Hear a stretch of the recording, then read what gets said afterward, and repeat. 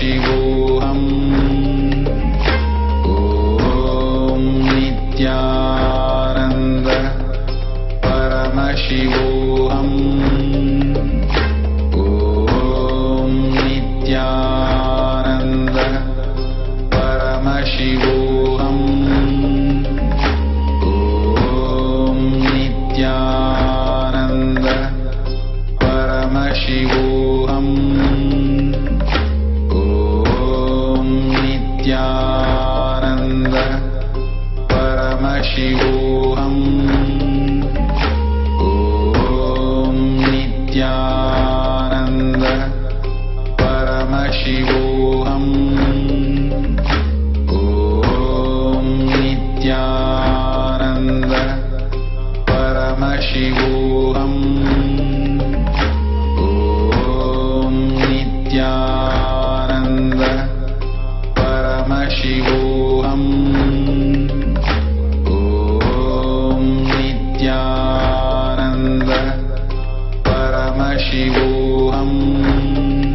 Om Nithyananda Paramashivoham. Om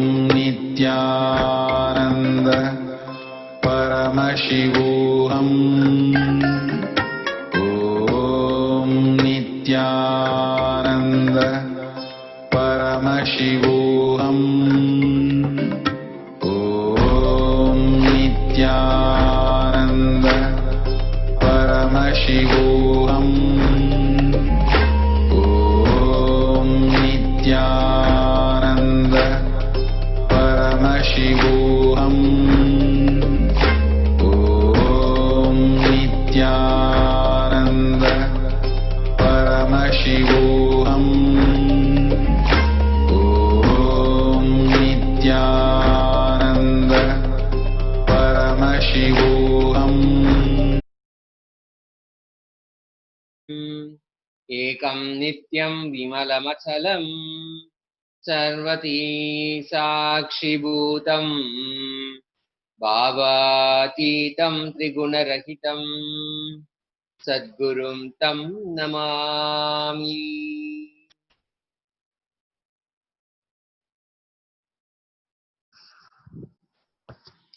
With the most auspicious blessings from the Supreme Pontiff of Hinduism, His Divine Holiness Bhagavan Nithyananda Paramashivam, we welcome you all with our love and respects to yet another exciting day of Nithya Satsang.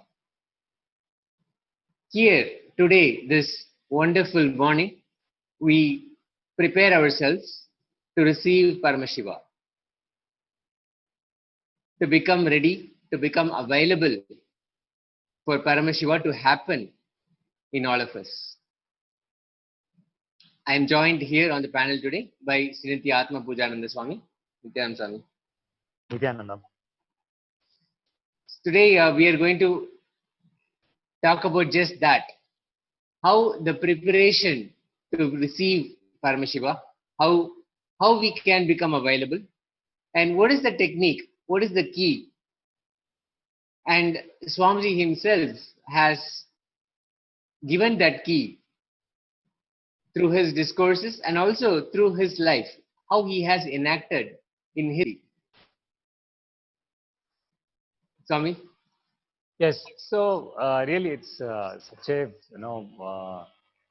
the whole topic is so deep to every disciple. Every person, expects to become disciple. Every person who is looking for a guru in his life, this is such a relevant topic. And this is the topic if we are actually having a guru, looking for a guru, planning to have a guru, or whatever it may be. If you're entering into this spiritual arena of experiencing the highest consciousness for which the guru, the guide, is the foremost requirement, then the attitude of the disciple, the attitude of the devotee plays the most significant part. where the connection between the guru and disciple happens. So the very foundation of Hinduism, actually, Hinduism is not a faith-based religion. It does not ask you to believe.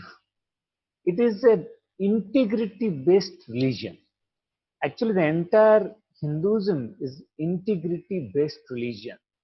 If you declare that I am a grihastha outside, you are going to, inside yourself, be that. If you are declaring outside I am a sannyasi, you are going to become be that. So integrity is what you declare outside and what you become inside. There should not be any gap. So there should not be any gap between what you speak and what you are outside and what you are inside. So when the gap arises, only the whole conflict arises. So being integrated to the core is the first and foremost requirement. That is what, there only the relationship starts. Now, why the relationship between guru and disciple is very critical? Because for any relationship to mature, there is certain foundation required, which is the foundation of the whole, you can say what is the purpose of the guru and disciple relationship is the purpose is to merge with the divine, and the very starting point is where the guru is going to introduce the whole divinity and the revealing the whole truth to the disciple. Unless both tune to a certain space, the whole transmission of the knowledge does not happen. So that is the platform. On now, just how do you feel to take it forward? We're really going to go very deep into this, so that our audience, which actually leads to the Sarvajnana Uttaragama happened. Without the integrity of Subramanya, Sarvajnana Uttaragama never would have happened. Same way, without the integrity of Arjuna, the Bhagavad Gita would have never happened.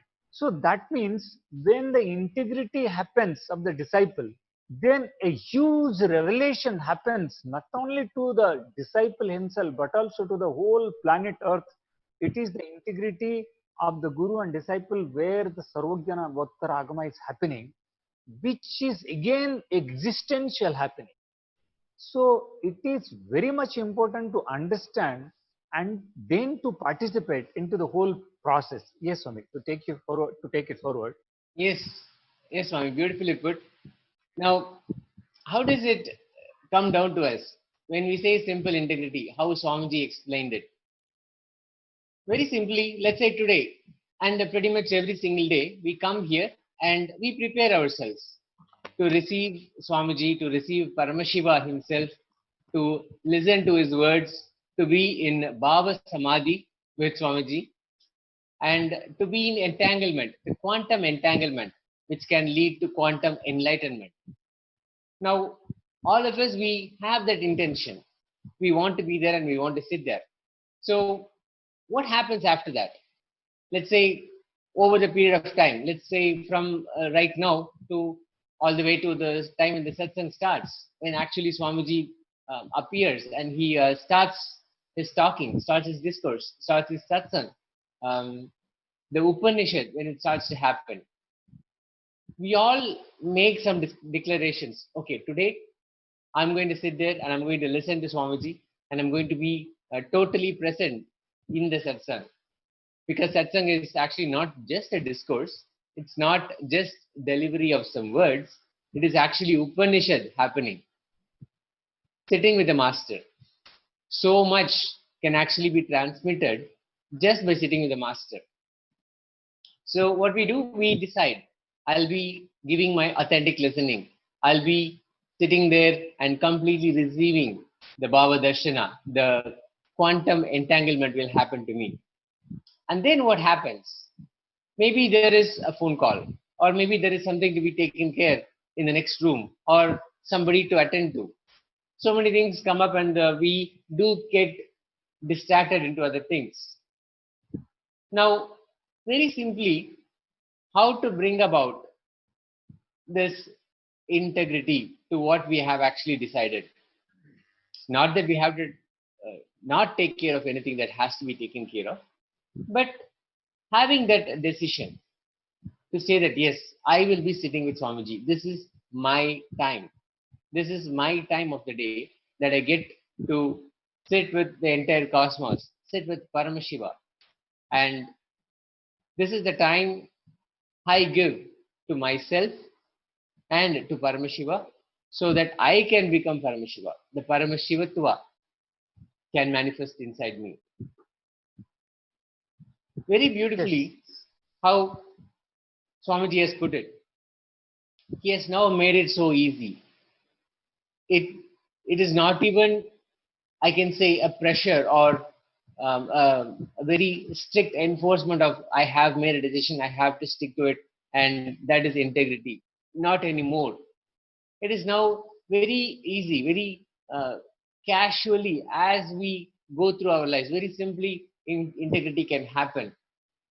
All the moments that have not been in integrity, you have to take care. Paramashiva has to take care. Other moments, I will bring me back. Now, this is a very liberating understanding, liberating cognition for a lot of us. It is for me, I'm sure, and it is. I'm sure it is for a lot of others who are watching also. It is such a liberating complicity, responsibility, and understanding. These are not just principles. These are not some morals to follow. These are not good conduct. These are not moral signs. They are powers. They are cosmic powers. And when you relate with them as powers, then beautifully you can actually have a relating with them, with each of the powers. And immediately the power starts to manifest within us. The Yes. way you relate with that power, that matters. Yes, Swami. So actually, when we talk about integrity, if really the whole existence is two-dimensional thing, then it is very easy for any individual to understand the whole spiritual science. It is not a limited phenomena, so it requires certain shift in the cognitive state and connectivity with the universe to have that experience happen inside us. If a multidimensional logic requires us to connect with the guru to actually experience the multidimensionalness of the whole existence itself. So unless we have that integrity, we cannot understand through our simple two-dimensional logic. That is not possible. So that is why it is always mentioned that in every scripture of Hinduism that be integrated to your guru. Like that is why even we say Guru Vishnu, Guru Brahma, Guru Vishnu, Guru Deva Maheshwara, Guru Sakshat Param Brahma, Tasmai Sri Gurave Namaha. So the whole understanding is that even before the God Guru comes, that is the understanding which is been given by the Shastras. And if we look at Swamiji's life himself, actually he is the personification of the integrity. How he has, stood in his life with the integrity, and which has actually laid down the Kailasa which is presently happening, the hues happening for the Hinduism and for the consciousness of the whole existence, is the happening of the Kailasa. It is happening out of the sole integrity of Swamiji towards his Guru. Actually, entire mission, he said, it's only the integrity, the words he has given to his Guru, which has given birth to the whole Kailasa. So even the life story of Swamiji, now we can actually understand the whole the one side of how the guru and disciple they tune so that a huge happening can happen. From life story of Swamiji, we can try to understand. Yes, Swami, you can just share the story, and we will take it further. Yes, Swami. So this is a very a beautiful story that has happened in Swamiji's life, and through this story, I should say through this history in the making, history in the happening, so much was demonstrated, so much was shown to us, so much was actually being shown to us here in this one incident. The Swamiji, as you know, as you have multiple times heard, he enjoyed the presence of Paramashiva as Arunagiri Yogeshwara, and for 9.5 months he had the most intimate, the most powerful, the sweetest guru-disciple relationship he enjoyed. And during that period of time, this happened in Tiruvannamalai, of course, and during that time, once Arunagiri Yogeshwara tells Swamiji, I'm going to give an initiation today. It is going to be a very formal initiation. So prepare for that very formally. So now Swamiji, usually what happens is he he gets to his grandfather, who was a rice merchant, a very a well-known, reputed rice merchant in the city, and it was a town at the time. So he goes into the town and visits the shop, the store of his grandfather to receive some funds. And usually, what happens is whenever Swamiji used to come and ask for funds, his grandfather, he will ask the cashier, who is supposedly a very strict person, who is a strict enforcer, and he just doesn't give away anything very easily, and he's a true born cashier. And so what happens is, usually when Swamiji goes there, and pretty much his whole family and everybody around his family, also his extended family, they all know what Swamiji would want money for. They all know what he will do with the money. They all know he will use it for maybe giving it to some sadhu, or doing something ritualistic at the temple, some purpose. Everybody knew he will only go and ask for money for that purpose. So anytime Swamiji comes and asks for some money, they always used to grant. Okay, here you go. You can have this much of money. And at some point, he will also get a little bit of extra money. Little bit of extra money that Swamiji, as a child, he used to take it for himself and buy something little, some sweets or something that he will buy for himself. So this time, the situation is that the initiation should have happened. It must be done before sundown, before the sun sets. And Swamiji is there. He goes to the shop, and he's waiting. And Swamiji also very beautifully describes how even when the cashier is just giving out the money, he literally drags it out. He let every piece of coin, he will have to um, watch, examine, make sure that there is no double notes somewhere. All of that he will have to do. And how it is becoming of a cashier. He gets such a strict cashier, and then through all of this, there is a little bit extra time that happens, and Swamiji got the money that he needed for the rituals, but he's actually waiting there to get a little bit of extra money so that he can buy something, and he can maybe get a sweet or something like that he wanted to do.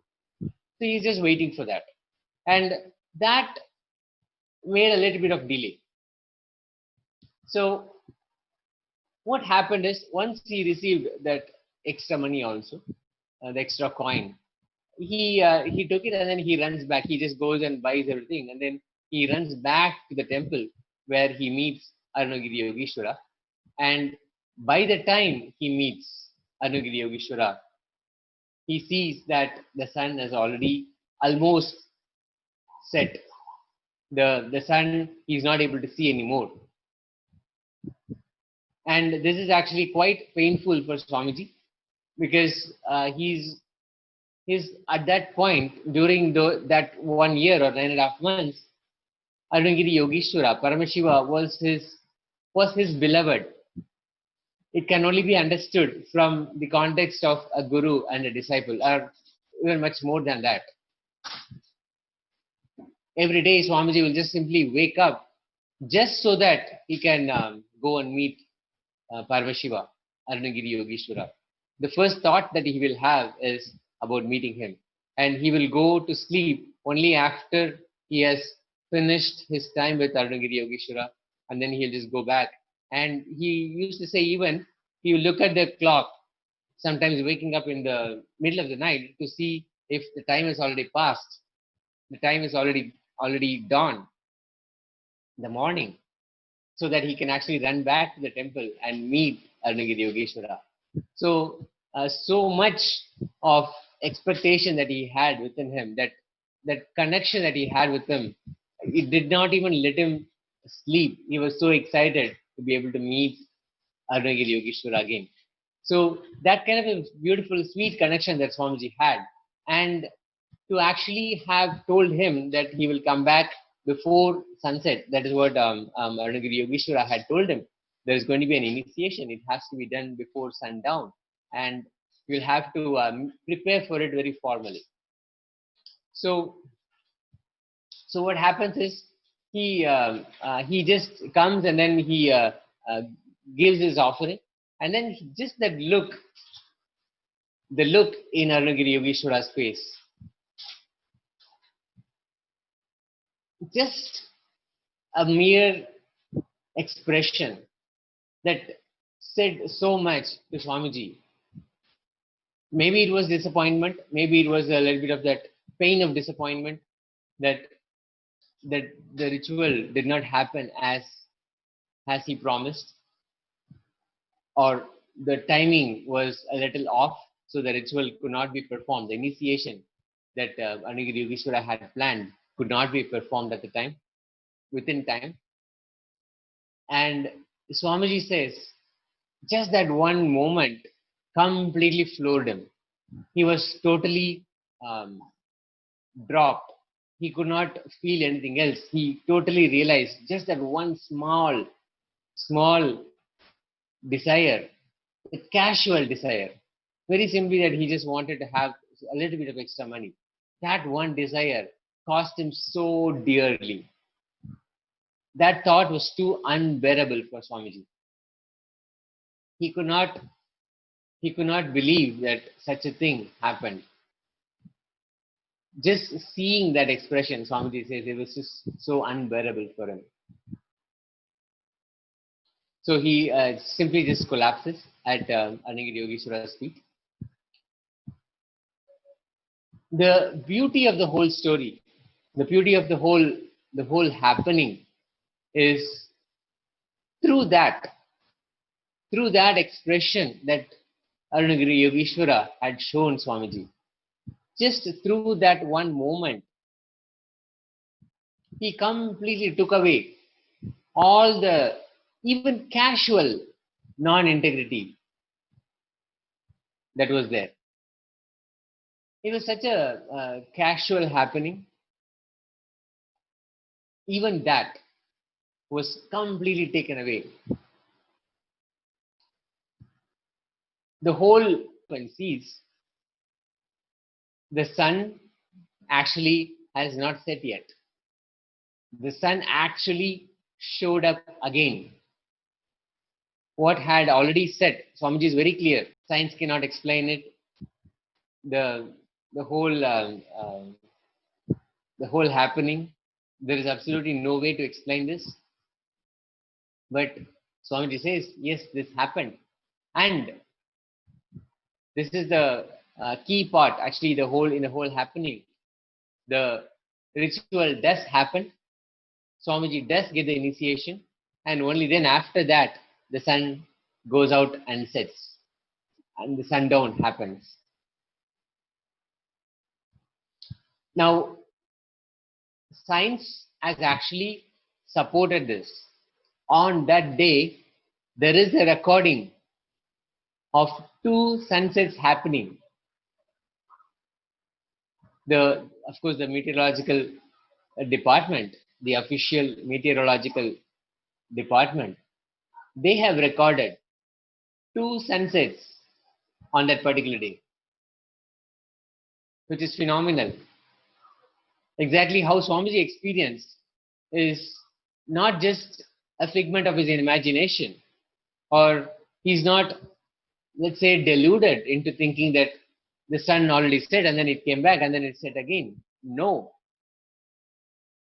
it actually happened and it is recorded on that very day, the same day.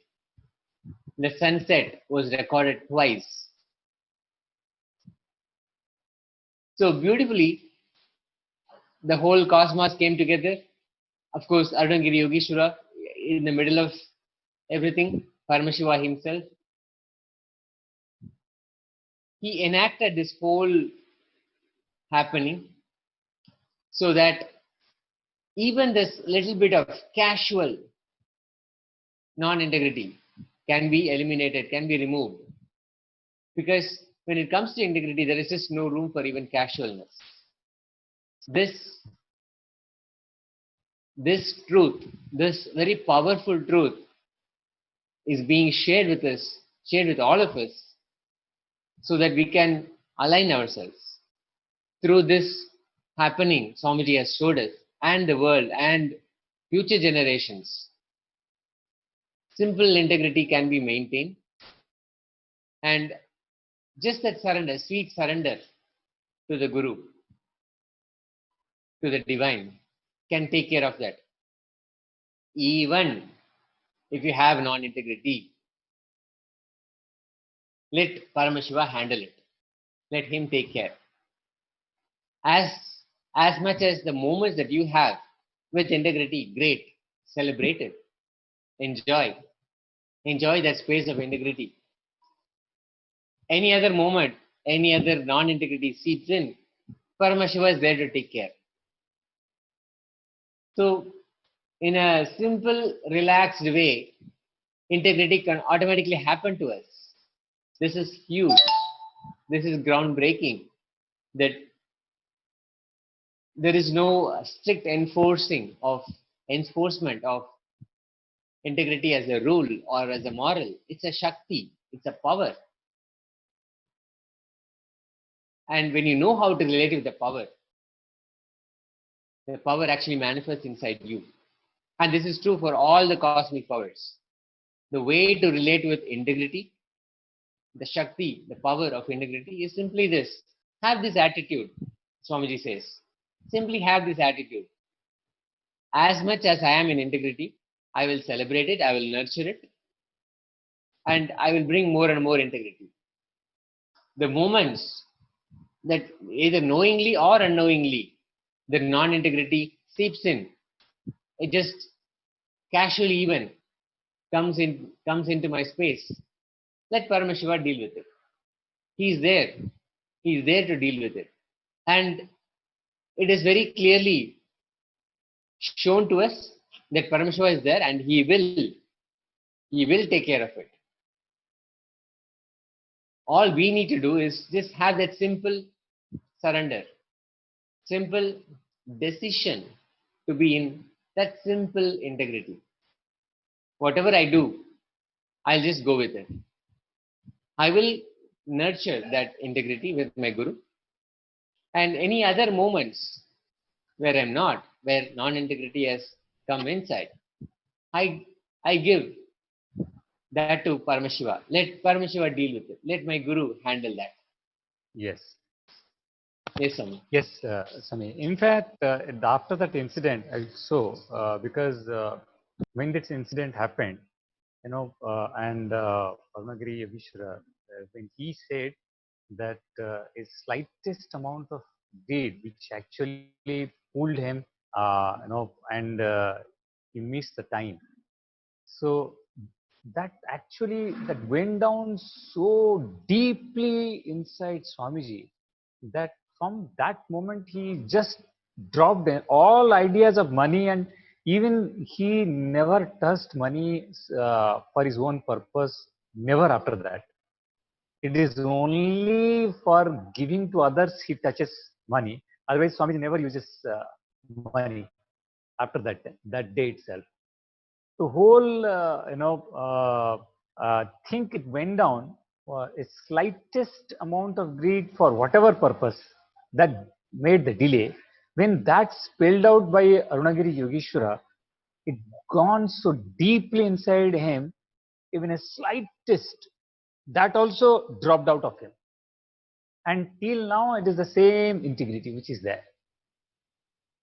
See, the essential part when we are saying this, there are few things happens when Swamiji had this experience of integrity. After that, only the Lord Arunagiri Yogeshwara had many teachings, many interactions with Swamiji, where he even took him to the another loka, another space which does not belongs to planet Earth. All the deep teachings of Advaita, great happenings has happened after this incident. But whatever transient things are ascribed to the self should be discarded. Guru Darshita Margena Manasuddhim tu Karya. So the entire understanding is the Manasuddhim, the purification of one's mind. Purification of one's mind is what? Purification in the thought. Purification in the thought is what? This simple integrity is to be understood. Purification in the thought is what? Purification in the thought is getting tuned to the thought of the Guru. If what Guru is thinking, I am also thinking. If Guru feels something is right, I also feel something is right. If Guru feels something is not right, I also feel something is not right. If Guru feels this is okay, I feel this is okay. If Guru feels this is not okay, I also feel this is not okay. So being in oneness with the thinking, with the idea, what Guru is having. If Guru is against, I am also against. If Guru is in favor, I am also in favor. So this understanding is a simple integrity. When we carry this simple integrity to the Guru's words, what happens? Then the biggest happening happens is the entanglement, the quantum entanglement happens. What is a quantum entanglement? Now we need to understand what is a quantum entanglement. In science, this is very well explained. No, you may be thousands and hundreds and thousands of kilometers away, miles away, but if the nature of two atoms are same, they can get interconnected without having any connection. See, scientists saying that if you are having a phone, you are also having a phone. There is something in between. There is a tower, and I am calling that tower. It goes to the tower. The tower transmits the signal.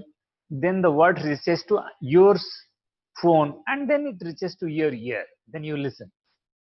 What quantum entanglement is saying, there is no miles of away. Maybe I am here, there is another universe, there is one more atom.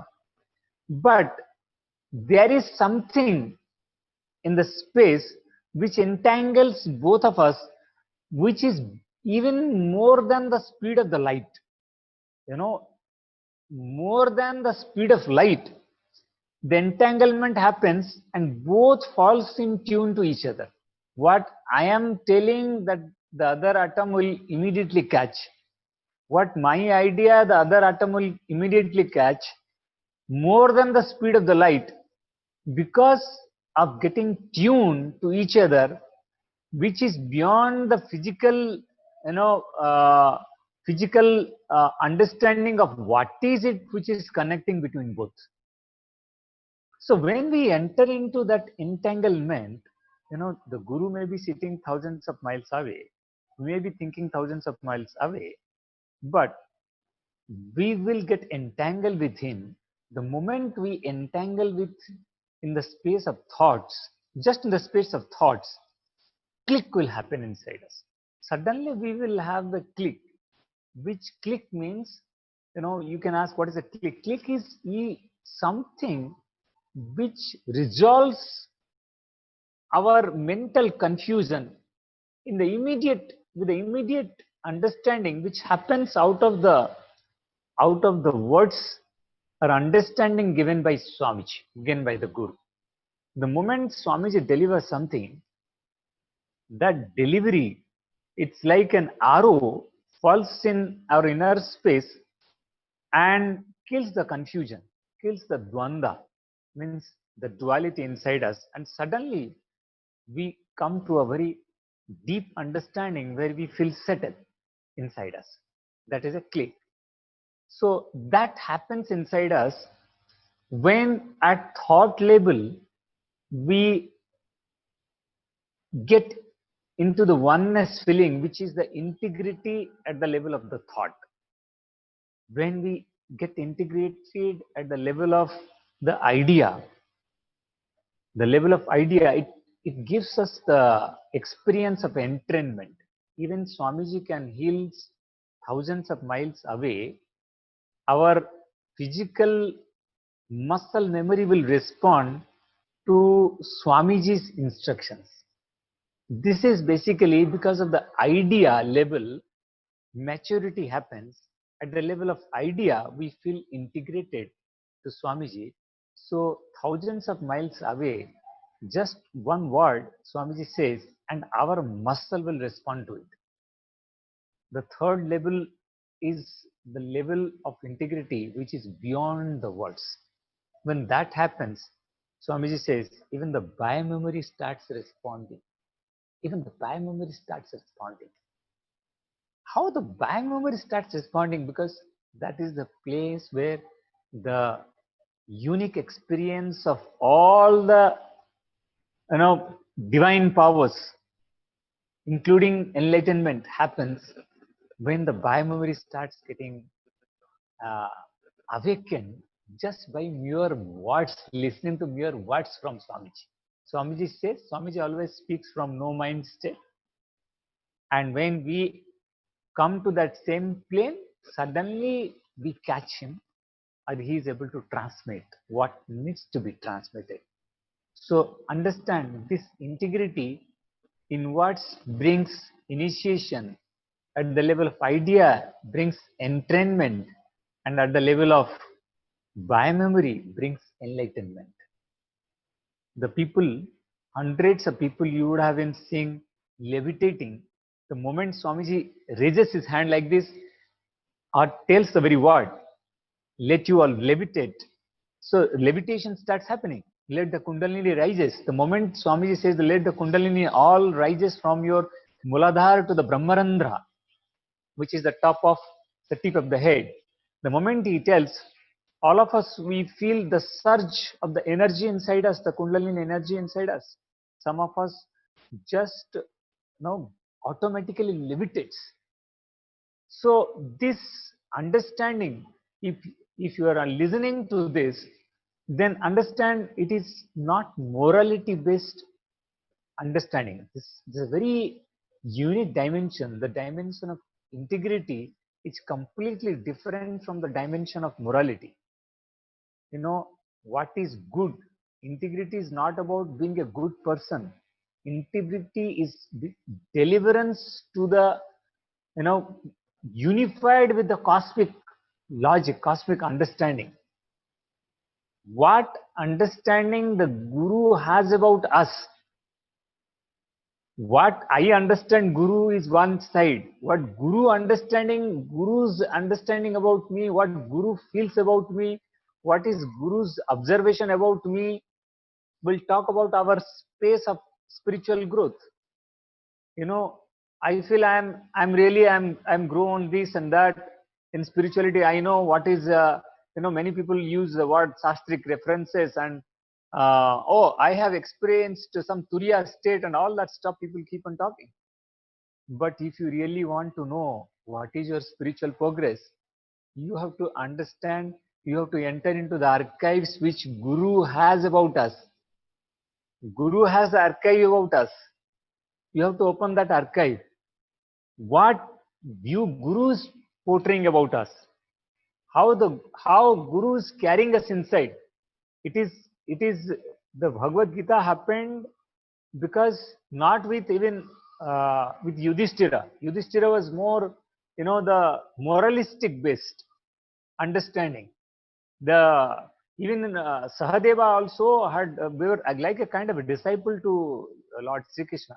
Even he was also learning from Sri Krishna, but ultimately the whole knowledge of Gita was delivered to Arjuna. So in what way he was carrying Arjuna in his mind? In what way Lord Shiva is carrying Lord Subramanya, which is why the deliverance of the whole Sarvatra Jnana Agama is happening. It is not just one side, that how Subramanya is carrying Mahadeva. It is also how Mahadeva is seeing Subramanya, and the deliverance of that ultimate knowledge, Sarvatra Jnana Agama, is happening. So Guru's opinion about you is actually the spiritual progress. If somebody calls, Swami, what is the spiritual progress? How do you know where we have reached? What is our spiritual progress? Then any measurement of spiritual progress is the statement of Guru about us. How the Guru holds us, what is Guru's opinion about us, is the actual measurement of our spiritual progress. So the Guru's very interaction with us, the Guru's very understanding about us, every action of the Guru is so significant because he doesn't do even a slightest action, or he does not even use a small word which is not necessary at all. He speaks what is exactly required. He does what is exactly needs to be done. Therefore, he is, you can say, the word perfect never can portray a Guru. Nothing can portray the Guru. Words are insignificant and insufficient to express the very expression of the divine incarnation.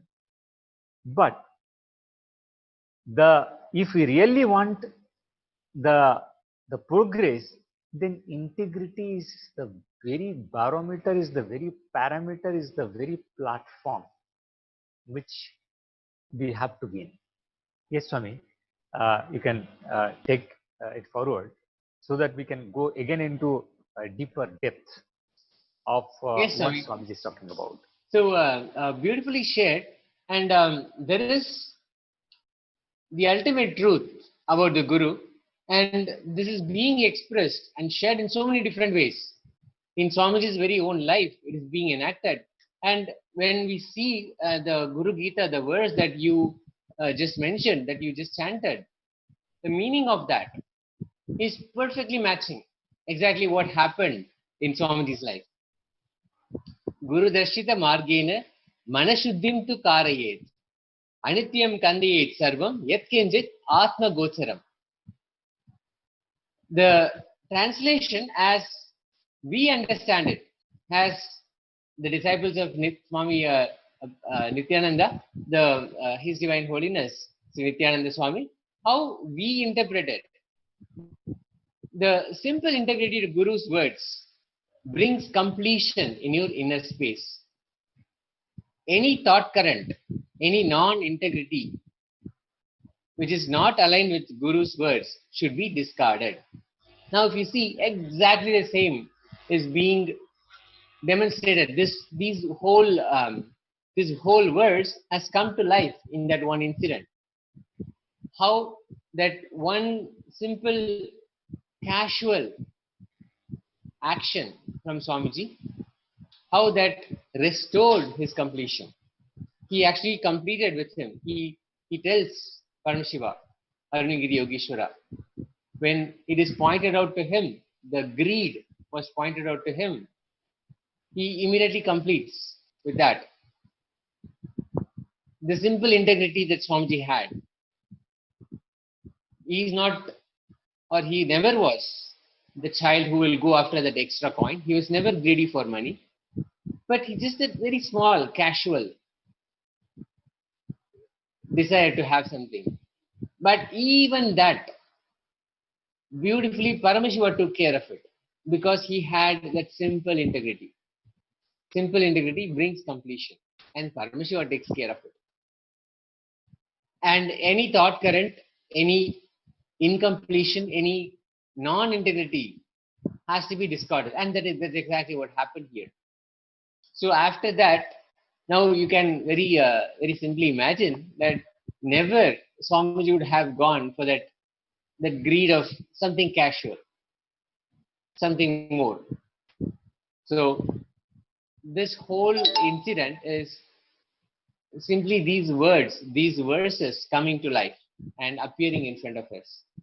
And of course, the whole history of Swamiji, if we look back, and the Swamiji has said, Master is a live scripture, and the scripture itself gets updated every moment, every action, every inaction, every moment of silence, every simple gesture, all of that, they are scriptures coming to life.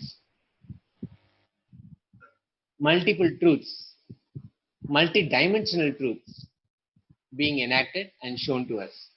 This is why so much emphasis happens for the Leela Dhyana, meditating on an incarnation's life, the happenings of an incarnation. If you see, whenever the Guru Walk is given, Swamiji has, over, let's say, the period of 20 years, has said so many things. For a limited understanding, for a limited mind, it may not have made sense at that point. In the Adi Kailasa Sarvagna Pita in Bidadi, Swamiji has repeatedly said this. He had always wanted us to conserve, to protect, to save every little thing. Nothing is discarded. If you see, it will be a zero-sum cycle, a zero-sum process. Nothing is left out, meaning not even one nail will be discarded and thrown away. There will be a purpose, that purpose will be found and it will be reused. Reused, recycled, repurposed. In some way or the other, it will be used. It will be put back into the cycle. It will be put back into cycle. I know this personally because I was in the Sacred Arts campus, which also took care of all the hardware elements, hardware things in the whole campus in Bidadi. And I used to think when I first took up some responsibility over there, I always used to think, why do we have to collect all this? In my words, at least, I used to think, why is it just all this junk being collected and never thrown away? And I could clean up the whole place and just have it in a much different way, maintain everything. But no, it's not junk. It is something that can be reused, repurposed. And now, today, as we are in the situation that we are, it is now very clear why Swamiji had said what he had said. If we simply follow his words, if you simply had that sweet surrender, that simple integrity. Swamiji said it, it's Guru Vak. Let me just simply go with it.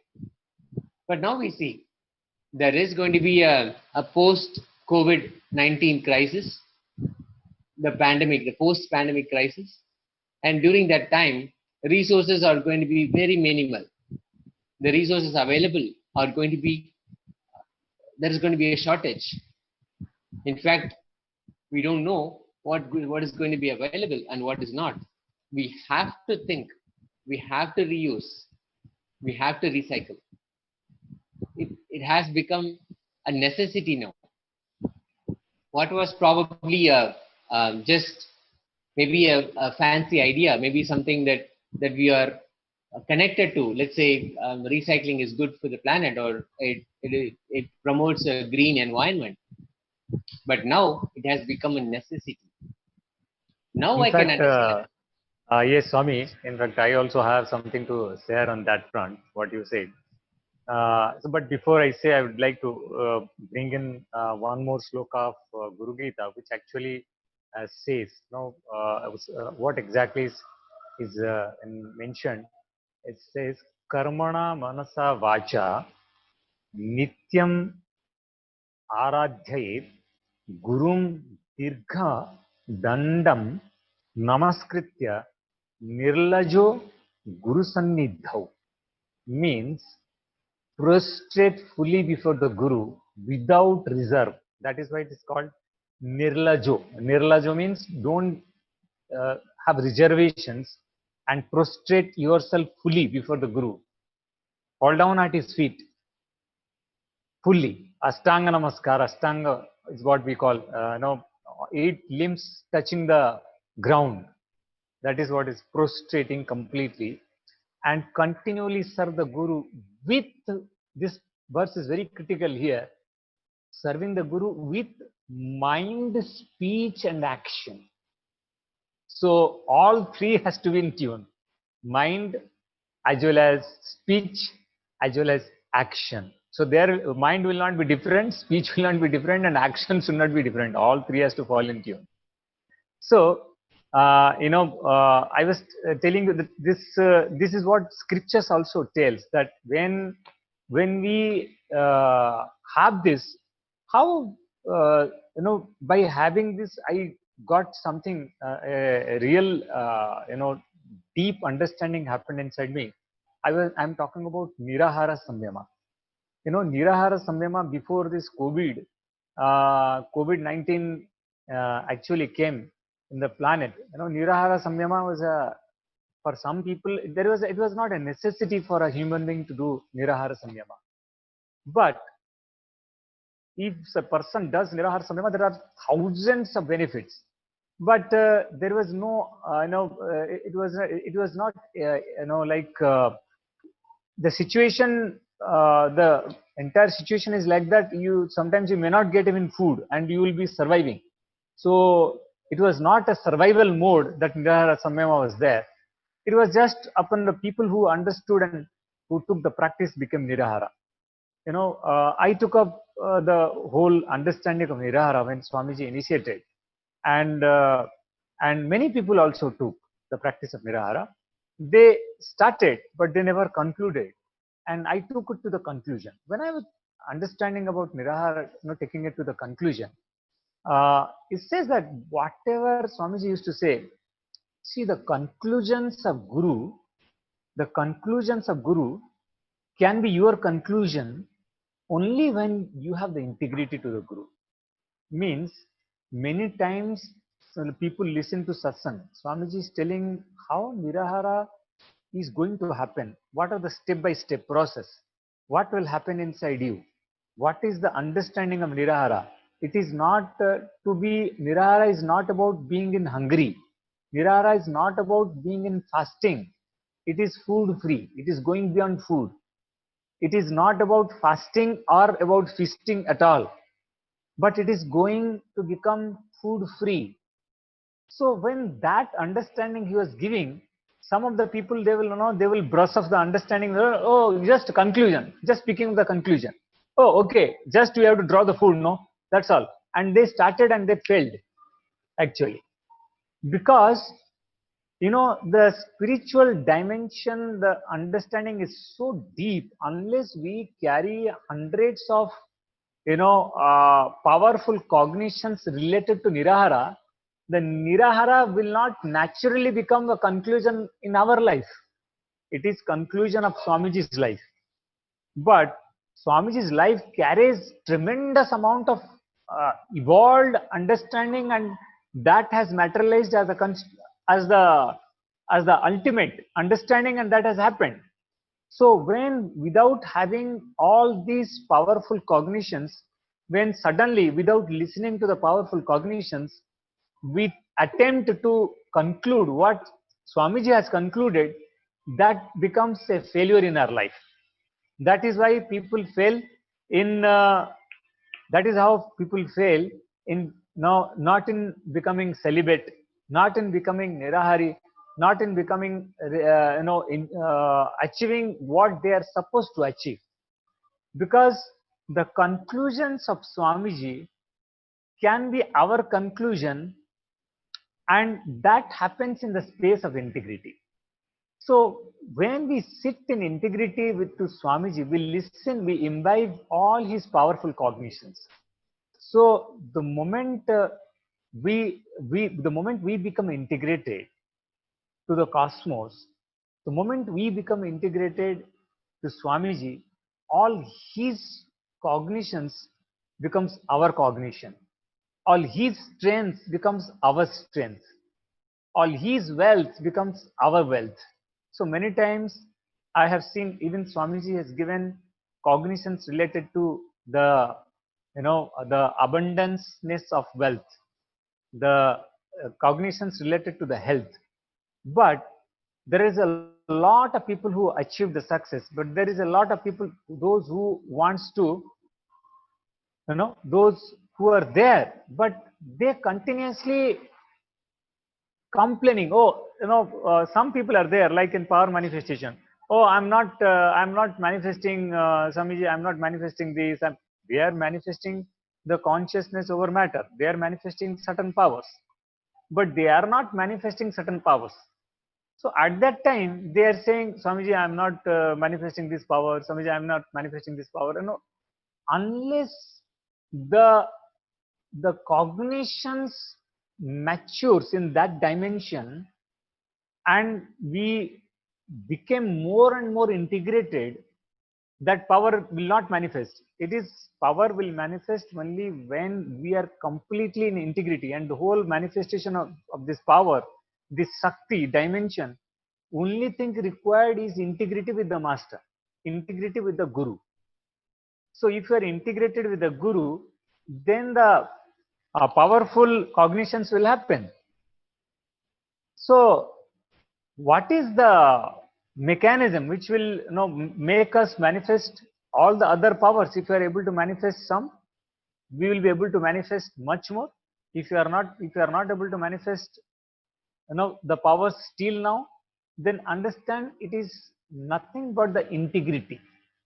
This is a very understanding. Nothing other than integrity is required for manifestation of powers. Because we do not understand the logic of integrity, so we feel some faith or something will bring the powers to manifest. It is not that. It is the presence of integrity which will bring us into the listening space with the Guru, the connecting space with the Guru. As I was telling you, when Swamiji is doing the quantum entanglement, how he is proving again and again that he is connected with us. If he wants to move something, he is able to move. The vibrations are happening even we are sitting thousands of miles away. We are seeing day in and day out lots of people getting levitated. How all is this happening? If one is experiencing, which some of us are experiencing, then why others are not experiencing?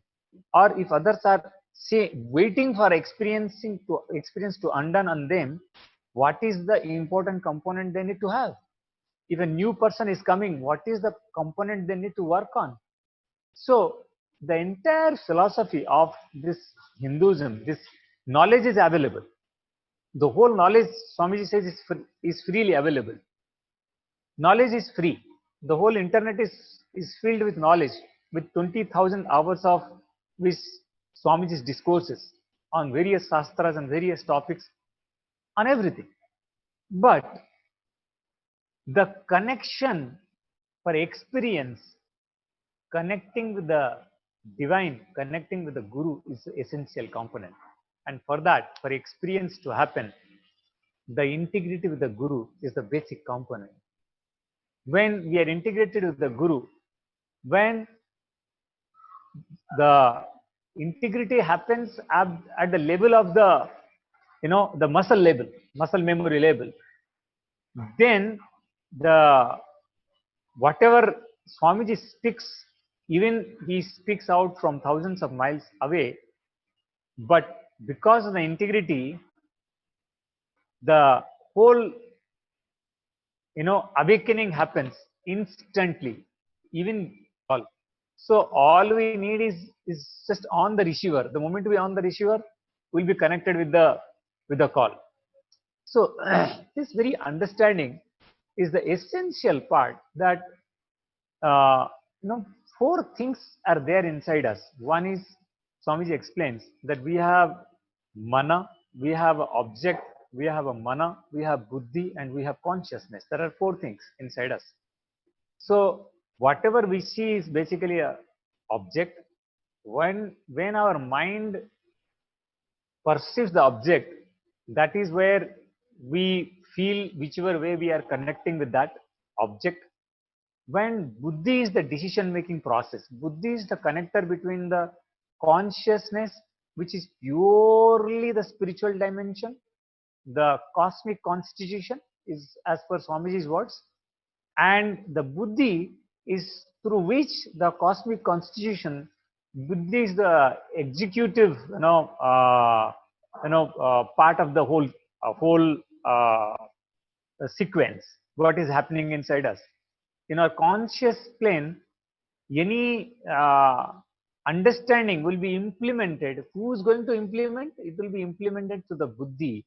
Buddhi will help the mind to perceive in a right way and implement it further with the object.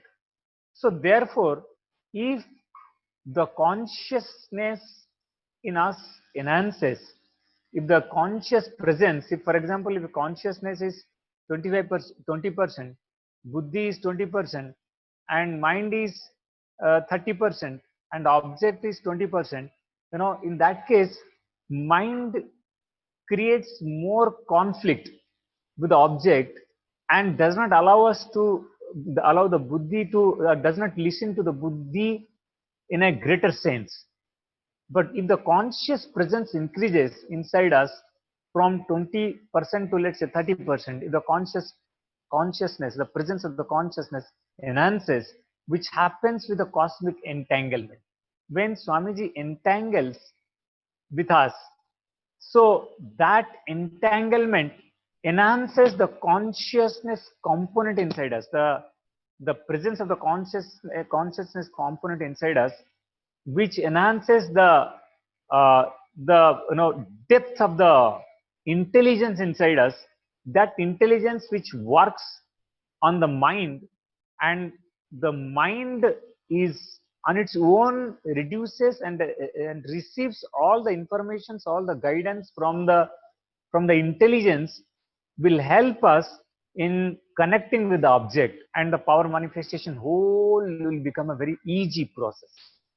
So consciousness to intelligence, intelligence to mana, means Chetan is the consciousness, and the Parama Chaitanya, the Atma Chaitanya, and Pratyeka Atma Chaitanya, what in Swamiji's words, and from Pratyeka Atma Chaitanya to the Buddhi, from Buddhi to the Mana, which is the mind, and Mana to the Vastu, is the matter, the object, where we come into the consonance. The moment the component of the consciousness enhances more and more we become mature, more and more the power manifestation will become a byproduct of this. because the more and more components of power manifestation happens, more consciousness happens inside us, but the whole dynamism work happens from the space of intelligence, from the space of integrity. If you are integrated to Guru, if you are integrated to divine, to the cosmos, then Guru is the only embodiment to whom we needs to be integrated. The moment we are integrated to the Guru, the entanglement suddenly happens. So this 16 days program is Paramashivoham program, which is available now to all the people, is to raise the percentage of consciousness, the presence of the consciousness inside us, the where the pratyaka asmataitanya jagrata happens, which actually raises the component of buddhi and in return connects us with the whole existence, where power manifestation becomes a lifestyle for us, easy going lifestyle for us.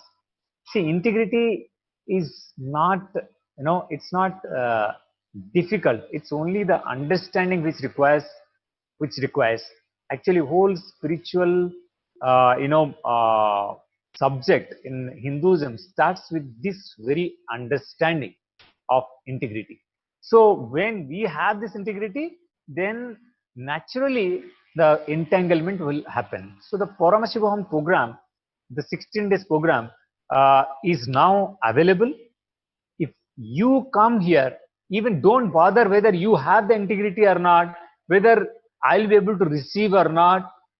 None of this botheration is required.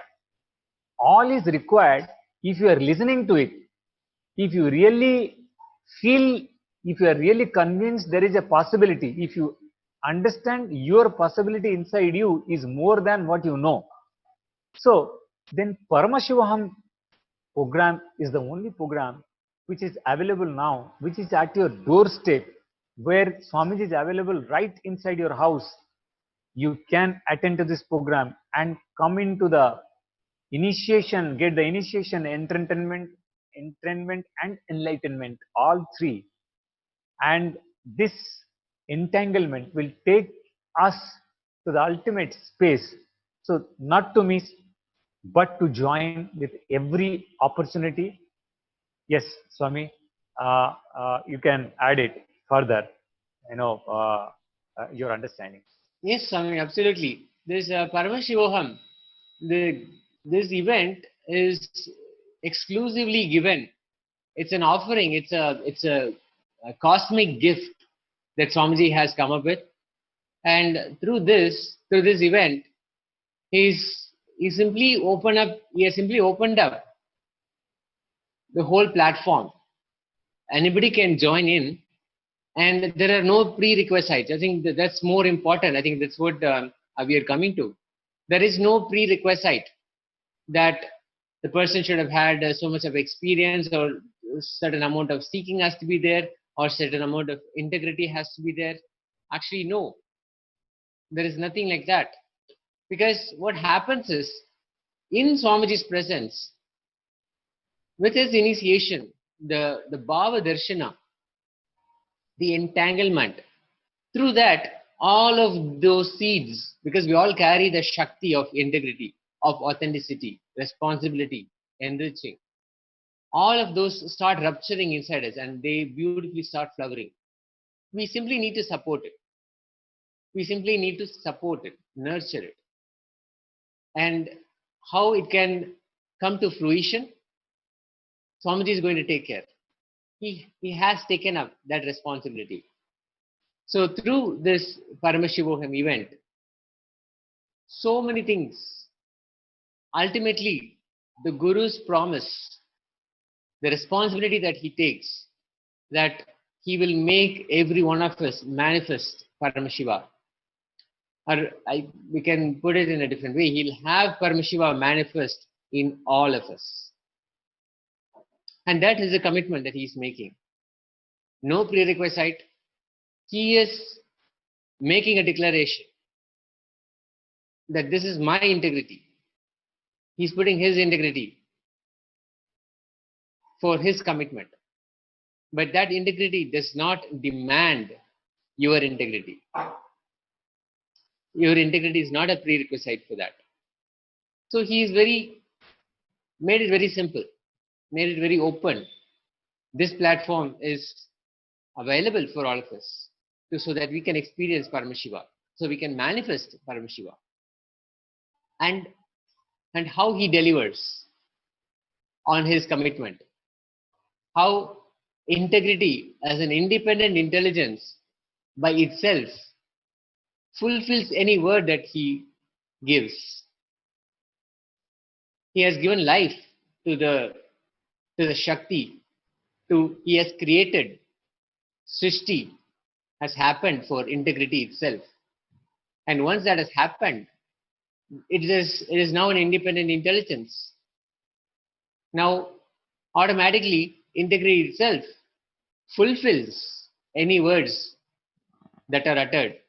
And that is exactly Vak Shakti. Vak Shakti is simply us supporting, creating, nurturing integrity inside us. And as an independent intelligence, it itself takes care of the words that we deliver. All that is needed is for us to nurture that space of integrity inside us. Simple decisions. And of course, how Swamiji has made it a very simple, a very casual technique.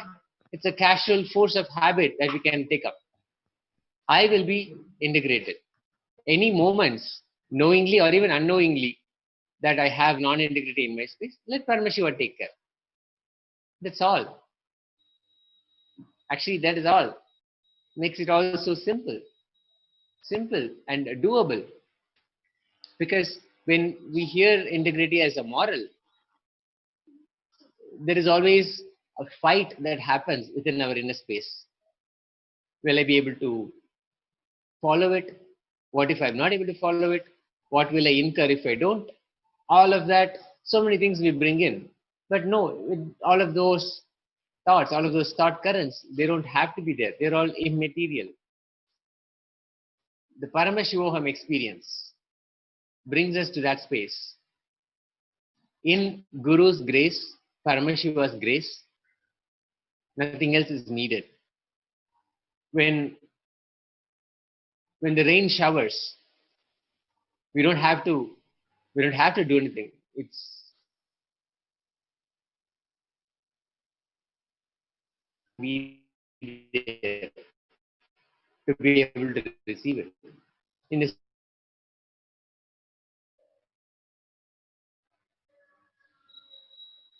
simply it's all given, it's all made available. And through that, our experience can happen very beautifully. We can flower. The whole Paramashivam is actually for 16 days. The 16-day event is a culmination of everything that we have always wanted to experience, whether we know it or we don't know it, whether we understand it intellectually or we don't understand it, or it's even beyond our understanding. We may never understand it.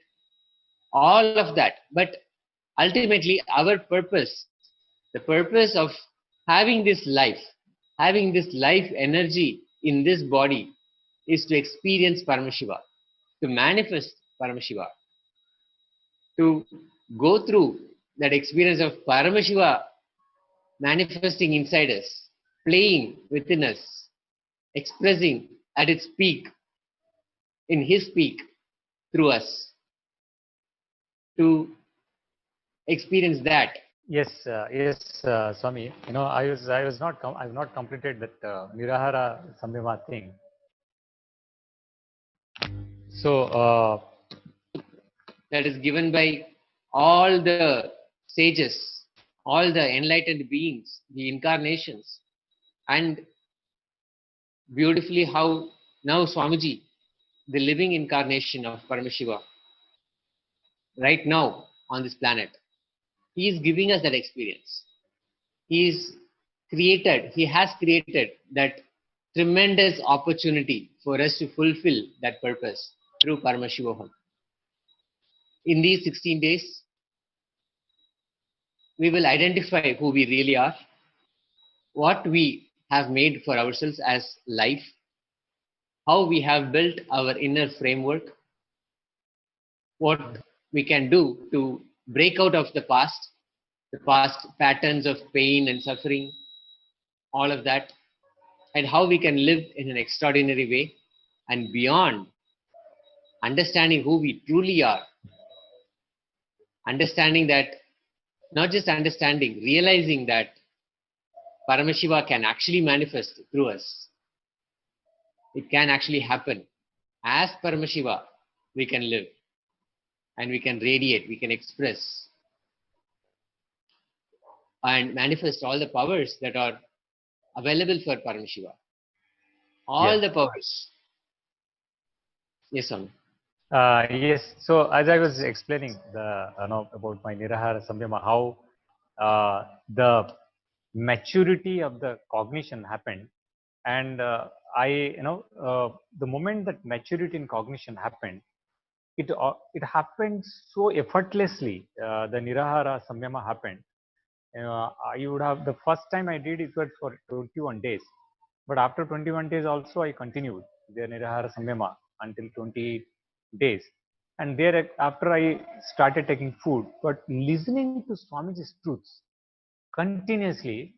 I did not go through another the Samyama, but I just kept on listening to Swamiji's truths, and suddenly the decision happened inside that to go completely without the requirement of the hunger is not no longer a part of the body, and it can happen.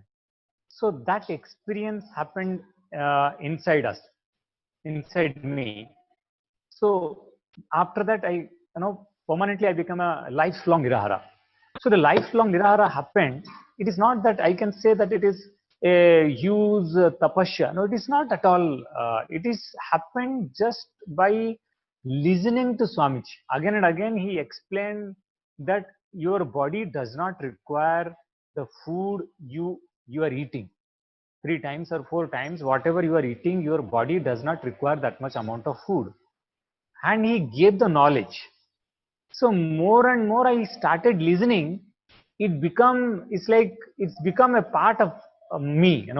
His words have become a part of me on Nirahara, and the flow of the decision is what I was explaining you, that the buddhi, which gets directly presides over the mind, the mana, and the decision happens in the object. If I take my body as the object where decision of Nirahara has to happen, then the Nirahara decision was the buddhi's decision. It was not mind's decision, because mind always wants to cherish various kinds of food.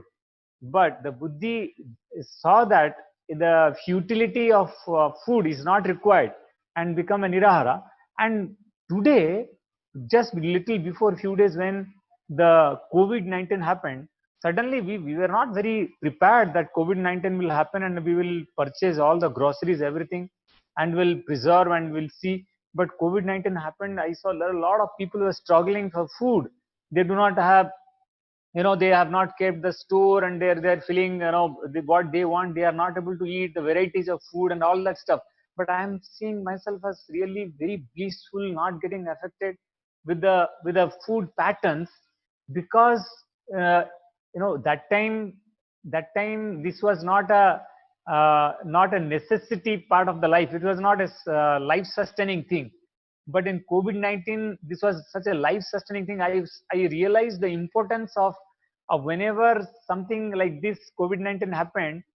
No, there is no worry about food at all inside the system, because of the only the Nirahara, that space of achieving the state of Nirahara is a tremendous gift of Swamiji, which happened just by the integrity of listening to Swamiji. When we listen to Swamiji more and more on Nirahara, on the food patterns, all this is what I'm recommending. Whoever wants to become a Nirahara, or listen all the talks of Swamiji, where Swamiji is mentioning about the Nirahara and the requirement of food for the body. the moment you listen more and more in an integrated manner, you do not have to struggle at all. The the food, the desire for food itself will drop. The desire for taste will itself will drop, and you will actually permanently settle in the space of nirara, which is light, absolutely being light about yourself. Becoming food free. So that is how the Swamiji gives the experience.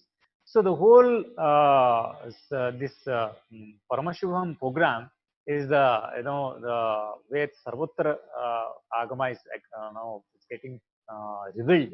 The whole scripture. It is also whatever truth Swamiji is going to reveal, and the highest cognition Swamiji is revealing. All the moment it starts getting loaded inside us, the experience of Paramashivatva, Paramashiva, I myself is Paramashiva, and experiencing from that state, space, and the powers will become a natural thing inside us.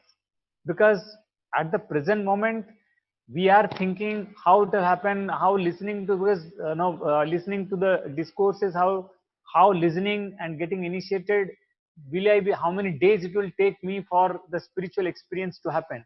It is not how many days it is required to spiritual experience to happen. We may practice 50 years, and there have been cases where people are saying, I am practicing meditation for 20 years, 25 years, but I have not achieved any experience. In fact, before coming to Swamiji, even I will tell you, I myself practice day and night meditation and no experience. So there is no, I'm not talking out of pride or anything.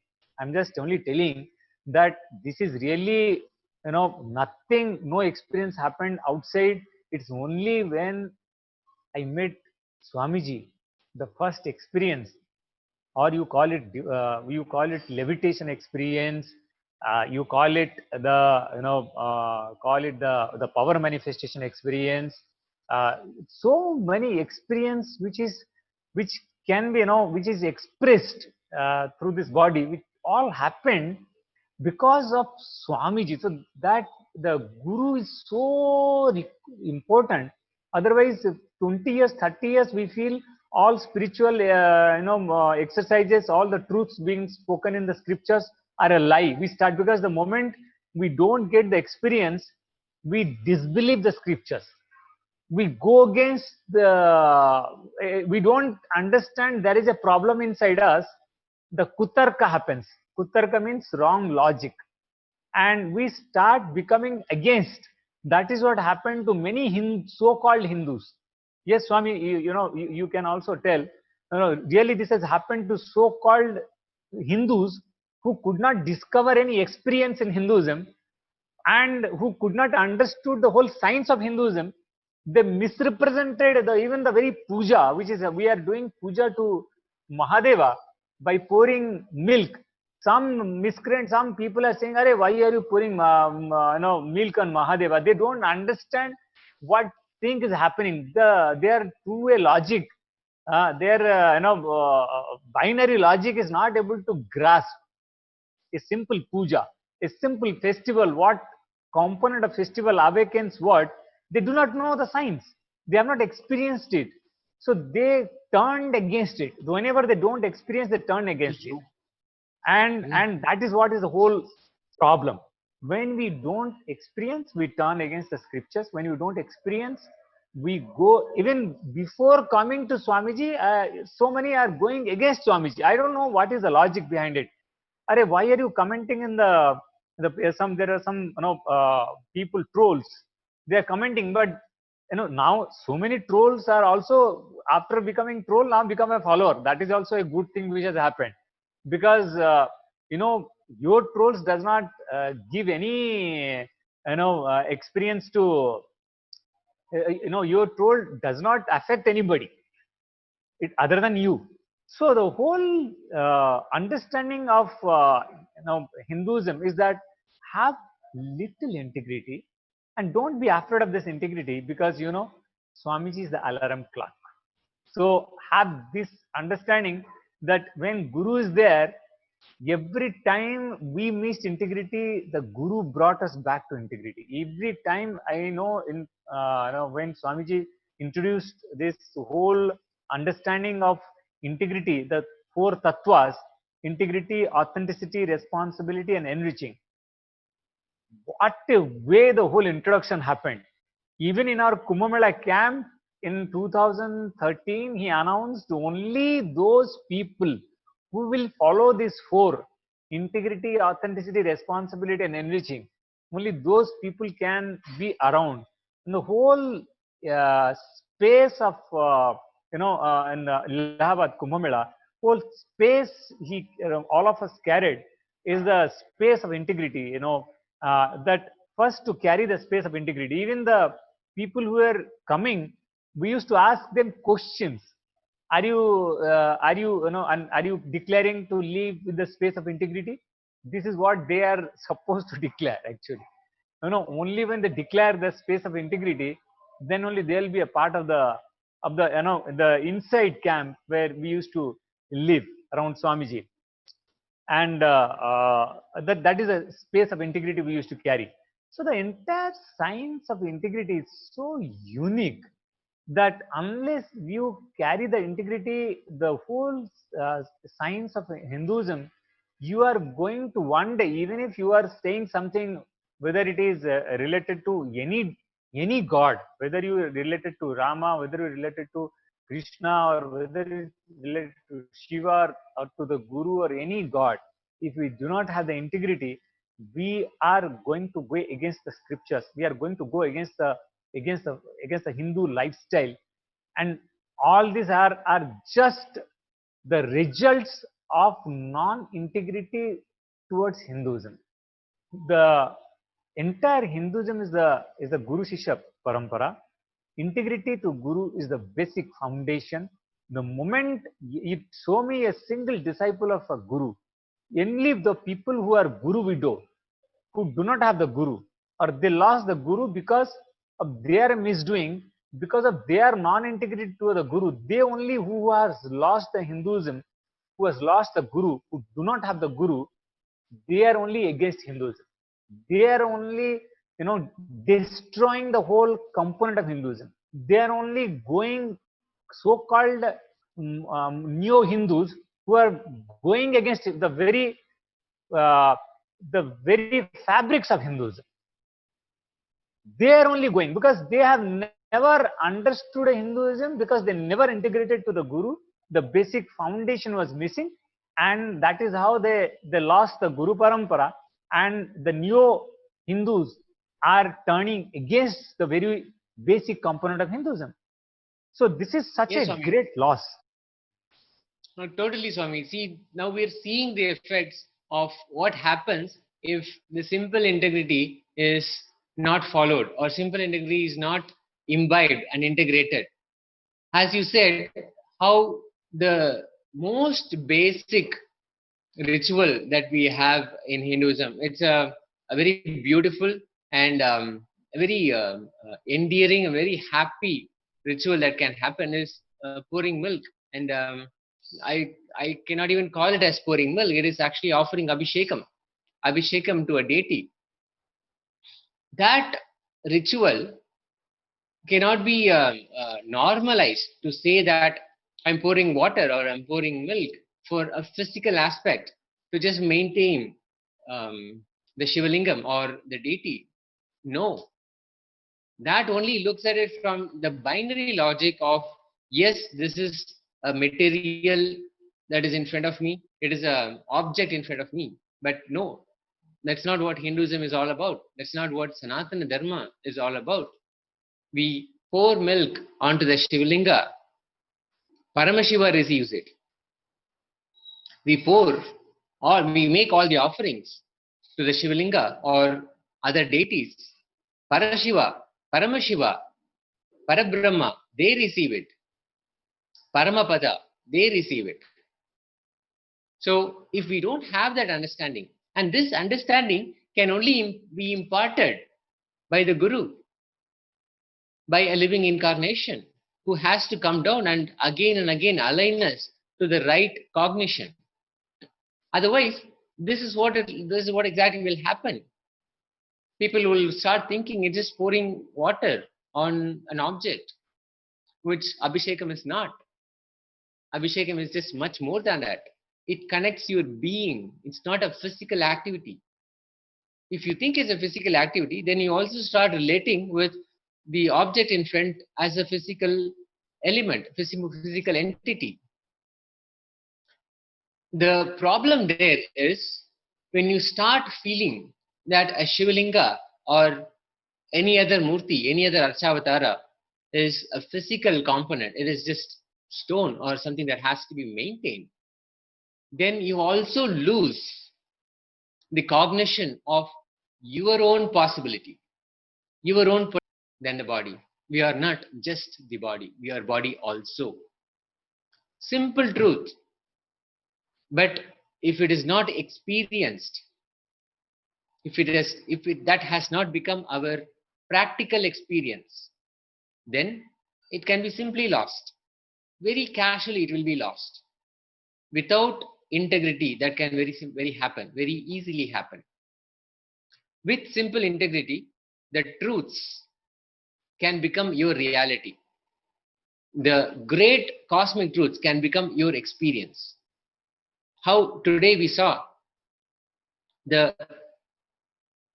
Guru, the Guru Gita, the verse, it came to life, and Swamiji experienced it, and through that he is able to show us all, give us that same experience. And now that experience becomes a deeper understanding for us. It's a deeper cognition for us. Simple integrity with the Guru will bring us to completion. No matter what, because he is there to give us a completion experience. He is waiting to give us a completion experience. And whatever the scriptures said, whatever the Guru Gita says, we are practically able to see the practical utility of that. The sun actually set twice that day. I can say even an impractical utility of that. Unknown, unheard of. But here, when we don't have that understanding, when we don't have the right cognition passed on, communicated by the Guru, then this is what will happen. We will continue to relate with something as simply an object, even the deity as just an object. In much the same way, we look at integrity as a moral science. It is more of a rule that has to be followed. But no, the deity is a living energy.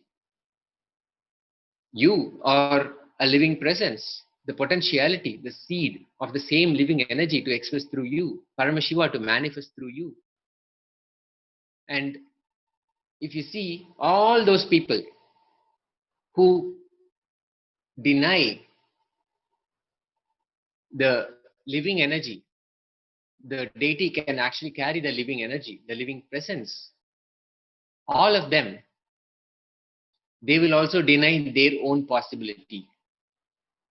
They may just think, I'm denying a practice that I don't understand. And they may call it so many different things. Superstition, whatever that may be. Something that science doesn't know or understand, they immediately label it as superstition. But by denying that, by denying the sciences, by denying the truth, the cosmic truths, you're also denying your possibility. Forever, actually. You never allow the Paramashiva to express through you, the manifest through you. And what a big loss that is. What a big loss of life. Then life simply has no meaning. Then you will have to look for meaning in so many different ways outside. Try to fill that void. And that's what we see. That's what we see all over the place. So many meaningless objectives are used to fill in the void of the real purpose, the real meaning of life. And that invariably leads to depression, death, drugs, the 3D. And we are at the helm of such a crisis. the whole humanity, the whole collective consciousness has come to a place where it has to break through, or else the pandemic has brought the right ambience, the right environment. It has forced us to make some choices. Swamiji has said, the whole pandemic, the whole situation from a cosmic perspective, it's not a shastra, it's a shastra. It is the right tool. It is the way Paramashiva is bringing us all into face our own realities. Face the reality of, am I going to be aligned with Paramashiva? Am I going to bring simple integrity so I can align with Paramashiva? Or am I going to simply leave out, deny the whole existence?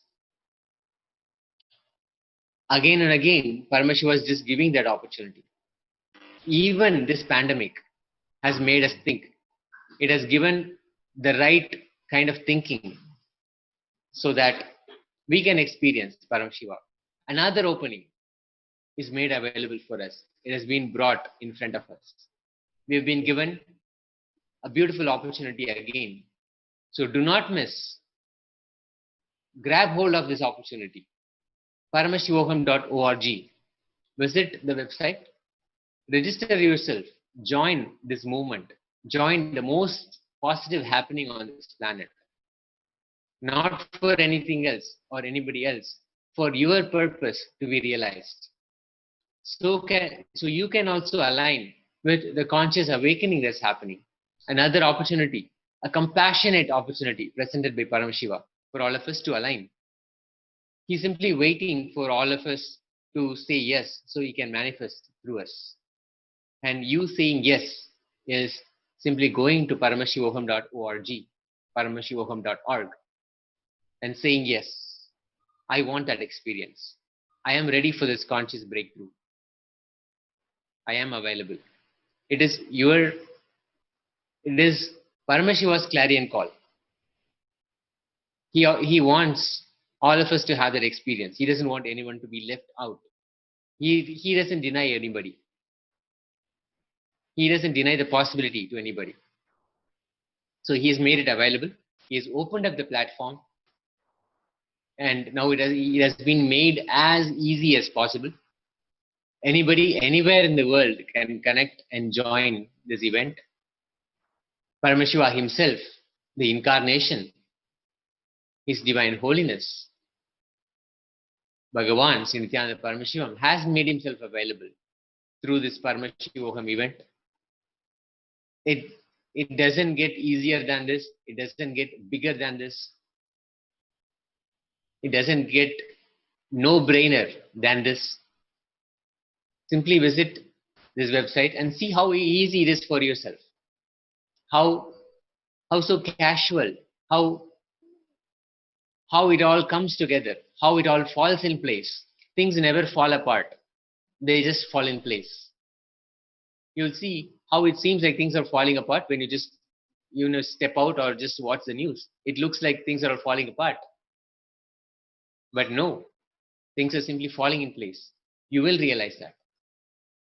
You just have to see it for yourself. Log on to paramashivoham.org and you can see it for yourself. You can explore. You can experience. You can go through the best of what Sanatana Hindu Dharma has to offer.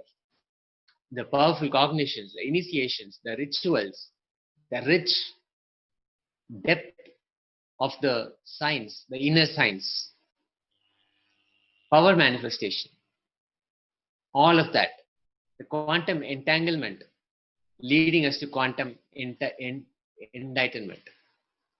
That is in front of us. Do not miss this opportunity. Sign up at paramashivoham.org. Find out what is the time zone that best suits you. You can choose which time zone you are in, whichever time zone fits you, and choose to attend that event and log on from wherever you are and join. We owe it to ourselves. Yes, Swami. So really great. No, so we all are inviting actually for everybody to come and participate. There is uh, the, the secret science for any secret science or to learn. It requires certain amount of interaction, certain amount of friendliness, certain amount of, you can say, a space, an atmosphere where the knowledge has to happen. The moment you come into this Paramashivoham program, and the whole ambience is such, you are connecting to the net. You are being given specifications how you have to wear the clothes, how you have to sit in your house, what should be the get up of your house. Whole day we are constantly guiding you so that you will not miss the integrity portion. How you will be integrity will be brought inside you. You will be, it is such an interactive based program where you have to do several things so that you understand the whole nuances of how to get into the whole conscious process, become a part of it, and then Swamiji will sour his all the knowledge and truths, all the essential component of spirituality gets revealed to you. Actually, Lord Krishna, in Bhagavad Gita, even explains this.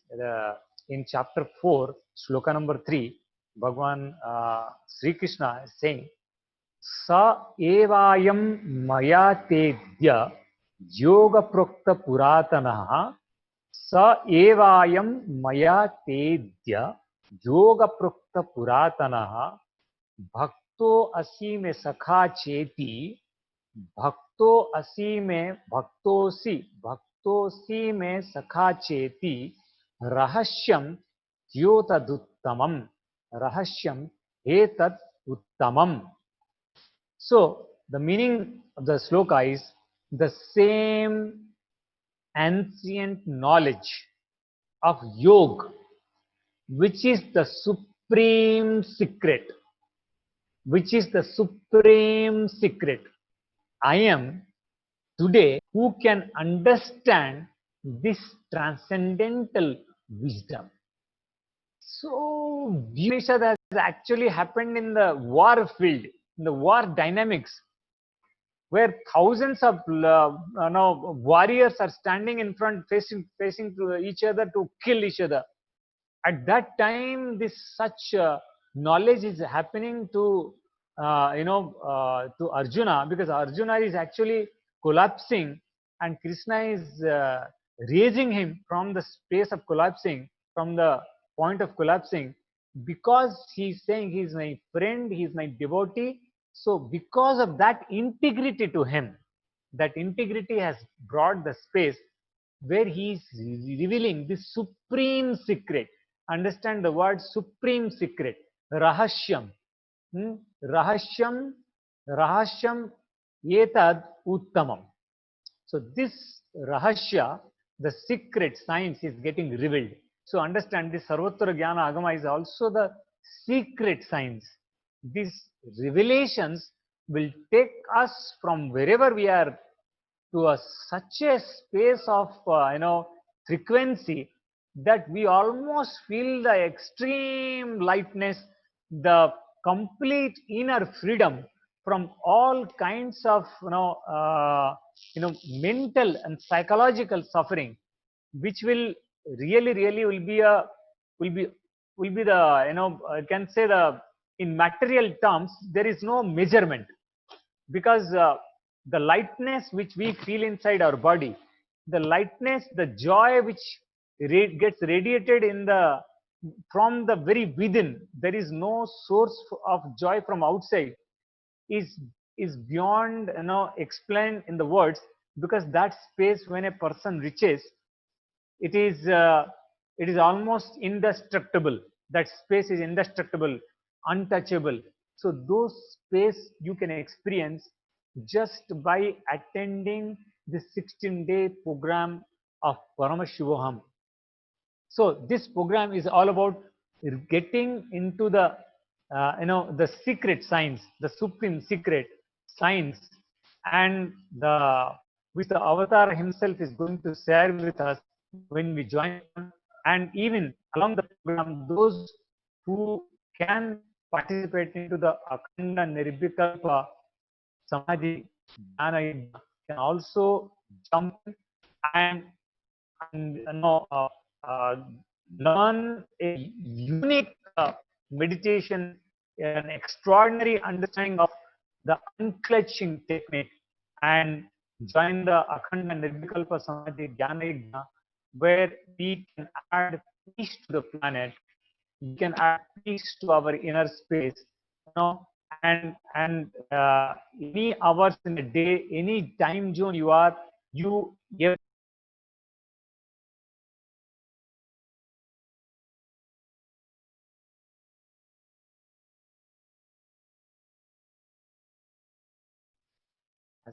sorry for the internet glitch. So, this Akhanda Nirvikalpa Samadhi Jnana Yajna, from anywhere you are, this is a global awakening which is happening in the plane of consciousness. So, do not miss this. Attend to Paramashivoham and attend to global Nirvikalpa, Akhanda Nirvikalpa Samadhi Jnana Yajna, where you can experience peace, where you can experience the cosmic peace by contributing, by becoming part, by doing the meditation together. It's a meditation happening where people across 50 countries are actually participating the meditation, and over thousands of people are participating together to raise the conscious awareness, to raise the peace and the bliss in the planet Earth, to remove the miseries, the disease, the negative effects which is happening to the planet. And this opportunity which is open for every human being must not be missed. All of us can come together and become a part. So as we were explaining, how this integrity is bringing the secret things. See, in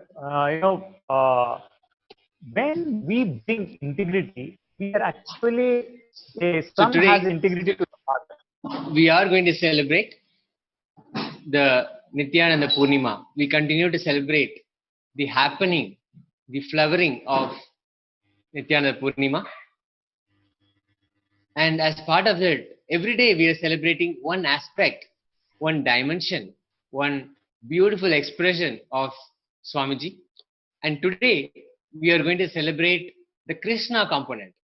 Krishna, of course, is probably the most dear being that most of us feel very easily connected to. And Swamiji calls him the perfect, the embodiment of completion. The completion just simply happening. The happiness, the joy, the completion happening all times, all the time, expressing through him. And Swamiji has said the decision making, the strategy planning, Swamiji imbibed from Sri Krishna. And if you see how the Mahabharata, the whole the scenario, the whole opening of the war, the Kurukshetra war, the strategy planning of Krishna, it's undeniable. You can maybe as a Gaurava, you can maybe hate him, you want to defeat him, but you cannot deny the strategy planning that Krishna executed. The way that he planned, the way he executed, the way he won. Every step of the way. But never once compromising on his compassion. He gave every opportunity for the Kauravas to come back and restore their integrity.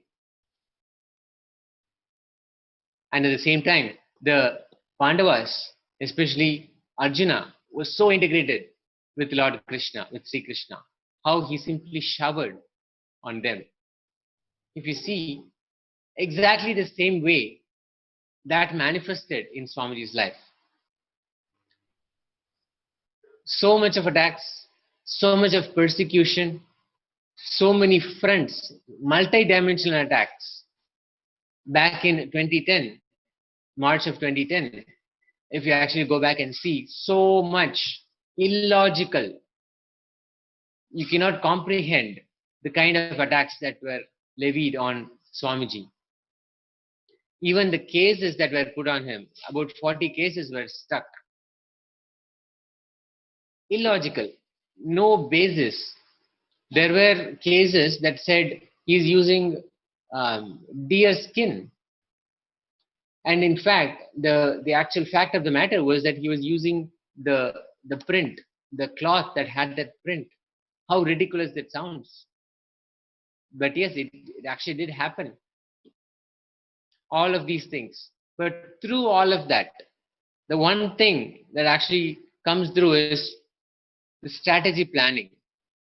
How Swamiji never tired of fending off the attacks and ensuring that his disciples, the Sangha, they are protected.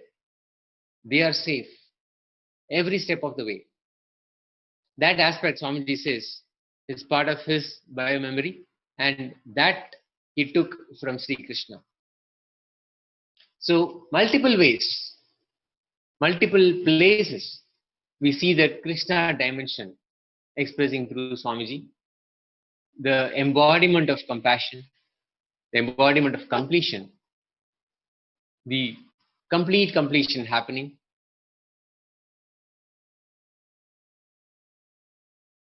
So beautifully, we are going to see the expression of Krishna. Today, now we are going to celebrate the Meenakshi component, the Meenakshi expression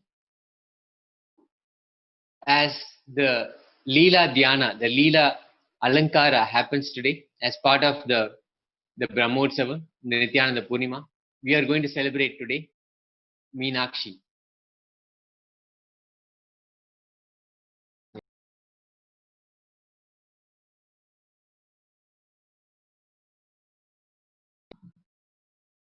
We'll soon be going live to the Nithyanandeshwara Devasthanam in Bidadi, and we'll be celebrating today's the Leela Dhyana.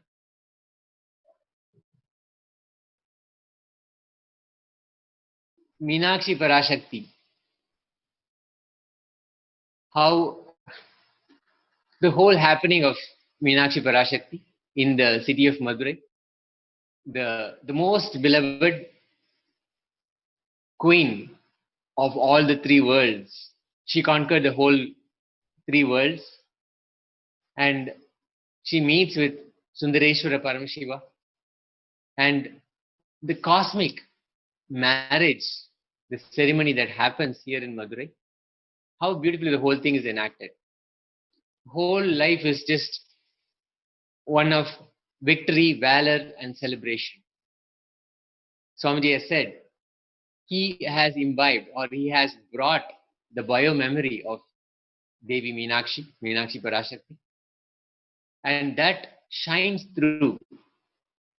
And we are fortunate, those who have had the glimpse of Meenakshi through Swamiji are so fortunate to be able to see that darshan also. Now, the nation of Kailasa is upon us. It has already happened in whatever form that Swamiji has brought it up. Now the whole nation is happening. How Meenakshi Parashakti went through all the three worlds and conquered all of them, and ultimately ruled with so much of compassion, so much of courage and valor, and the healing that happened, the healing that she initiated. So beautifully how we can see all of that now playing again, getting enacted again in Swamiji. the the whole Kailasa nation is getting recreated, is getting formed, so that all of us can be a part of it, can have the ultimate experience of Paramashivatva, and the healing component. So many people who have simply come to Swamiji just for that healing, whether it be physical, physiological, psychological, emotional, in whatever way, or in all the ways, people have been healed. They have received the healing. The healing sciences have been brought back. The science of making aushadas, medicine, the healing medicine, the ancient medicine which has to be formed. It's a formulation. Aushada is a formulation. It's a unique combination of various herbs and the right proportions infused with the bioenergy of an incarnation. That's what makes an aushada a healing medicine, and that precisely now Swamiji is bringing back, so that so many of us can be healed from multiple dimensions. In multiple dimensions, we can be healed. The multiple divine plays, the leelas, the divine happenings, the divine enactment of Meenakshi Parashakti that have happened in Madurai, in the city of Madurai. How again the same Adinam, Swamiji is now the 293rd Guru Mahasannidhanam of the Madurai Adinam, and how exactly how it was done during the time of Meenakshi Parashakti. Now Swamiji has started the same services, healing spiritually, physically, psychologically, feeding people, serving Annadan every day, offering the same services, and taking care of the city in such a beautiful way, in the most compassionate way. Yes, Swami. Today we are going to celebrate Meenakshi. Krishna is going to be later in the day. We are going to have the Alankara of Krishna, the Leela of Alankara being celebrated later in the day. But now, as we all are expecting, as we are all waiting to offer our love, our respects, to relate with Meenakshi. Now we are going to, in a few minutes, we are going to be connecting with not just the Nithyanandeshwara Devasthanam temple in Bidadi, but so many other Sarvagni Pitas, so many other temples all over the world. We'll all come together and offer our respects, offer our love and devotion to Meenakshi. Yes. Yes, Swami. So, in fact, the Swamiji I used to speak, the whole administration of Nityananda Sangha is actually the dimension of Mother Meenakshi. How she administered actually after Lord Sundareshwara and Mother Meenakshi, they settled down in Madurai. Lord Shiva used to hang around actually. He used to do the Leela. But the whole administration of that time 56 nations were there. Entire administration used to be done by Mother Meenakshi. So if Shiva used to be a boon giver actually. So he keeps on giving boon, he moving here and there, but the entire day-to-day work functioning, such a huge empire, because he owned 56 nations. And Kailasa was the last nation to Kailasa was the last to fall. Actually, it did not fall. It did not fail. It's only that it got united, where Mother Meenakshi discovered Lord Shiva in Kailasa. But actually, the entire component got. Now we are able to see that actually in the presence of Swamiji when he reveals those detailed dimension of is a micro. God is in the microness is not simple at the scale of macro. That same way, Swamiji goes into the micro details of everything. He's a micromanager, I can say. The way Swamiji, if you really come to monastery and see the way Swamiji takes decision, the way Swamiji acts, he goes to the micro of everything. And it's not that he takes a decision just from the top. He goes to the bottom about of the every happening of the every incident. From there he takes the decision. I have really learned how the only when you see how a guru works, and especially when Swamiji, you see Swamiji working, you will discover the Meenakshi's dimension of micromanagement. How he manages, even there was a, when the earthquake, even when the storm happened in Pondicherry, actually in 2000. I remember in 2012 or 13, exact year I'm not able to recollect. I feel it is 2012, I think, when the storm happened. Maybe Swami, you can tell exactly the year, but that time, immediately after the storm, it was a huge devastation. The storm had really drastically, destroyed the houses, lives, trees, pools, everything in Pondicherry. And just the storm is about to settle, immediately he rushed to the spot to do the social, to help the people, how to feed them, how to give them houses, how to clean the roads, how everything. We were having hardly any time. We were rushed. Swami said, whoever wants to do Seva, just come with me, and there is no time to ready to collect our clothes, to go to the room, to collect to the dorm and collect our clothes and all. Just whatever we had, we ran and jumped inside the vehicle of Swamiji. And the moment Swamiji reaches, within 15 minutes, he explains everybody who is going to take care of what work, and the work starts. And round for near about more than 2 to 3 days, he is completely awake and seeing the every moment he's checking, including the testing of the very food which is going for this getting distributed, the people who are cooking, the people who are functioning, the people who are working, every being he is seeing how a person is working, from the level of giving instruction till the level of delivery. He's moving, he's seeing the roads are properly cleaned or not by our team, by our relief team. Are the food is reaching to them properly, the food is getting distributed to them properly, is the cooking is happening properly, is the taste of the food is proper or not, every dimension. And everything is happening by the second or third, I think by the second day itself we are feeding more than lakhs of people per day, actually.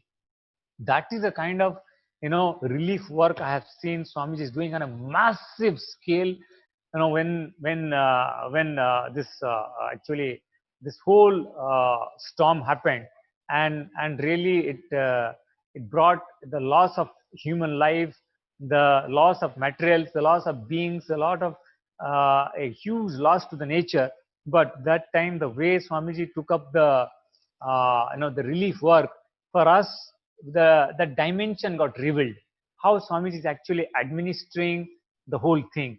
So when you look at the administering aspect, we see the Meenakshi's aspect of how she used to take care of the whole thing.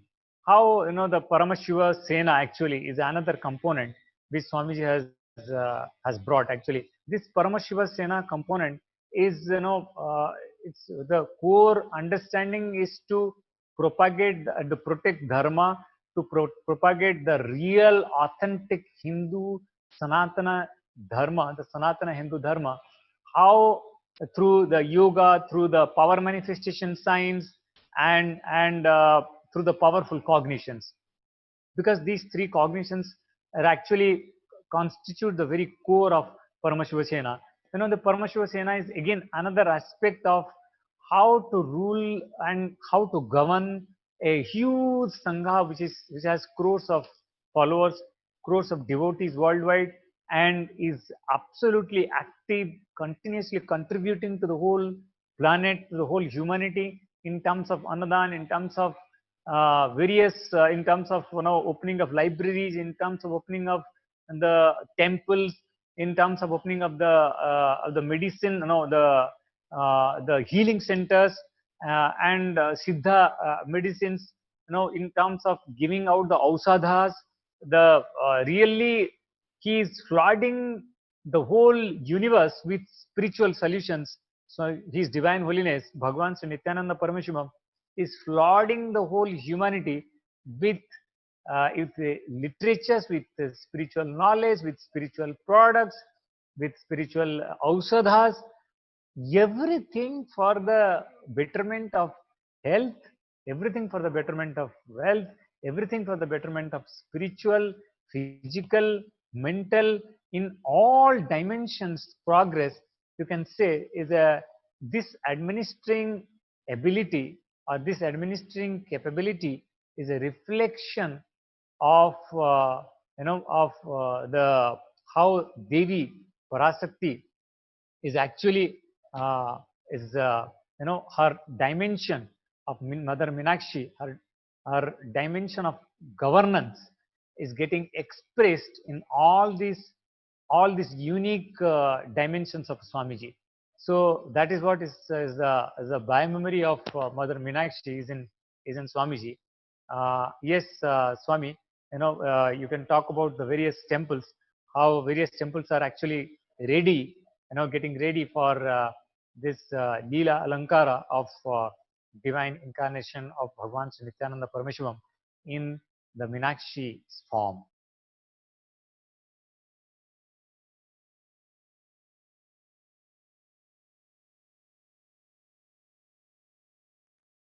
Yes, Swami. So the cyclone relief for Thane, I think that's where we were talking about. Basically, back in January 2012, um,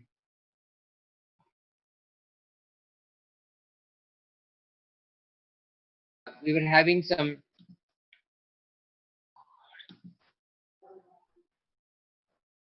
I think some technical glitch. Until you cure it, I'm continuing. So as I was, am I audible? Yeah. So as I was explaining, the dimension of the integrity to the Guru.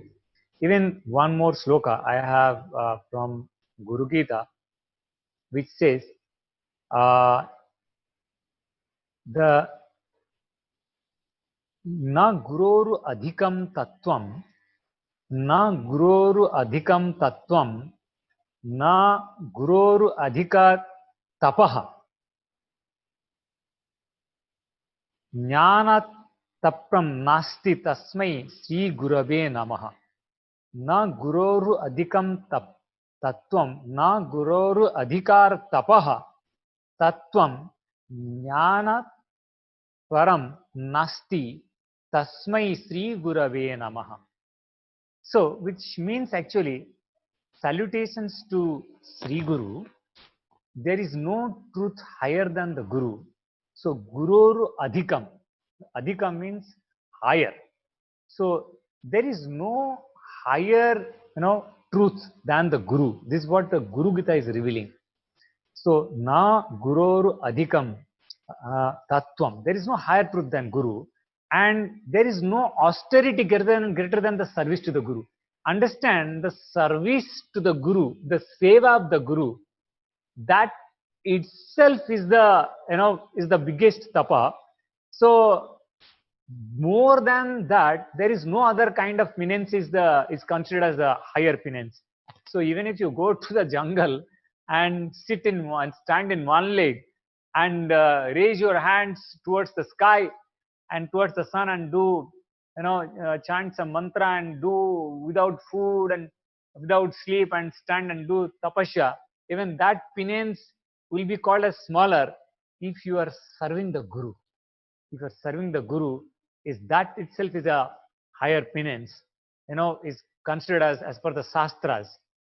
Same way, it is mentioned that another sloka, Shiva Krude Guru Satra, Guru Krude Shivo Nahi, Tasmat Sarva Prayatnena, Sri Gururan Saranam Brajet.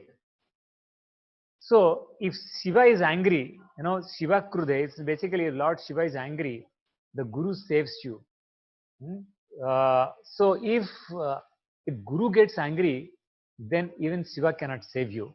These are the scriptural understanding. And the third sloka, which actually comes to the conclusion point, which says, even another sloka, Haro Ruste Guru Ruste, Haro Ruste Guru Ruste, Na Kashchana Tasmat Sarva Pratnena Sri Gururam Saranam Brajet. If the Lord Hari is angry, if the Haro Ruste Gurus Tatra, Guru Ruste Na Kashchana Tasmat Sarva Prayatnena Sri Gurunam Saranam Brajet. So, which again he is saying, if Lord Hari is angry, the Guru protects you, but if the Guru is angry, no one can save you. Therefore, make every effort to take refuge in Sri Guru. So, all these, scriptural injunctions is basically leading to one and only one thing, that the devotion towards the Guru is the component which will automatically bring the integrity. Actually, that if you ask whether integrity brings devotion or devotion brings integrity, what comes is the chicken and egg story. So I can say that if you have devotion to the Guru, this is my from my personal experience. If you have the devotion to the Guru, then naturally, devotion to the Guru will bring integrity, more and more integrity. And if you have more and more integrity towards the Guru, then it will bring more and more devotion towards the Guru. So, which is very essential, because Guru should not keep his eyes off from us. Guru should be, that is the last thing to happen. So, his graceful eyes are always on us. His grace showers always on us. That is the ultimate aspiration of a disciple. Even another component I can say, if somebody asks me, Swami, what do you feel, the most subtle and the unique component which can actually help in the listeners, in a person, to bring integrity into the whole lifestyle towards the Guru, understanding towards the Guru, I can say one and only thing which Swamiji himself has many a times has uttered is the seeking. If we have seeking, the seeking will bring tremendous integrity within us towards the divine, towards the Guru, and that is the whole subject matter. If you have little seeking, that seeking will bring the aspects of integrity and the devotion towards the Guru. Yes, Swami, you can also share this aspect of seeking, which is of paramount importance, which actually helps in bringing the integrity of the disciples towards the Guru.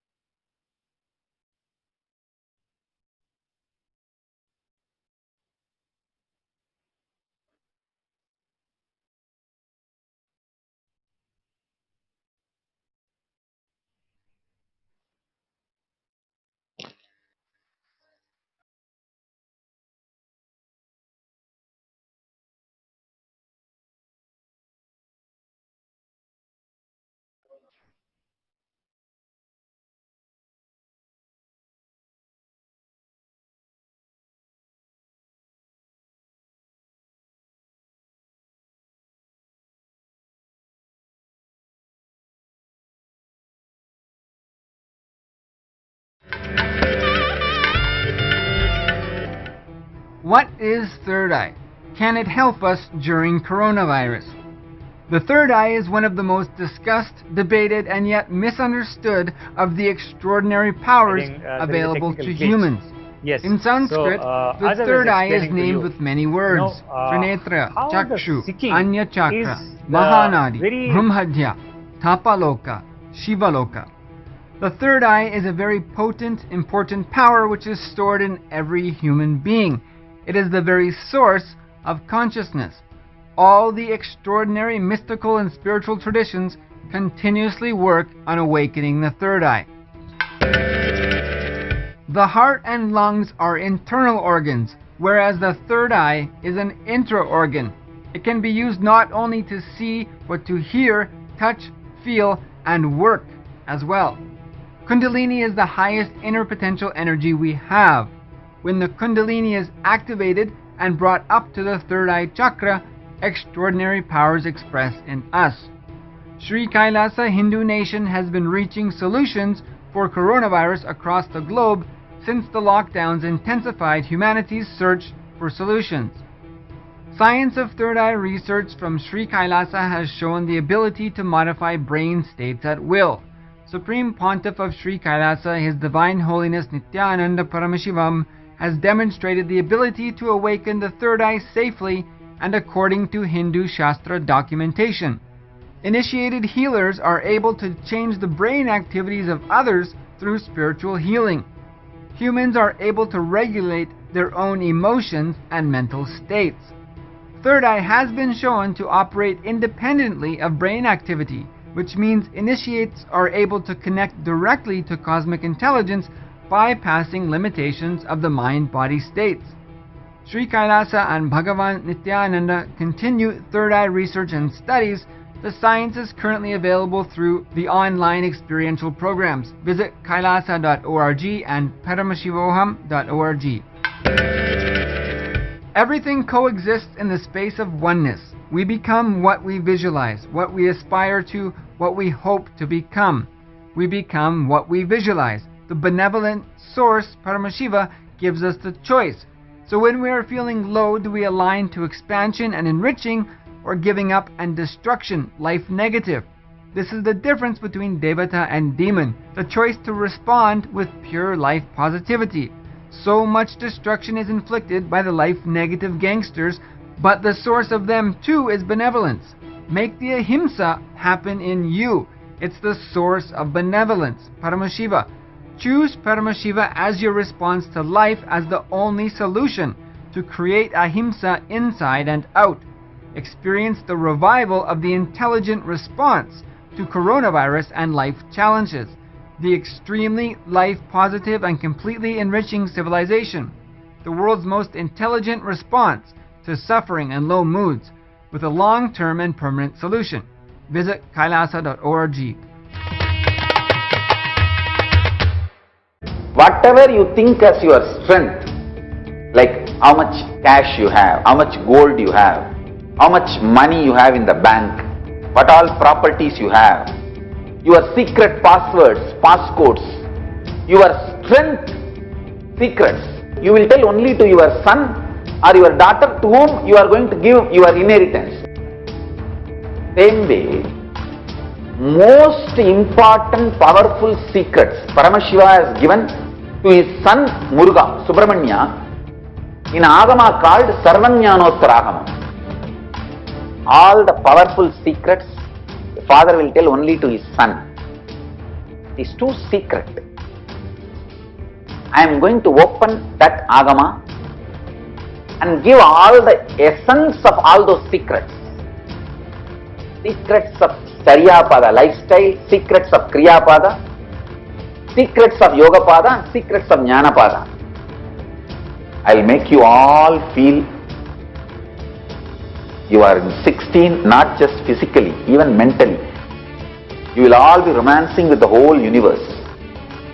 No frustration, nothing, no corona, no depression, no bothering about economy, no sudu, no soranai, nothing. Next 16 days, no fantasy, only visualization, no delusion, only consciousness.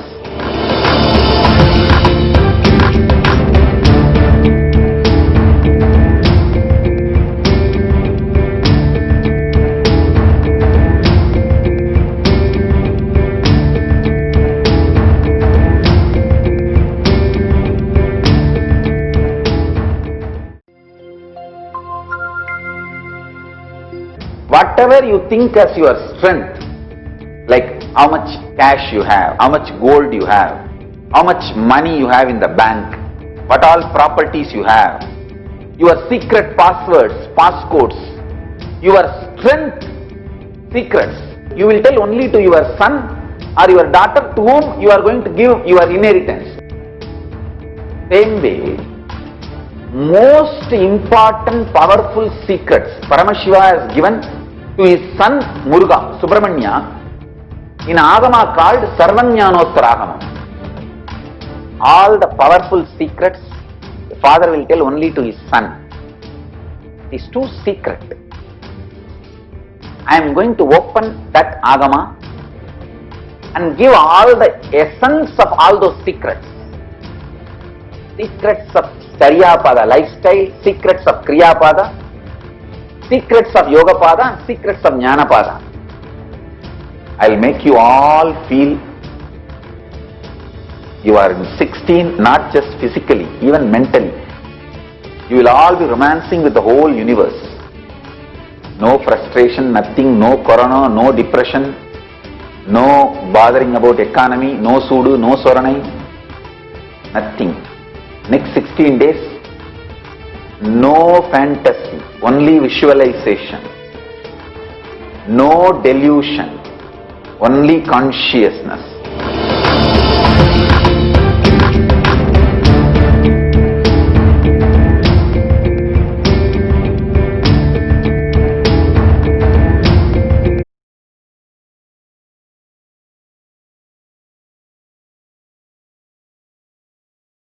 Paramashivoham.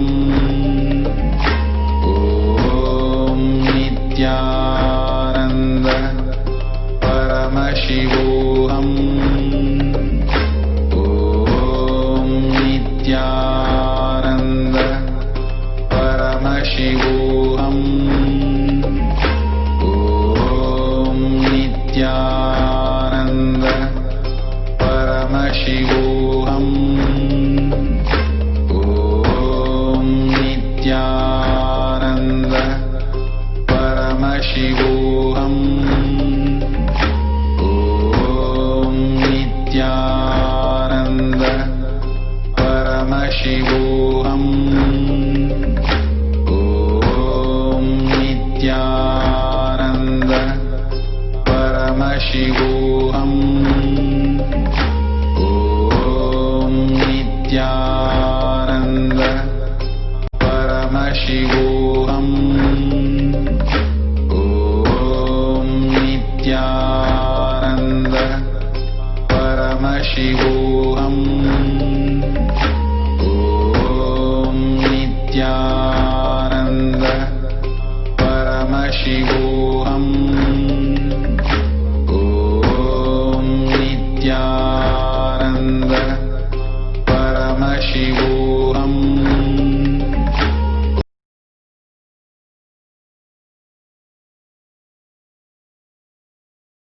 Be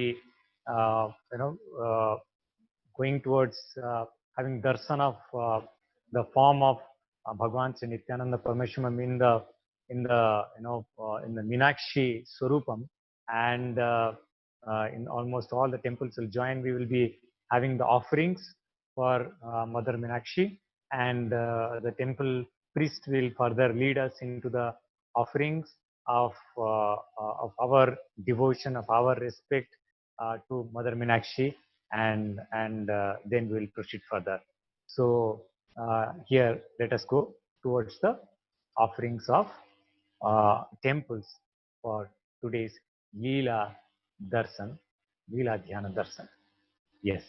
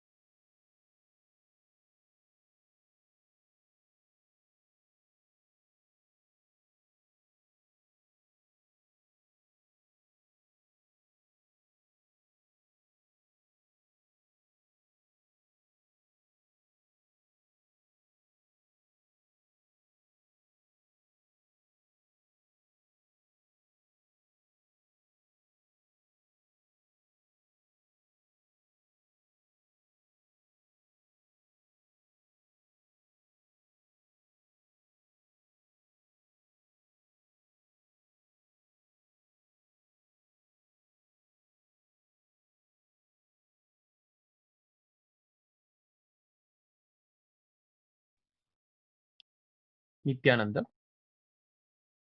On the seventh day of the Nithyananda Purnima Utsavam, the Archavatara of His Divine Holiness Swamiji in Adi Kailasa Nithyananda Peetham is gracing in the Meenakshi Alankaram. On the seventh day of the Nithyananda Purnima Utsavam, we celebrate the Leela of Swamiji as Devi Meenakshi, accepting the offering of the diamond crown offered to Devi Meenakshi in Madurai Meenakshi temple. This Leela happened when Swamiji was reclining in Madurai Adinam Mutt. The sannyasi who was attending to Swamiji saw, to his astonishment, the face and the voice of Swamiji changing to that of a divine female one. Swamiji had gone into the Bhava Samadhi of Devi Meenakshi at that time. In that Bhava, Swamiji, as Meenakshi Devi, in a motherly, loving tone, suddenly said, "I have accepted the diamond crown." The very next day, newspapers had published that a devotee had offered a new diamond crown to Devi Meenakshi at the same time when Swamiji, as Meenakshi Devi, declared that he accepted the crown. Celebrating this divine Leela of Swamiji, Swamiji's deity is gracing as Meenakshi Devi in Adi Kailasa Nithyananda Peetham. On this auspicious seventh day of the Nithyananda Purnima Utsavam, Adi Kailasa Nithyananda Peetham and other Sarvajna Peethas across the globe are offering their worship at the feet of our most beloved Swamiji, His Divine Holiness Bhagavan Sri Nithyananda Paramashivam. ॐ धूरसिधूर्वधूर्वन्तन्धूर्वतयोऽस्मान् धूर्वतितन्धूर्वामस्तं देवानामधिष्ठितमं पप्रितमञ्जुष्टतमं वह्नितमं देवहूतममहृतमसि हविर्धानन्दृतं भस्वमास्वा आर्मित्रस्य स्वाचक्रा प्रेक्षेमाभिर्मा संविक्ता मात्पाहि गुंशम् ॐ श्री सर्वदेवदेवी स्वरूपाय भगवते श्री नित्यानंद परमशिवाय नमः धूपमास्थापयामि ॐ दीप्यस्पजातवेदो भग्ननिरुतिर्मम पशुभिश्च मक्षमावह जीवनं च दिशो दिश मानो हिगुन्ति जातवेदो कामश्वं पुरुषं जगत् अभिप्रदक्ताभिः श्रिया मा परिपालय ॐ श्री सर्वदेवदेवी स्वरूपाय भगवते श्री नित्यानंद परमशिवाय नमः एकहारदीपं दर्शयामि ॐ अमृते अमृतोत्तरे अमृतवर्षिणी अमृतं श्रावय श्रावय स्वाहा ॐ श्री सर्वदेवदेवी स्वरूपाय भगवते श्री नित्यानंद परमशिवाय नमः निवेद्यं निवेदयामि ॐ सोमो वा एतस्य राज्यमादत्ते यो राजासन् राज्यो वा सोमेन यजते देवस्वामेतानि हवीगुंषि भवन्ति य एतावन्तो वै देवानागं सवाः स एवास्मै सवान् प्रयच्छन्ति येनं पुनस्वन्ते राज्याय देवसूराजा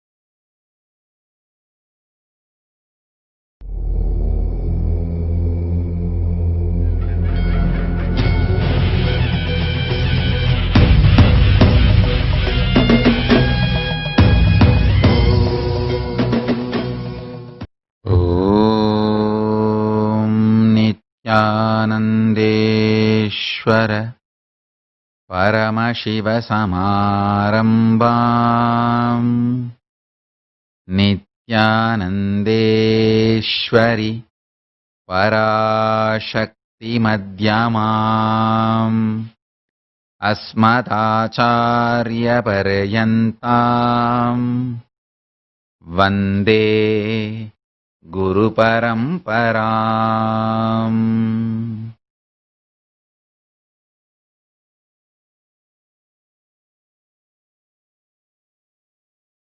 I welcome you all with my love. and respect. I am ready with all the beautiful gifts from Kailasa to share with you all. First thing I want to tell you, I am committed to make myself available to all of you and make all the best things from the Kailasa to make it available as user friendly,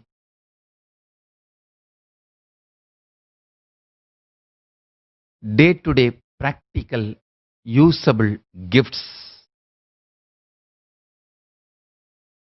All the best things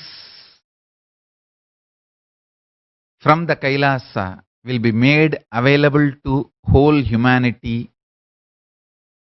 best user friendly way, whether it is the science of power manifestation or the mandalas, extraordinary planets. Please understand, I am not using the word plants. Plants is separate. Planets.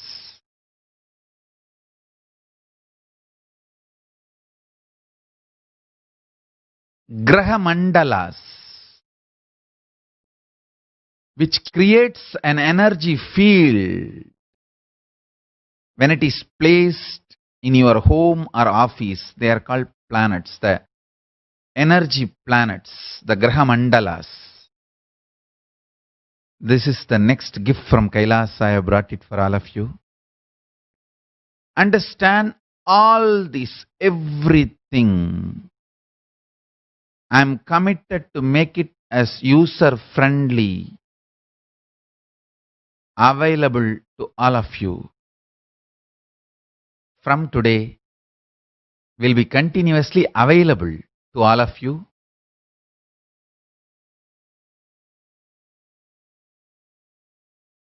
Through morning and evening satsangs. Morning satsang will be in English, evening satsang will be in Tamil, and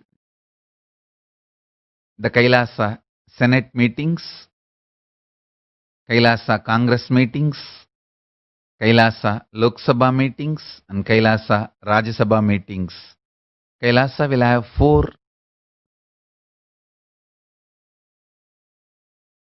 parliamentary bodies: Senate, Congress, Lok Sabha and Rajya Sabha. So those Kailasa parliamentary meetings also I'll be available, and every day I'll be accepting the Pada Puja and doing Dayal Devatar calls, and all the other sevas I'll be accepting personally. So I'll be available to all of you. I'm committed to all of you and I'll be available to all of you.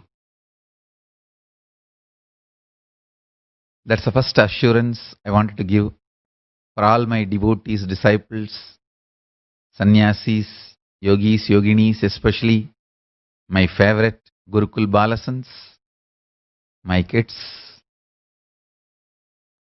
I know it was very difficult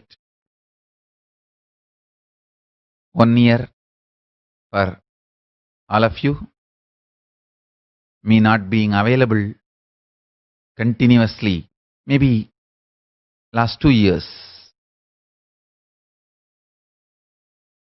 So today ends all those sufferings and all those periods. From today, I'll be continuously available. How I was available in 2003, 2004, 2005, in those years. Because now the internet facilities are available, I'll be available more than 2004, 5, Maybe I will be available for all of you 18 hours a day. And the remaining 6 hours, I'll be available for the Kailasa parliamentary meetings. Kailasa Senate, Kailasa Congress and Kailasa Rajya Sabha and Kailasa Lok Sabha meetings. All the sciences, power manifestation, healing, raising the quality of your existence, consciousness, everything Paramashiva has gifted, he has downloaded into this system and it is manifesting for all of you as a gift to humanity. Understand, all my disciples, all of you will realize the waiting was worth. I know I have made you all wait for at least last 2 years. You will realize now the waiting was worth because of the quality of the gifts downloaded into this system through this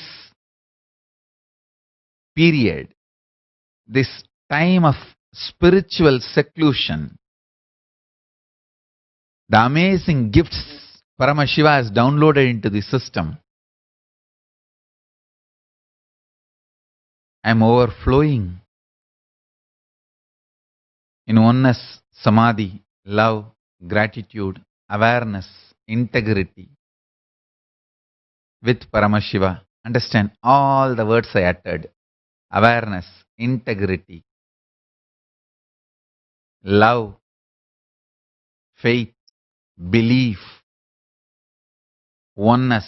All these are actually one and the same when you connect with Paramashiva.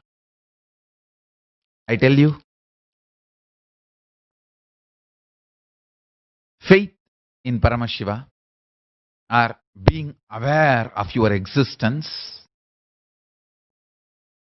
belief in Paramashiva or being integrated to Paramashiva or oneness with Paramashiva, all these are same.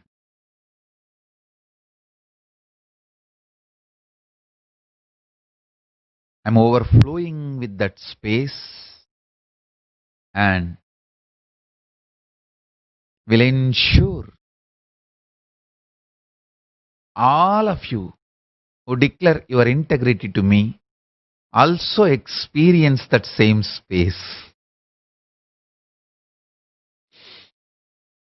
The first thing I wanted to share with you, nothing is needed from your side other than declaring simple integrity. Just simple integrity and listen to the satsangs, that is enough. This system is now fully ripe with extreme compassion and life positive attitude. Understand? When I declared my simple integrity to my Guru, Arunagiri Yogeshwara, all I know is what he loves, I will love. What he hates, I will hate. What he wants, I will want. What he does not want, I will not want. That's it. That's what I call simple integrity. You don't even need to struggle because I am going to give you the most powerful logic in which Paramashiva functions. Understand? Please, all of you understand this one point. We always think we are too smart. Just by coming to conclusion, we can execute the conclusion. Whenever I try to speak elaborately about vegetarian lifestyle or compassion, people try to intervene and say, Swamiji, what do you want to say? You mean I should be vegetarian, I should drop non-veg, that's all, na? Okay. But whoever talks like that I've always seen they fail when they start executing. Understand? Listen very carefully. If you try to jump to conclusion without loading yourself with enough powerful cognitions, your conclusions will not be powerful enough to break your patterns. So when you struggle, when your conclusions are not powerful enough to break your patterns, when you struggle, when your conclusions become powerless, you enter into frustration and your anger turns towards Guru and the whole system, science. Understand, whenever you are not able to make your conclusions into reality, gather more knowledge, more powerful cognitions. The higher logic with which the powerful cognitions can be realized in your system, can become reality in your system. Gather them, understand? Now, I am loaded with powerful cognitions. All you need is a simple declaration of your integrity to me. That's it. Nothing else. Just simple integrity. Nothing else. And listen. These powerful cognitions, when they fill you more and more, they will make your conclusions powerful enough to break the patterns. Jumping to conclusions without gathering enough powerful cognitions is the reason you fail to execute your conclusions. You fail to manifest your conclusions as reality in your life. Many times I have seen, whether I am talking about celibacy, or I am talking about vegetarianism, or I am talking about breaking the tiredness, breaking the boredom, breaking the laziness, or breaking the delusion, breaking the confusion, breaking the violence, breaking the anger, breaking the lying pattern. Whatever I am talking about, if you decide, oh, this is the conclusion, if you jump to conclusion without loading yourself with enough powerful cognitions, your conclusions will not be powerful enough to break your patterns. And when your conclusions are not able to break your patterns, you get into frustration and powerlessness, and your anger turns towards the system and the Guru and the Sangha. You start losing trust on Guru, Linga and Sangha. Understand? Now I am loaded with enough powerful cognitions.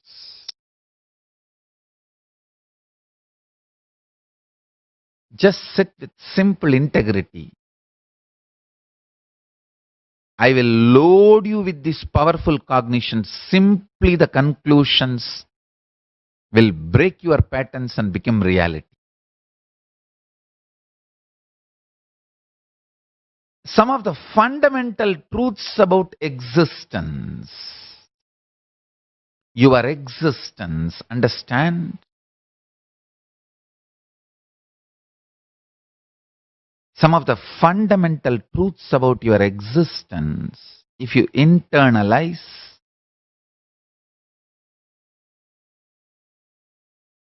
the many conclusions which you need to come to, I will not even give those conclusions. You yourself will arrive to those conclusions.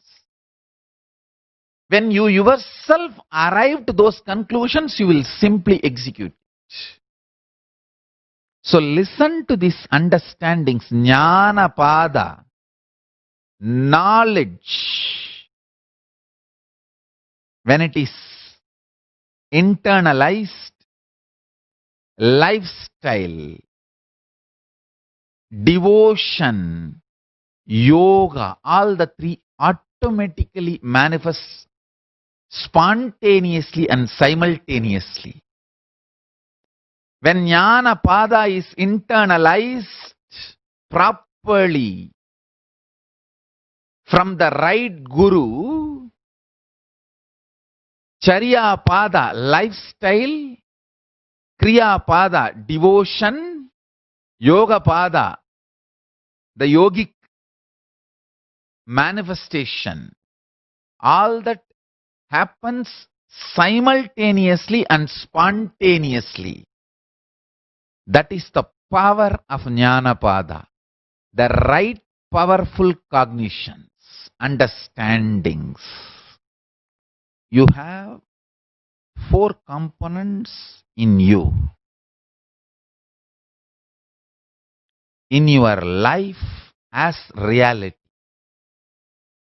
One, the matter, pure matter, like this floor, ground, or this yoga danda, this mic, physical matters, this throne, simhasana. That is one component. Second, how this physical matter is experienced by you. Mana, mind, understand? Physical matter is not experienced as same by everyone. It varies from person to person.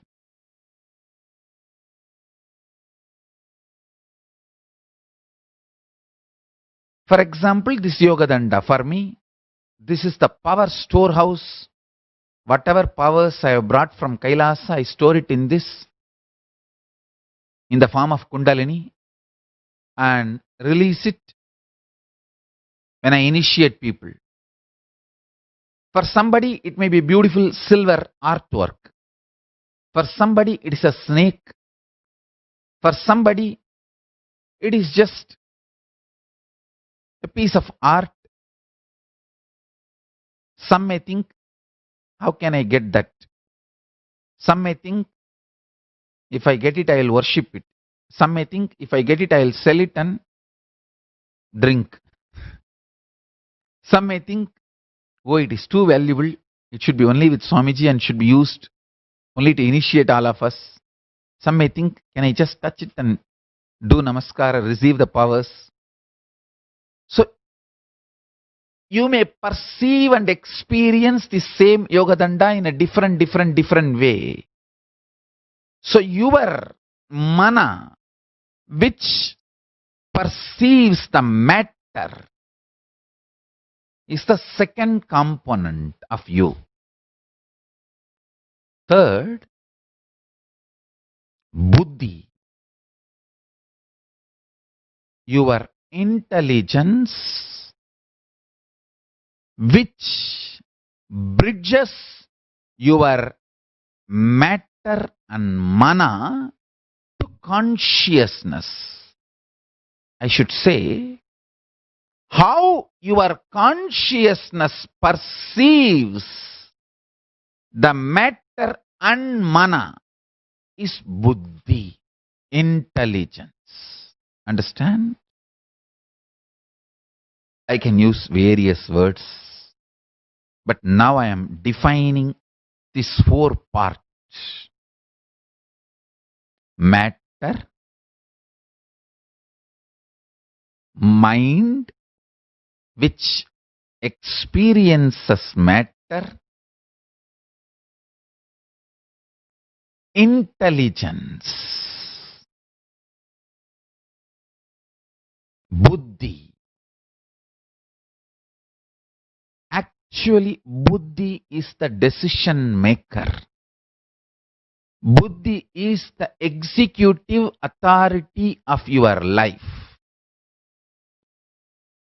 Consciousness is only a constitutional authority. Buddhi is the executive authority in your existence. It is through Buddhi, consciousness receives or sends information. Buddhi receives and passes to consciousness, and Buddhi receives from consciousness and sends it to matter and mind. Understand these four components of reality. Listen.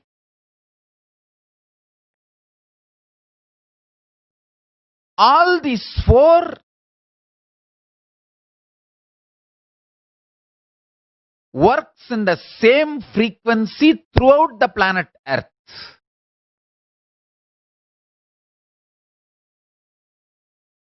For example, if you are intelligent in US, you will be same intelligent if you go to China or India. If you are intelligent in India, you will have the same intelligence whether you go to Australia or Paris.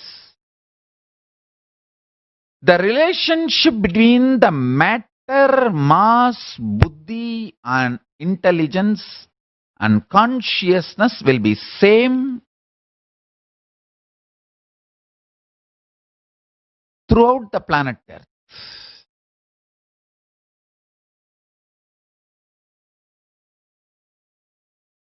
Understand carefully.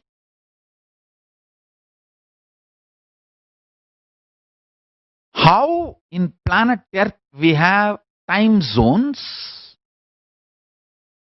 like Indian Standard Time, Pacific Time, East Coast separate time and West Coast separate time. Various time zones planet Earth has, but all these time zones are horizontal, means same space. In all these time zones, the matter, the way you perceive the matter, mind and your intelligence, decision making authority and your consciousness functions in the same equation. See, the equation between these four does not change whether you are in India or America or Australia, East Coast or West Coast or Central Time Zone or any time zone of the planet Earth. The equation between these four does not alter in you. Listen, I'll repeat. Understanding this truth will help you to come to many powerful cognition conclusions, and those powerful cognitive conclusions will enlighten you. They will make you manifest many powerful cognitions and make you manifest powers. Understand? I'll repeat.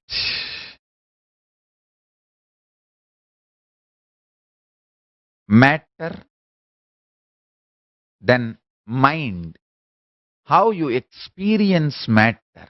For example, if somebody slaps you, the pain of the slapping disappears in few minutes, but the suffering that he slapped, the psychological effect, who slapped, why slapped, and all the repercussions, that continues to haunt you. Understand? That is why I am saying the matter is different and mind which perceives the matter is different. All suffering is from mind, not from matter.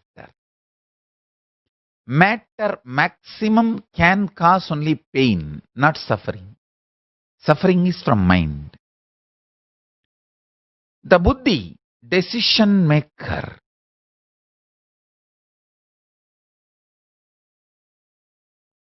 always tries to compromise, knowing the mind is delusion. Understand? That is the biggest problem. See, the buddhi knows the ultimate truth, consciousness,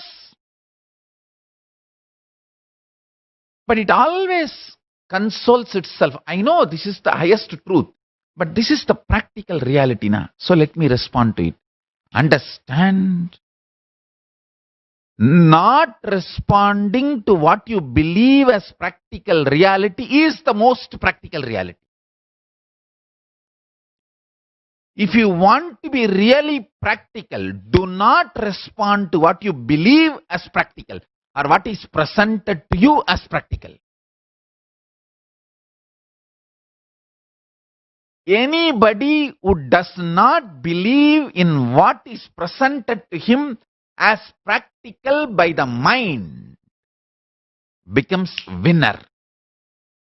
The most intelligent game in the life is do not believe what is presented to you as practical by the mind, because mind is waiting to get hurt and it is loaded with the wounds of the past. It is going to only repeat the pains of the past into the future or make you believe the pains of the past is going to come into the future, so you can continue to be the slave of the mind. Understand, mind is like your senior subordinate. He wants to keep you under his control. He can keep only if you are continuously in problem. If you are free from the problem, he cannot keep you under your control, under his control. Understand about them. People who don't celebrate, clap for your victory. Whenever you are successful, don't pay too much attention to people who clap and enjoy your success. They are all your people. They will be with you forever. Be very careful and beware of the people who don't clap and who don't celebrate your success. They are the representatives of your mind who are constantly strategizing to keep you under their control. Understand? Matter, mind, intelligence, consciousness. The fourth component is pure Paramashiva.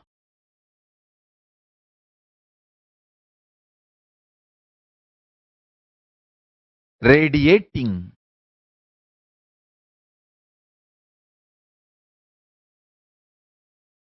eternally and empowering buddhi, intelligence to act through your mind and the matter. In these four components, you need to understand how the relationship between these four components exists in you.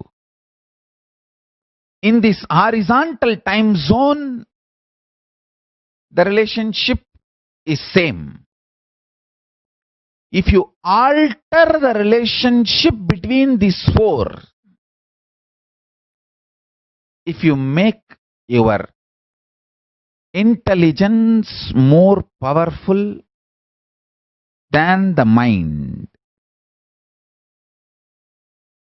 The equation between these four starts changing. Then you experience something called vertical time zones. Understand? I'm introducing new word. Horizontal time zone, I already explained. All the time zones you have in planet Earth. East Coast time zone or West Coast time zone or Central time zone or Pacific time zone or Indian Standard Time. All these time zones are horizontal time zones. Same sun rises, sets, and different time zones in different places. And the equation between the matter, your mind, and your intelligence and your consciousness is same in all these time zones. If you change the equation, you experience something called vertical time zones.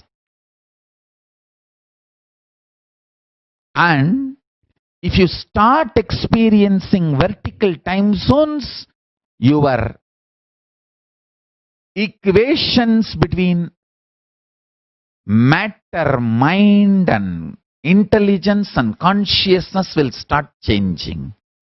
Then the influence of the consciousness over the intelligence and the influence of the intelligence over the mind and the influence of the mind over the matter will drastically increase. The whole power manifestation science is all about increasing the influence of your consciousness on your intelligence and your intelligence on your mind and on your mind on the matter. Listen.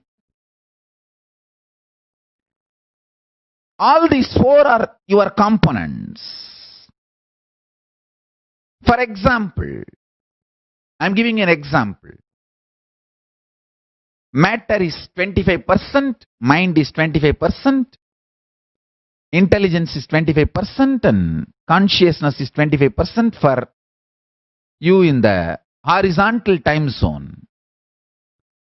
But if you increase the quantity and quality of consciousness percentage in your existence, even if it becomes 30, the whole equation changes. It influences the intelligence. So intelligence also becomes 30. So naturally 30, 30, 60, the mind starts reducing. So intelligence starts penetrating into the mind. Not only mind becomes 20%, it loses power over many of the patterns. So millions of your patterns are destroyed. You start perceiving the matter more clearly, with more truth, with more clarity, more understanding, more real. The delusion drastically comes down. Then you enter into vertical time zone. Understand? The benefit of entering into the vertical time zone, you will realize you don't have death. I tell you. Like when you go to different countries and taste different culture, how you realize many things. Only after coming to West, the first country I traveled outside India is United States of America, USA. Only after coming to USA, I realized there are various brands of cars. I don't want to say India did not have brands of cars, but my awareness was so uninvolved. Did not even look or cognize that there are multiple brands of cars.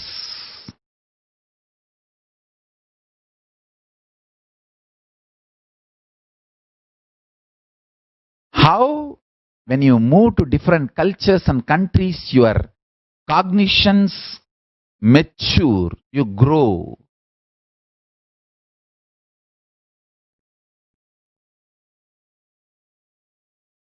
Same way, if you start moving towards the vertical time zone, first thing you will experience is tremendous freedom, liberation. I tell you,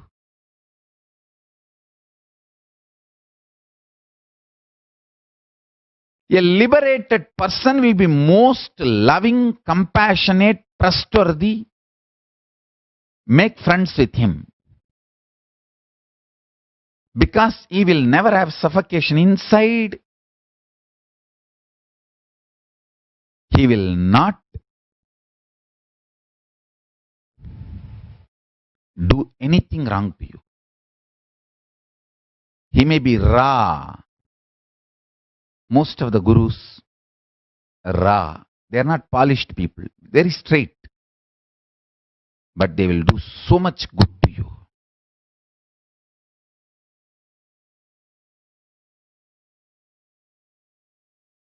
I will hate what you need to hate in you. That's all. I will never hate you. I will hate what you need to hate in you to experience liberation and enlightenment. To manifest Paramashiva. I will never hate you. Understand? If you experience vertical time zone, so much of freedom, liberation, you will realize this idea of multiple births and deaths is not idea, that is reality. People ask me, why do Hindus believe in so many gods? I said, no. We don't believe, we just know so many gods exist. People ask me, do you believe in rebirth? I said, hey, I don't believe, I just know that rebirth exists. When you know the realities of multiple gods and goddesses, multiple births and deaths, various states of consciousness, you become so rich. You make very matured decisions in your life. Understand, I tell you, I have seen people who don't have penny but make very mature decisions about life because they have a right knowledge. Same way I have seen billionaires make stupid decisions about life because they do not have right cognitions about life. Knowing multiple births and deaths, knowing the vertical time zone, knowing the truths of multiple gods and goddesses gives you the strength and energy to make mature decisions. For me, Ganesha actually exists. He actually exists. In Kailasa, he is there. Right now, he is right now listening that I am declaring to planet Earth that he is there. He is happy and blessing. When you call upon him,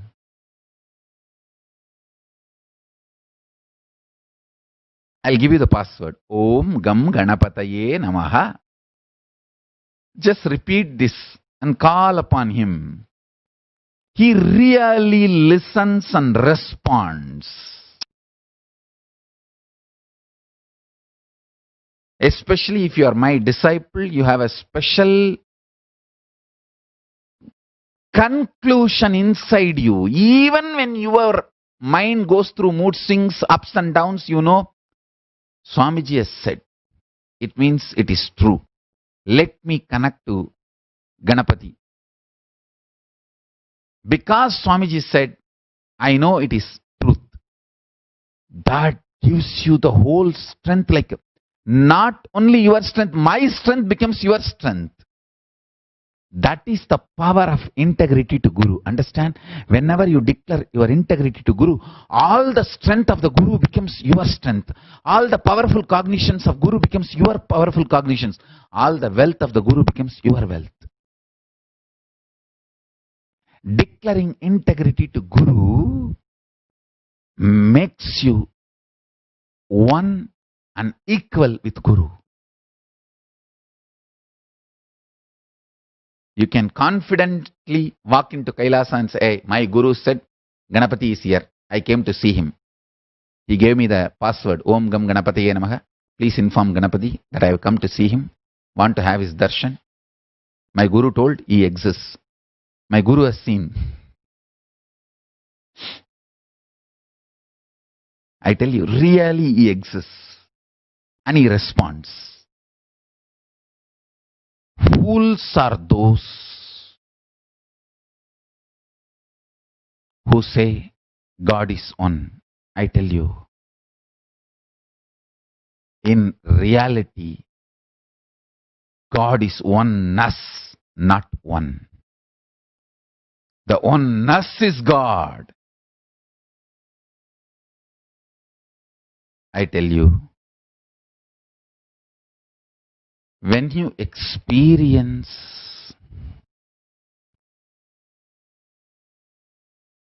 the higher consciousness, decide to be integrated to higher consciousness. In my case, I decided I'll be integrated to my Guru, Arunagiri Yogeshwara. That's all. Just my integrity to my Guru, Arunagiri Yogeshwara. He makes sure I am protected. He strategizes properly. The right door will be opened and the right door will be closed, and if all doors are closed, he opens the roof and airlifts me. He does what needs to be done. He protects. All I know is simple attachment to my Guru and simple obedience.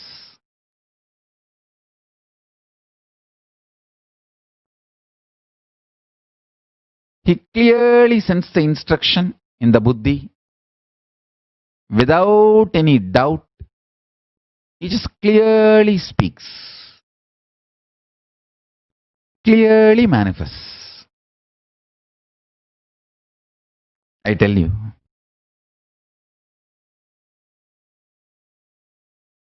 I entered into Kailasa just with this simple Guru Pass, Master Card. My Guru Arunagiri Yogeshwara told me Paramashiva exists, and he has given me this mantra. Please allow me to see Paramashiva. That's all. The doors of Kailasa opened, and I saw Paramashiva was there. When I saw, I realized my Guru only is Paramashiva. There is no other surprise. Paramashiva came as Guru and gave me the initiation and password and master card and showed me. That's it. He has to come as a Guru because he need to talk to me in the language I understand, and he need to give me the confidence in the form I can connect with. So he assumed the form of my Guru, Arunagiri Yogeshwara, and initiation. That's it. Every day, I'll give you the pure, powerful cognitions from Kailasa, make you understand step by step and make you manifest powers. Today, one powerful cognition. Master is master card. Master is master key. Simple integrity to Guru's words. My Guru has said Ganesha exists. He is alive. He exists. Ganesha is there. He is there. Let me connect with him. Today, let's all connect with Ganesha and ask him to bless us, make all of us manifest Paramashiva, remove all the obstacles, and let him bless all of us by removing all the obstacles and make us all experience Paramashiva. Ganapati is such an embodiment of joy. Ganesha is actually a part of our Hindu households. More than God, is part of our family. I've seen in my family and all, every marriage, in the marriage ceremony itself, there is a ceremony that Ganesha is born as your son and they will hand over the Ganesha for the married couple, newly married couple to start their Shiva Puja. It's a kind of an initiation. In the marriage ceremony itself, there is a ritual where they will tie a sari on sugar cane and put the Ganesha and pour water and show as if Ganesha is like a child urinated, and they'll have to change the diaper and they'll say, now have Ganesha as your child and start the puja. Ganapati puja will be given. Then they will start Ganapati puja and Shiva puja and all the pujas. And Ganesha Brahmotsavam is also happening now. Auspicious time. So with the blessings of Ganesha, let us start this power manifestation sessions from today.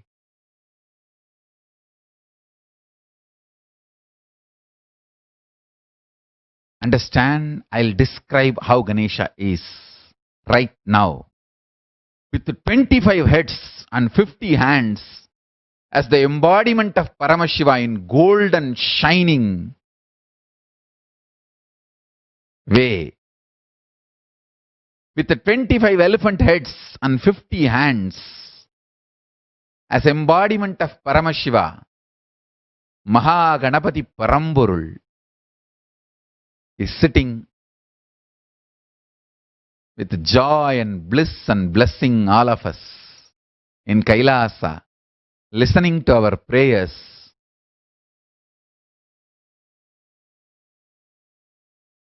removing all the obstacles, making all of us experience Paramashiva, oneness. Please sit straight. I'll lead you all connecting to Ganapati. Let's connect with Ganapati and start this sessions on power manifestation, manifesting the state, space, powers, being and superconsciousness of Paramashiva. So, sit straight, connect with Ganapati in Kailaasa. Om Gam Ganapataye Namaha.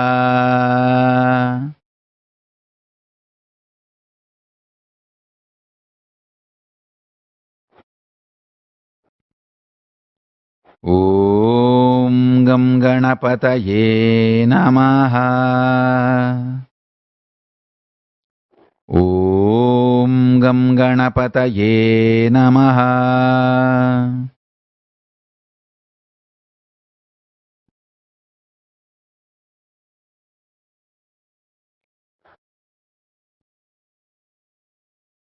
Sit straight. Close your eyes.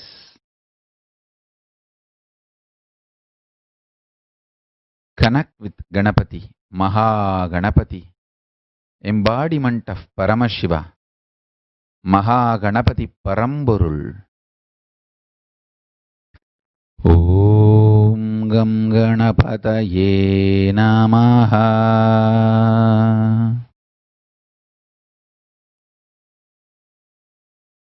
See Mahaganapati with 25 heads and 50 hands in shining golden color, with extraordinary joy and blessing all of us.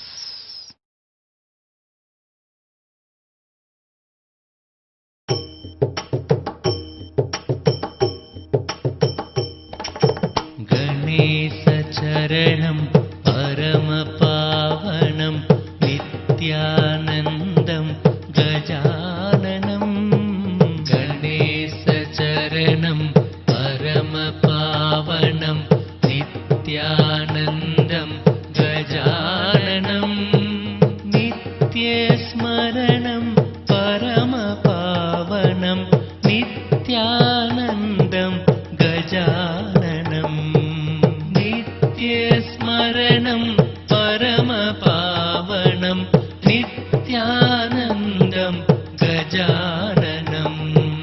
गणेशचरणं परमपावनं नित्यानन्दं गजाननं. गणेशचरणं परमपावनं नित्यानन्दं गजाननं. नित्यस्मरणं परमपावनं नित्यानन्दं गजाननं. नित्यस्मरणं परमपावनं नित्यानन्दं गजाननं. सद्गुरुशरणं परमपावनं नित्यानन्दं गजाननं. सद्गुरुशरणं परमपावनं नित्यानन्दं गजाननं. भवभयहरणं परमपावनं नित्यानन्दं गजाननं. भवभयहरणं परमपावनं नित्यानन्दं गजाननं.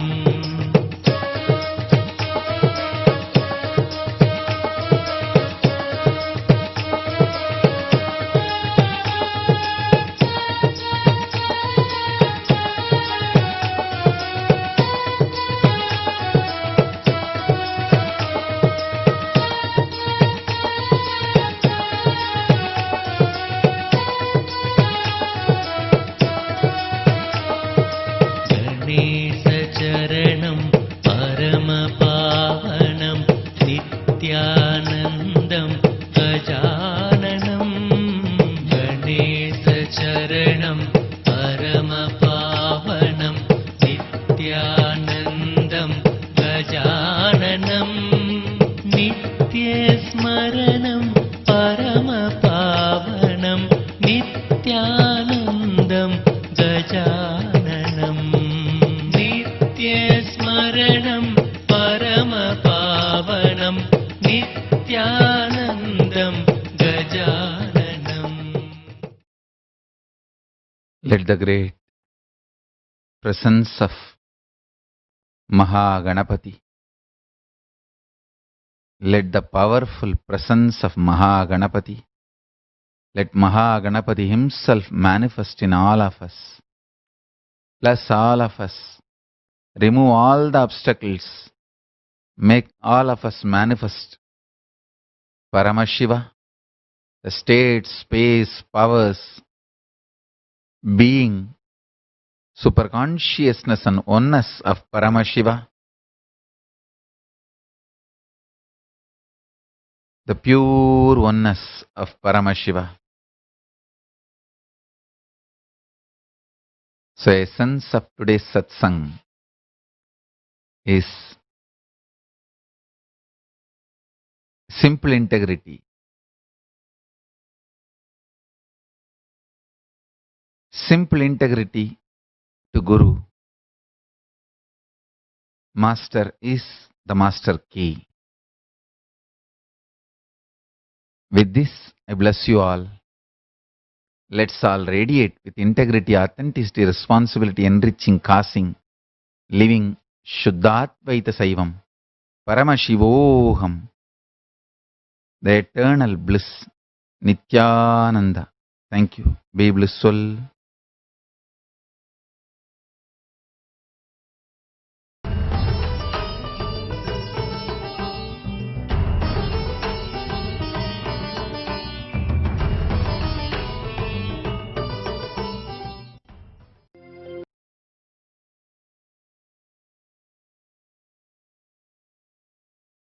Om Nithyananda Paramashivoham.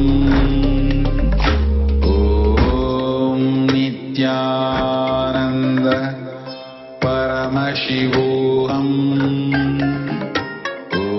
Om Nithyananda Paramashivoham. Om Nithyananda Paramashivoham. Om Nithyananda Paramashivoham. Om Nithyananda Paramashivoham. Om Nithyananda Paramashivoham. Om Nithyananda Paramashivoham. Om Nithyananda Paramashivoham. Om Nithyananda Paramashivoham. Om Nithyananda Paramashivoham. Tapaloka, Shivaloka.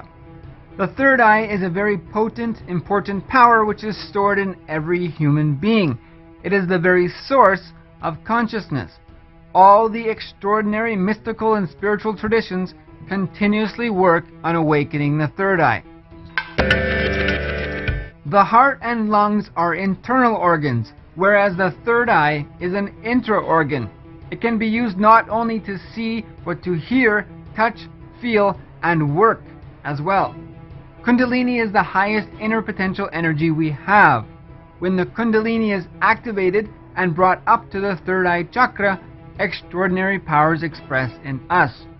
Sri Kailasa Hindu nation has been reaching solutions for coronavirus across the globe since the lockdowns intensified humanity's search for solutions.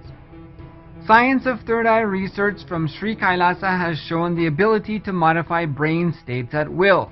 Supreme Pontiff of Sri Kailasa, His Divine Holiness Nithyananda Paramashivam, has demonstrated the ability to awaken the third eye safely and according to Hindu Shastra documentation.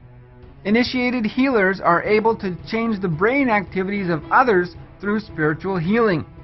Humans are able to regulate their own emotions and mental states.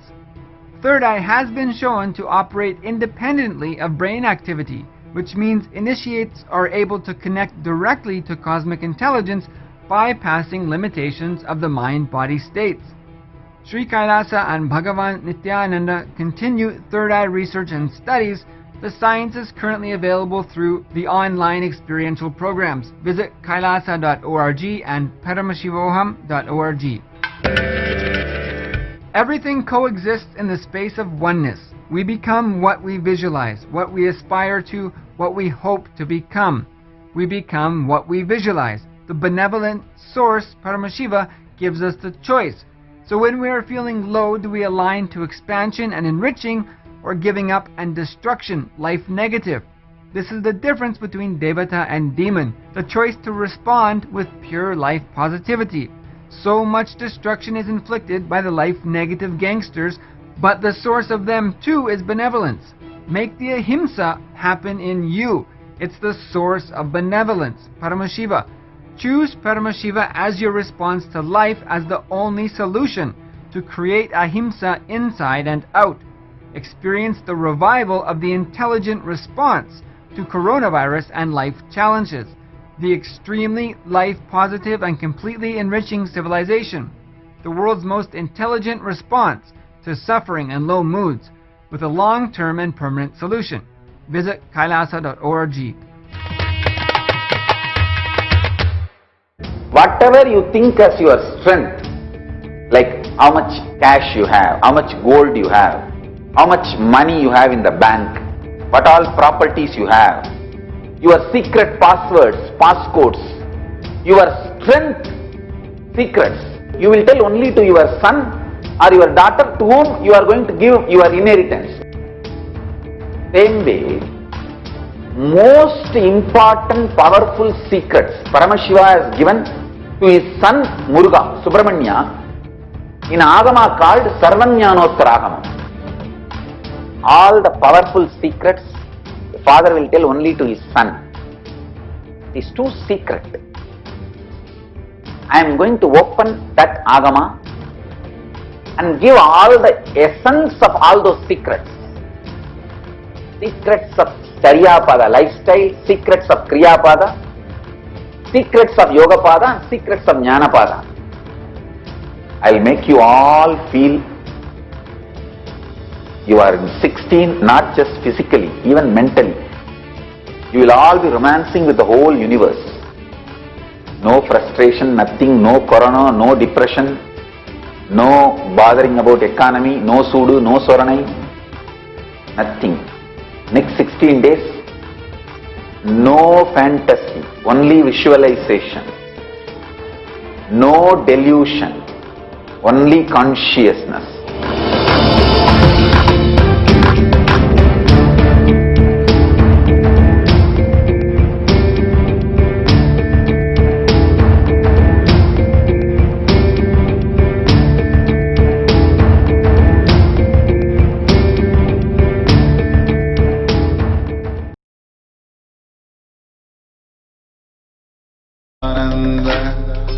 Paramashivoham.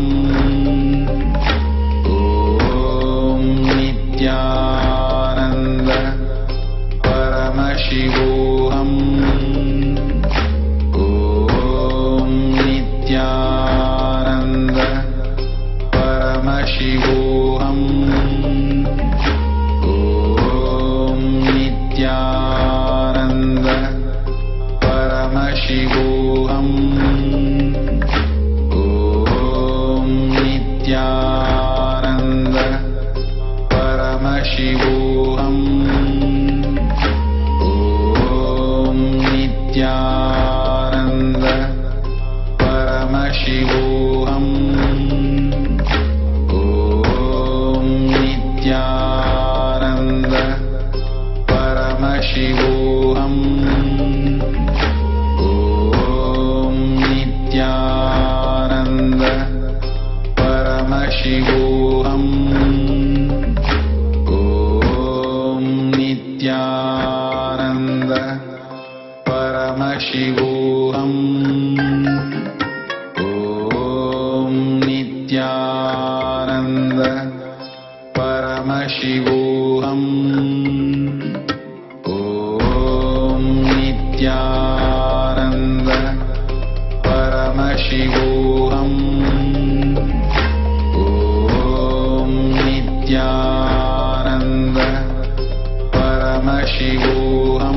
Om Nithyananda Paramashivoham. Om Nithyananda Paramashivoham. Om Nithyananda Paramashivoham. Om Nithyananda Paramashivoham. Om Nithyananda Paramashivoham. Om Nithyananda.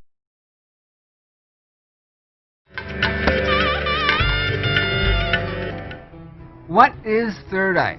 Can it help us during coronavirus?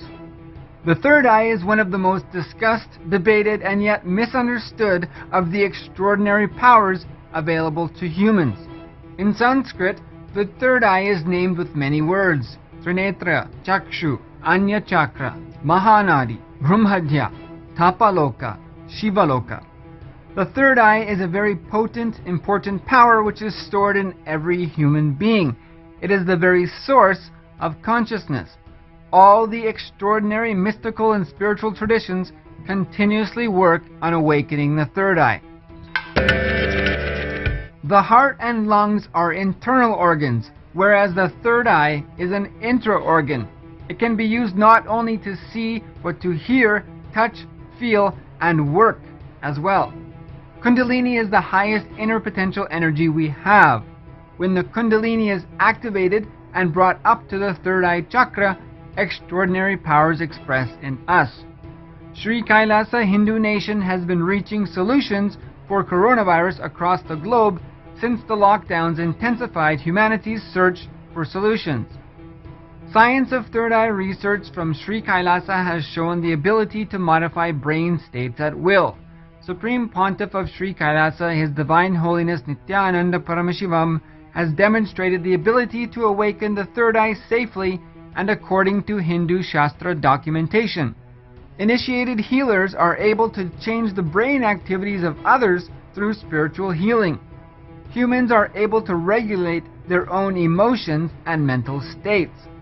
Third eye has been shown to operate independently of brain activity, which means initiates are able to connect directly to cosmic intelligence, bypassing limitations of the mind-body states.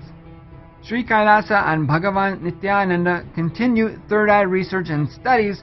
The science is currently available through the online experiential programs. Visit kailasa.org and paramashivoham.org. Everything coexists in the space of oneness. We become what we visualize, what we aspire to, what we hope to become. We become what we visualize. The benevolent source, Paramashiva, gives us the choice.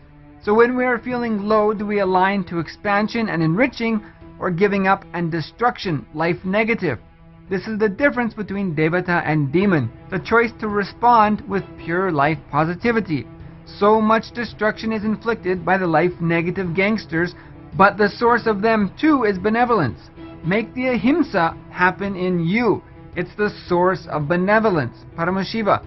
Choose Paramashiva as your response to life as the only solution to create ahimsa inside and out. Experience the revival of the intelligent response to coronavirus and life challenges. The extremely life positive and completely enriching civilization. The world's most intelligent response to suffering and low moods, with a long-term and permanent solution.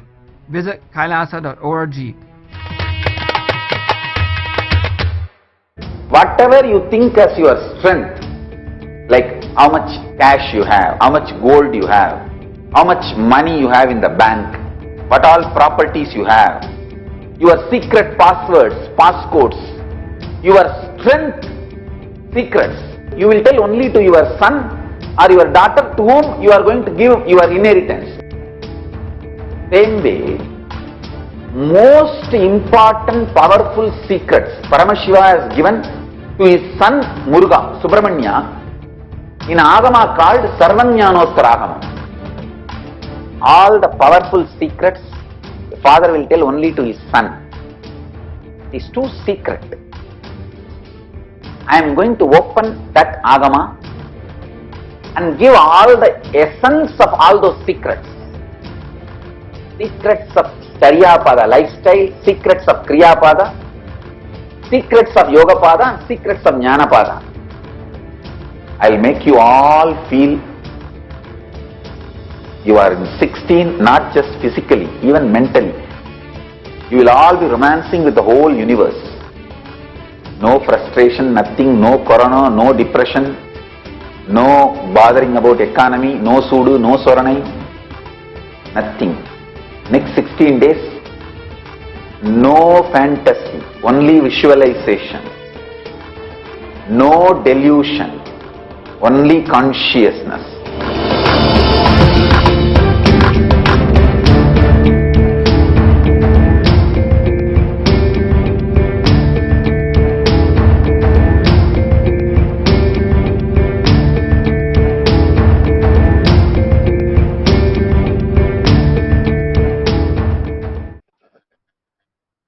So,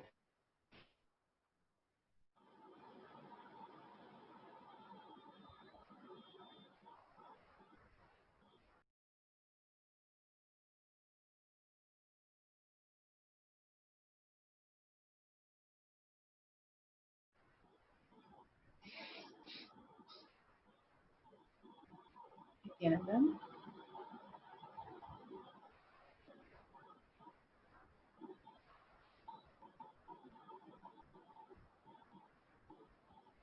Nithyananda.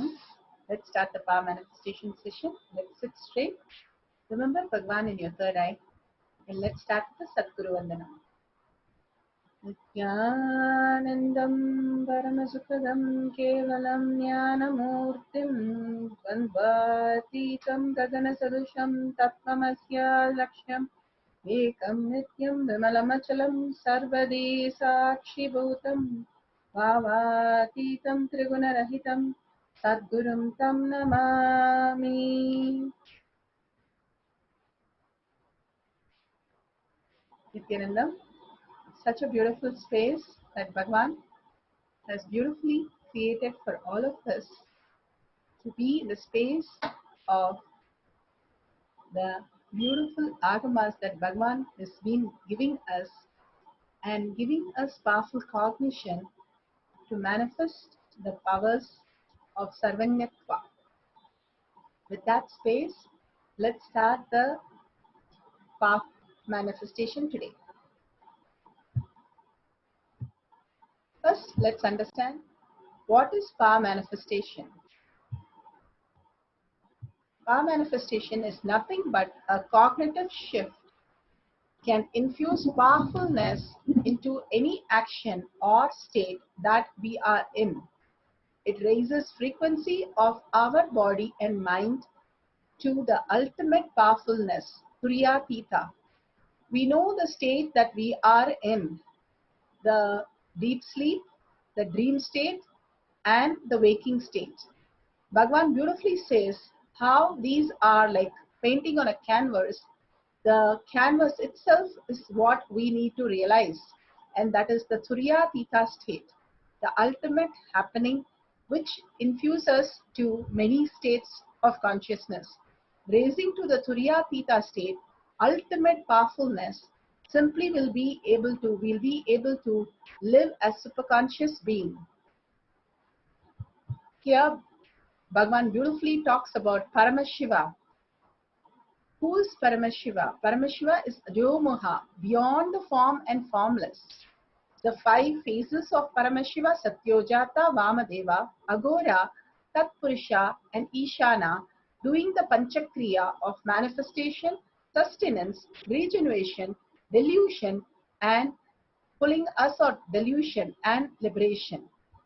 Beautifully, the whole Big Bang and black hole continuously happening, manifesting our reality. Bhagwan himself, Paramashiva himself, has come down as our Guru. His Divine Holiness Nithyananda Paramashivam is the reviver of Kailaasa, the ancient enlightened civilization, the great borderless Safe and stress-free shopping. During our Memorial Day event, you'll find great deals for every room of your home. Plus, get free 2-day shipping with minimal contact on select purchases. Visit livingspaces.com for great deals. Living Spaces. Mobile popped over this wireless battery bank for an unboxing. Let's check this thing out and see what we got inside. This thing is solid. It's got nice grips on the side, it's shockproof, and it's water resistant. This battery bank has 20,000 milliamps, which can give you 8 full phone charges. It's also got this convenient loop for carabiners. My favorite feature about the device so far is that it charges my phone wirelessly. So there's a red light indicator there at the top, and when you put your phone down to charge, it turns green to let you know that you're charging.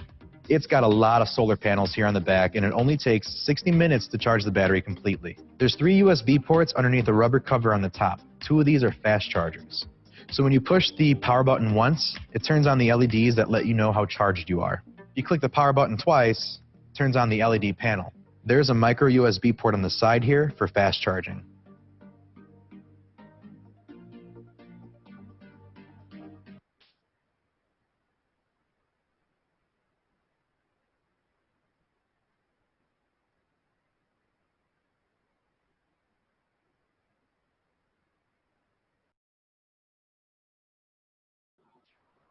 Nithyananda, sorry for the technical glitch.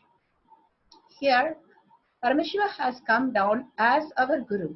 His Divine Holiness Nithyananda Paramashivam is a reviver of Kailasa, the ancient enlightened civilization, the great cosmic borderless nation.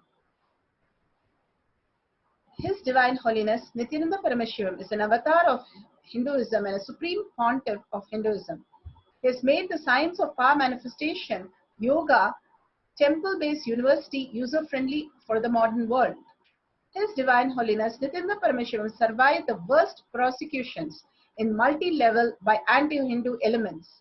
Kailaasa, led by His Divine Holiness Nithyananda Paramashivam and his Hindu diaspora, are working towards continuously 24/7, 365 days for global peace. His Divine Holiness Nithyananda Paramashivam is the founder of Nithyananda Hindu University, which has extended campus in 150 countries. He is 293rd Guru Maha Sannidhanam of Shamala Pita, Sarvanya Pita and Swaragapura Adinam and present Maharaj of Suryavamsa Surangi Samrajyam. Bhagwan has come down to make the Hinduism, all the Adinams, all the Sarvanya Pita alive again, reviving the whole Hinduism culture and reviving the whole world into the new humanity of superconscious beings. He has given the science of power manifestation, which is authentic, time-tested, scientific and foolproof. Shastra Pramana. Shastra Pramana are the Veda Agamas, the Upanishads, the eternal unchangeable truths revealed in the Hindu source scriptures. Apta Pramanas are the experience of the result of Aptas or authorities of Hinduism, who are the Rishis, Nainamas, Alvars, the Siddhas, all the great Rishis who have scientifically manifested the powers and time tested and verified. Atma Pramanas are the avatars who land on planet Earth to revive the humanity into a new conscious level. Here, His Divine Holiness Nithyananda Paramashivam, the Millennium Avatar, personal experience of each power manifestation. Bhagwan himself has initiated millions of disciple, devotees, followers who have experienced the science of power manifestation. We'll be going to the Shastra Pramana. Shastra Pramana, all the Shastra Pramanas are from the Veda Agamas. The Shastra Pramana for the power of quantum memory is taken from the Sarvojnanottara Agama, verse 15.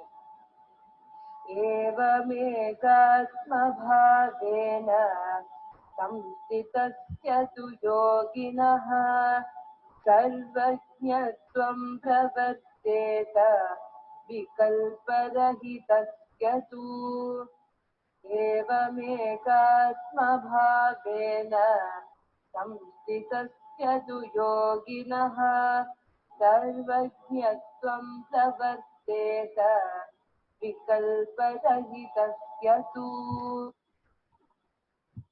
Beautifully, this is in the Sarvanyatara Agama, verse 15.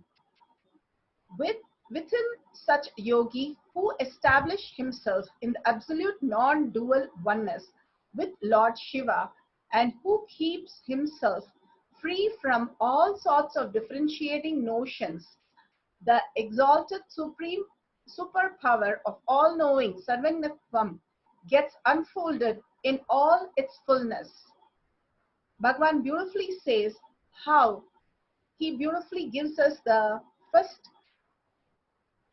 translation where he says the first thing, Pashu, Pati and Pasa.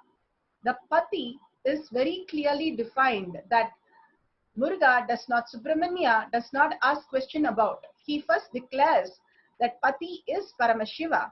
Paramashiva is real, he is Pati, he is Paramashiva.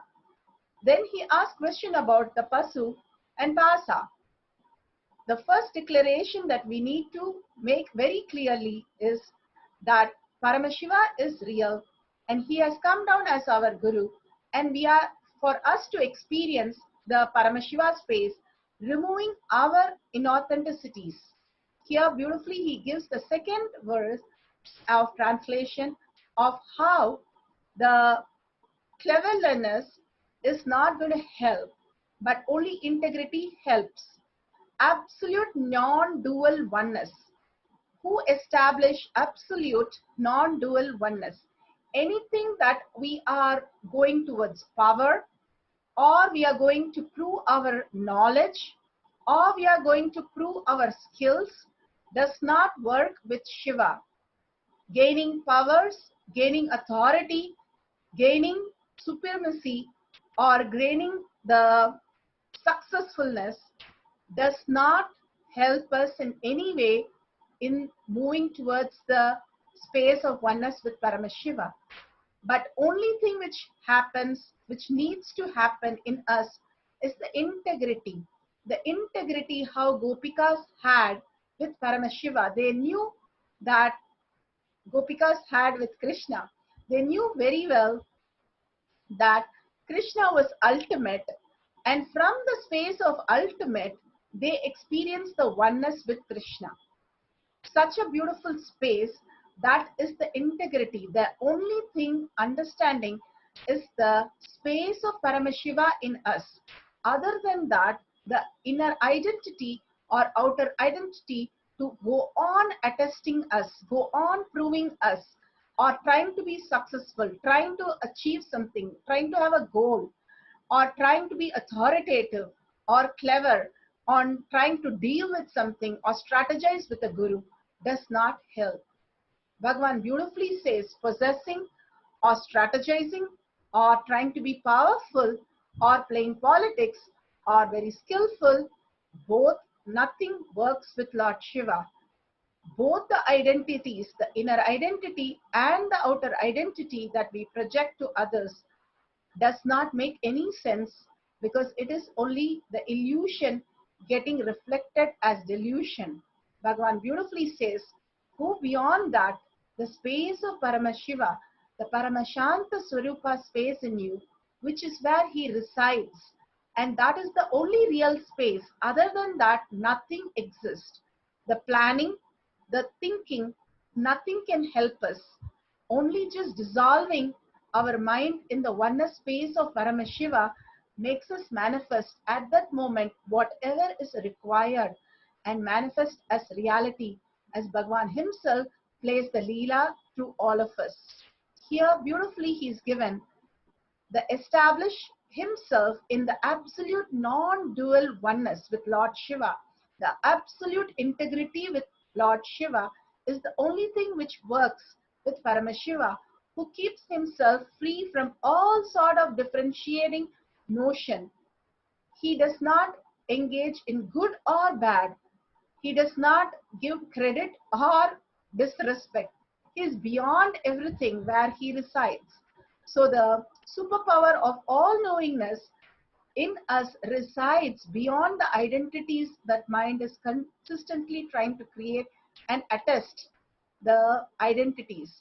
So the space of being in the oneness beyond the identity that we project outside or inside, which is just the bonds that we have outside with attachment to so many criterias, inside to our own securities, going beyond all that and understanding the only space, the natural space of Paramashiva, which is our natural space, is the only way we need to exist. Sarvanyatva gets unfolded in all its fullness. From the Shastra Pramana, beautifully given, Bhagavan has given the Apta Pramanas. Apta Pramana, here you can see the Mahabharata, the longest epic poem known. It is written, the 200,000 individual verses. So beautifully Vyasa narrating and Ganesha taking the note of that. The ultimate happening is still not unbroken, and we can see that he does not have anything to prove in this, anything to plan in this, anything to think about, nothing, just pure conscious reflection into words that we still celebrate as the greatest poem, which is still unbroken record. Such a beautiful possibility is in us. If we can download 200,000 words, 1.8 million words, why we need to plan something or we need to think something to execute anything? Only the surrender to Bhagavan's lotus feet is the only thing we need for any action, for any thought or any planning that we need to do. Bhagavan beautifully plays the Leela. In Apta Pramana, we can see that Bhagavan narrated or beautifully sang Abhirami Andadi, which he learned in his mother's womb. So beautiful that he was just able to narrate it without any hesitant when he was in the body without learning. And also beautifully, once Vibhudananda Puri asked Bhagavan to get Upanishad books. He searched everywhere and he came and said, no, it's not available. And beautifully he narrates, Bhagavan narrates the Leela that Vibhudananda Puri just put her hand on Bhagavan's head and simply the books appeared. He plays this Leela to tell us that anything can be manifested when you're intense in oneness with Paramashiva. The ultimate manifests through you, till he had to chant a poem in Tamil and he was from Karnataka. Simply he downloaded and chanted and the door opened.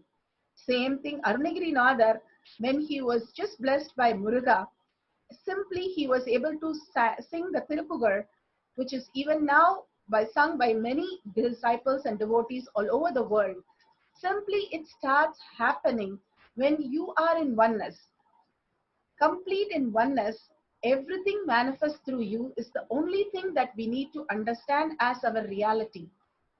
Here the Shakshi Pramanas, millions of disciples, devotees around the world have recorded how they have experienced the Sarvakatva power, the power of just downloading unknown things which they have never known before, and simply by seeing through third eye and downloading the whole beautiful things, it just flows through us, whether it is a language, whether it is a knowledge, whether it is something that we have never known before, it just flows through us.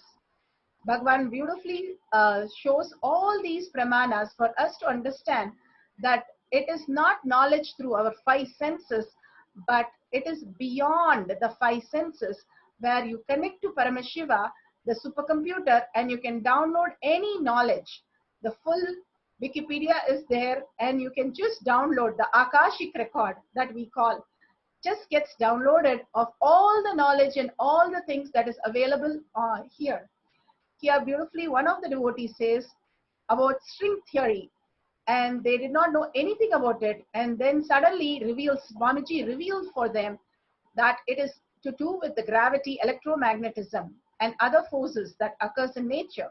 And simply when they googled, they found out the exact words, and they were shocked to know that they can download information which they have never learnt before. Such beautiful occurrence happen many times for many devotees. When you do authentic power manifestation, you will be shocked that there's some dimension beyond you that you perceive today happens in you as your reality. Here, one of the devotees have given "We are God" in French, and they got it correctly translated to a language which they have never known before. You see all these power manifestation Shaktis manifesting as reality. More and more you're authentic, more and more you'll see the next dimension happening in you. Let's go to the power manifestation instruction. Bhagavan beautifully says, the me in me, the pure consciousness, is the canvas on which the deep sleep, dream, waking states are painted. The painting color may be different, but the quality of the canvas, but not the quality of the canvas. It's all the same. This is the truth through which I manifest Paramashiva in me through all these three states. Paramashiva is the one who is making our breath into blood, or our breath into prana energy, or how our even the body functions. So if we are able to manifest such great powers of our body, simply all this is possible when you connect to oneness with Paramashiva beyond your identities. Here we are going to translate this sutra that is given here in your own words. Whatever you understand, you can translate it and you can verify it after we finish the oneness capsule. So we're going to sit straight and we're going to start the power manifestation. You can take a printout of this few verses, the couple of verses here, or you can take a screen print of it, or you can write it down. We'll give you a few minutes and we can start the power manifestation. It's just like 8 to 10 words. Please take a note of it and simply what appears in your third eye, start writing it down. Don't try to think that I don't know all these things. It doesn't make any sense. I don't know which language is this. It doesn't matter. All that we need to do is connect to Bhagwan, ask Bhagwan, Swamiji, please reveal me all these things. And simply you will see it happening and you will start downloading all this into such detail. You will be shocked to know that you can translate any language. This is from Sanskrit language. Please go ahead, write it down and take a timestamp of what you have written down. And after you verify, after I show you the slide which has the meaning, then we can verify and you can again take a timestamp. Let's do it authentically so that you know the power of Sarvangatva that is in you, that is initiated by Bhagavan with great blessings. So we can experience the ultimate oneness with Bhagavan and experience the space of Sarvangatva. So we'll go to the instruction. Let's sit straight with the head, neck and back in a straight line. For Kundalini to raise to Agnya, remember Bhagavan in your third eye. Again and again, remembering Bhagavan in your third eye makes you manifest your reality, the existential reality as your reality. Remembrance is liberation. Again and again, remembering is the way we liberate ourselves. We have to raise ourselves and liberate ourselves. Bhagavan can initiate us to the space of liberation, but we need to raise ourselves with the awareness, remembering Bhagavan again and again, third eye, to get liberated. From the space of absolute unclutching, Tyaga as Paramashiva is your only strength, now declaring complete integrity. Integrity is not just time, it is the simplicity. Bhagavan beautifully says, who you are, living as who you are the ultimate reality. You are the ultimate consciousness. Are you living that as your reality? Is the integrity in you. I am Paramashiva and I'm living as Paramashiva. The space of Paramashiva is the absolute integrity in me. Paramashiva is your only strength, now declaring complete integrity with Bhagavan. And experiencing the oneness, the avatar who has come down with so much of beautiful compassion and darshan, bringing that awareness in you again and again, and chanting the Mahavakya with a deep vibration, Om Nithyananda Paramashivam, again and again, chanting the Mahavakya raises your identity more and more in to the space of oneness with Paramashiva. Paramashiva, Bhagavan is completely aligned in his integrity to Paramashiva, and he will flow through you as Shakti, playing the Leela when you are in complete integrity with him.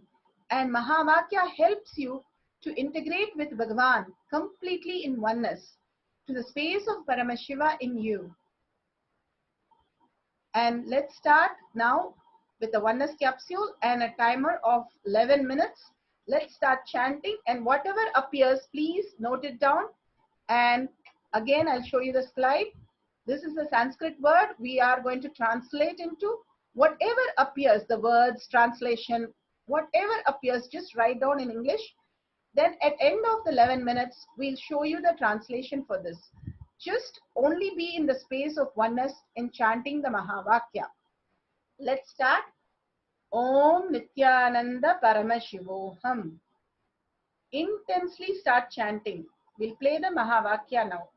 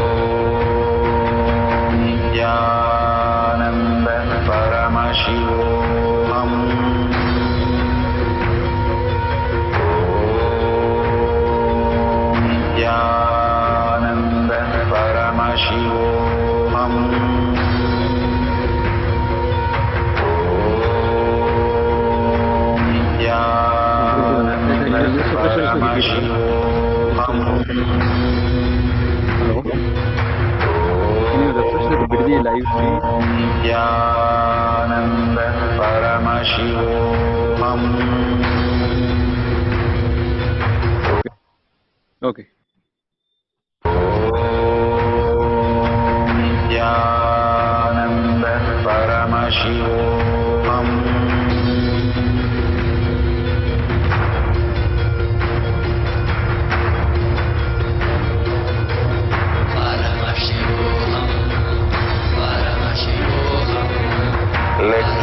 Paramashiva's third eye, manifesting all our third eye. Let the Amrita pour, let the Vani open up, manifest in all of us.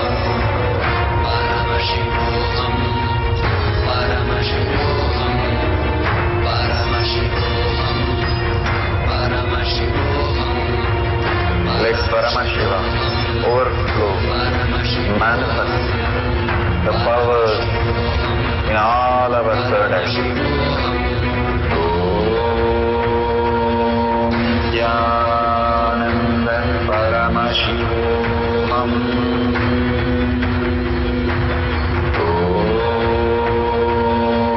Nithyananda Paramashivoham.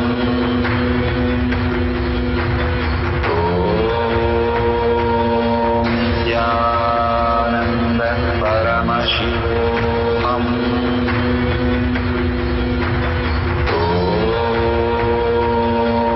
Nithyananda Paramashivoham.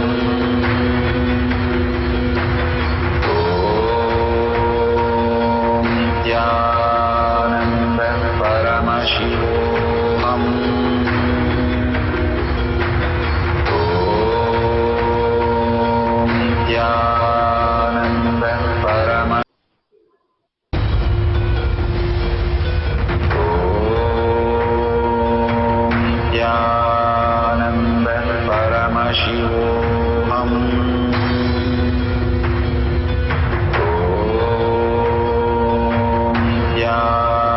Nithyananda Paramashivoham.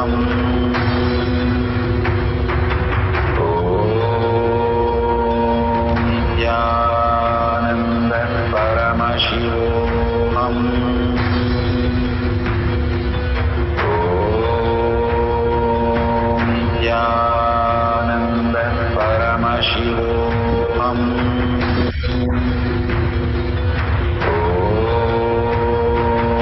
Nithyananda Paramashivoham.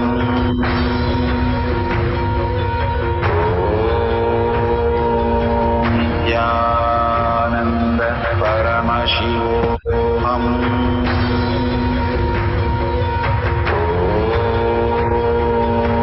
Nithyananda Paramashivoham. Nithyananda Paramashivoham. Nithyananda Paramashivoham.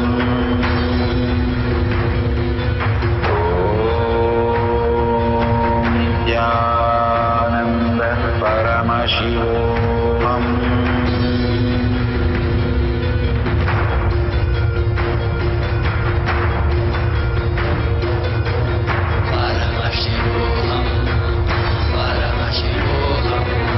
Let Paramashiva's third eye manifesting all our third eye. Let the Amrita pour, let the Vani open up, manifest in all of us.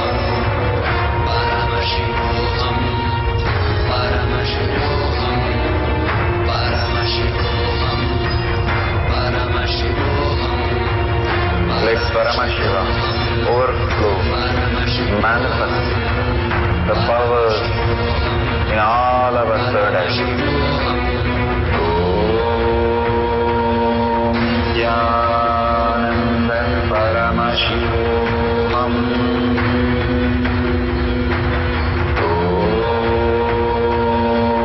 Nithyananda Paramashivoham.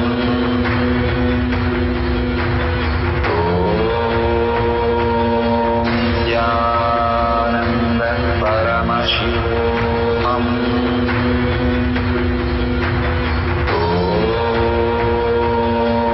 Nithyananda Paramashivoham.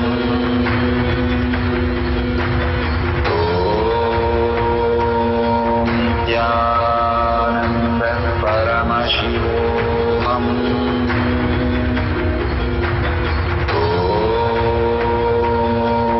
Nithyananda Paramashivoham.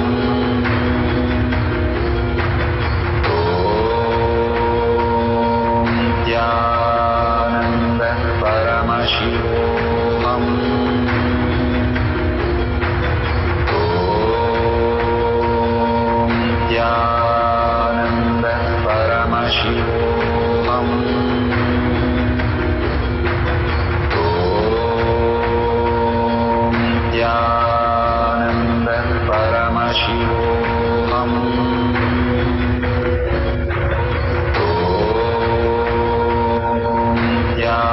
Nithyananda Paramashivoham.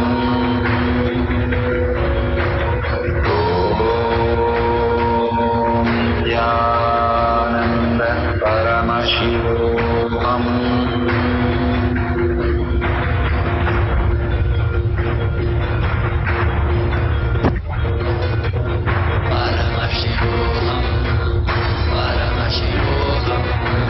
Let Paramashiva's third eye manifest in all our third eyes. Let the Amrita pour, let the Varni open up, manifest in all of us.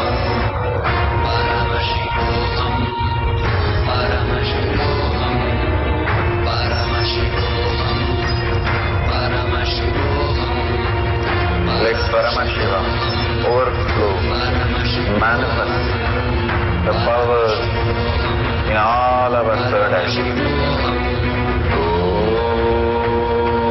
Om Nithyananda Paramashivoham. Om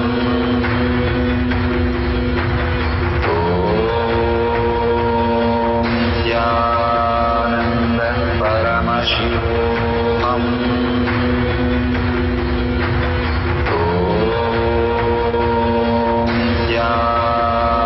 Nithyananda Paramashivoham. Om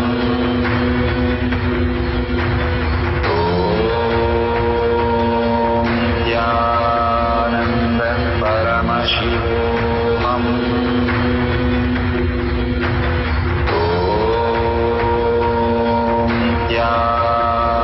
Paramashivoham. Nithyananda Paramashivoham. Om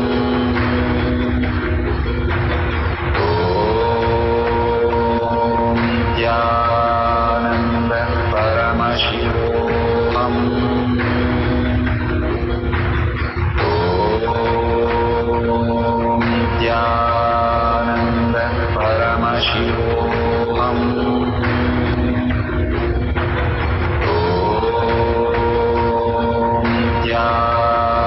Nithyananda Paramashivoham.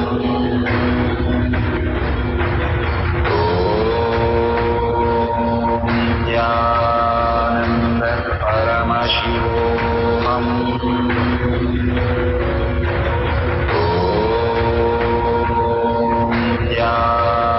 Nithyananda Paramashivoham.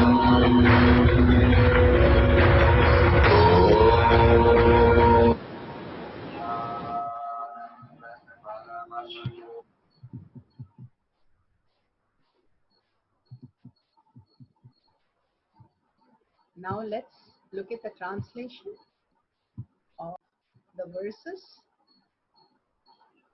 So this was the verse that was given, and let's look at the translation. Om, the Guru is the consciousness, eternal, peaceful, beyond space, and stainless. He is beyond Nada Bindu Kala. I bow down to that Guru. Paramashiva has come down. He is Ajomuha, who has beyond the manifest and unmanifest. Who's our Guru? Swamiji, who has come down. That's the beautiful verse that we translated. We have the now another cycle of another sutra that you can translate. These are really simple verses that Bhagavan has beautifully given us in the Veda Agamas, and simply you will see that the translation just flows in you once you're connected with your only consciousness as the ultimate source. Again, let's sit straight. Visualize Bhagavan in your third eye. Again and again, bring back Bhagavan in your third eye. Like how your thoughts constantly are coming into you when you have especially a problem. Same way, with the same intensity, bring Bhagavan's beautiful visualization into your third eye. Again and again, remember Bhagavan in your third eye. An absolute unclutching. The minute you think, that's the most beautiful, greatest secrets Bhagavan says. Every minute we have the option of being enlightened awareness of our enlightened space every moment, because that is our very nature. When you breathe in, there is a gap. When you breathe out, there is a gap. Every thought, there is a gap. If we are in such oneness with Paramashiva, simply we fall into the gap of oneness of Sunya and raising ourselves into the ultimate Sarvanyatva, manifesting the power of all knowing. Just connect to Bhagavan, the superconsciousness, which is the reality which projects you as the perception. Whatever we are seeing and whatever we are hearing, all the senses that we are experiencing is because the source is Paramashiva in us. Declare that integrity with that space in us as Paramashiva. Strongly declare that I'm going to live Paramashiva, visualize in my third eye Paramashiva, and start experiencing only Paramashiva as my reality. The integrity with Paramashiva and chanting the Mahavakya to raise that oneness space. Contemplate on the great truth that Bhagavan gave. How cleverness does not help us. However clever you are, it does not help. Just the oneness, surrender, again and again surrender to Bhagavan's lotus feet and raise yourself in the higher frequency, manifesting the power of Sarvanyatva. Now we are going to start the second cycle. Please make a note of this sutra or take a screen print and we can start the second cycle. Sit straight, visualize Bhagavan in your third eye and chant the Mahavakya, Om Nithyananda Paramashivoham.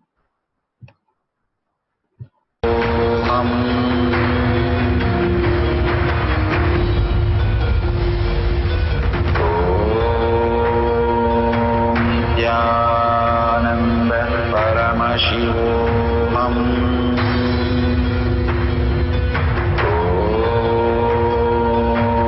Nithyananda Paramashivoham.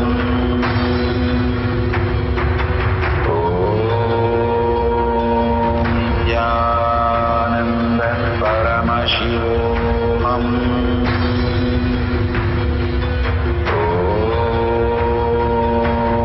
Nithyananda Paramashivoham.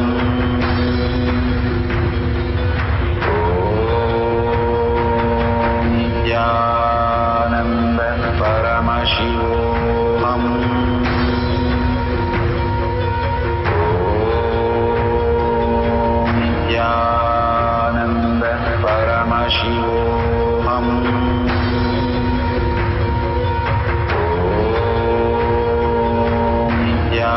Nithyananda Paramashivoham.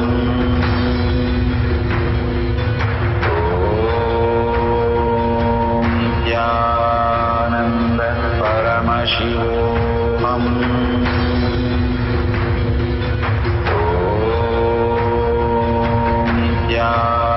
Nithyananda Paramashivoham.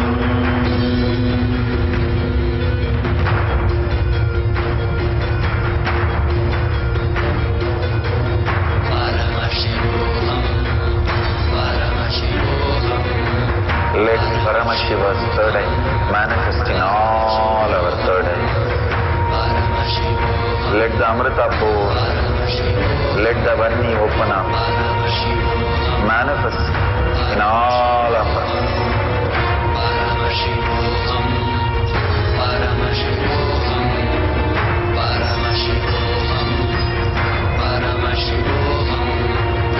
Let Paramashiva overflow, manifest the power in all our third eye. Nithyananda Paramashivoham.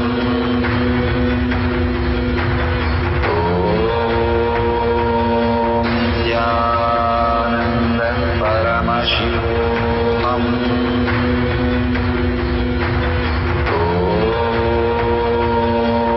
Nithyananda Paramashivoham.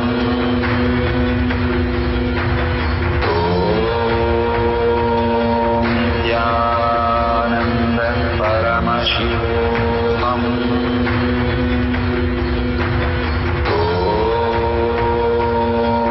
Nithyananda Paramashivoham.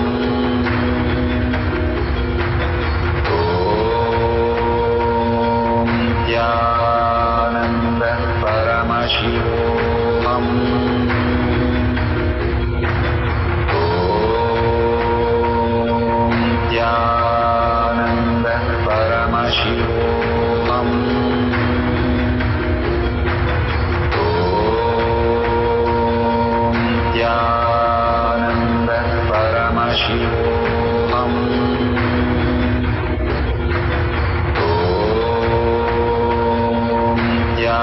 Nithyananda Paramashivoham. Om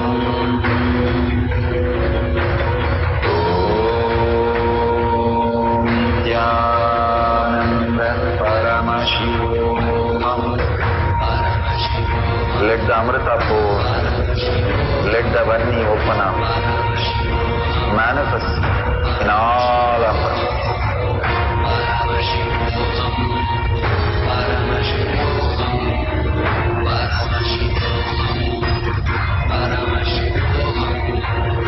Let Paramashiva overflow, manifest the power in all of our third eye. Nithyananda Paramashivoham. Om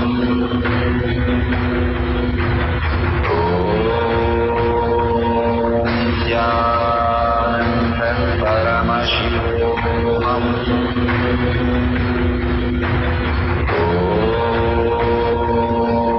Nithyananda Paramashivoham.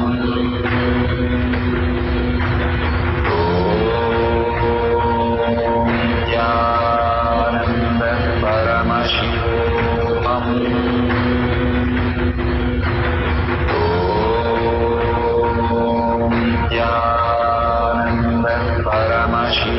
Paramashivoham. Om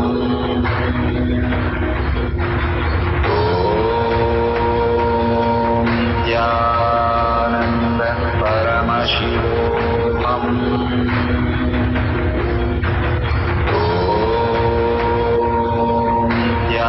Nithyananda Paramashivoham. Om Nithyananda Paramashivoham. Om Nithyananda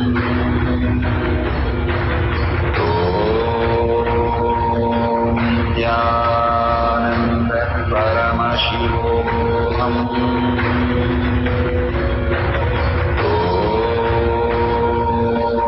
Nithyananda Paramashivoham. Om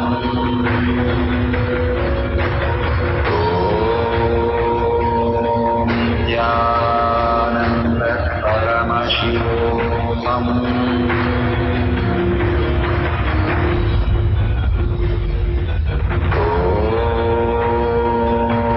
Nithyananda Paramashivoham. Om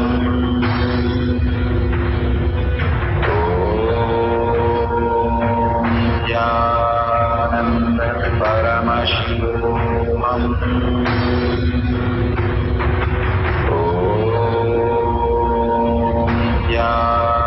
Nithyananda Paramashivoham.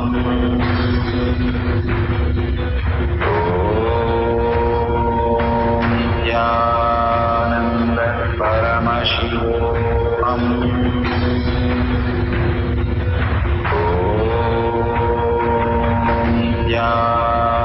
Nithyananda Paramashivoham. Om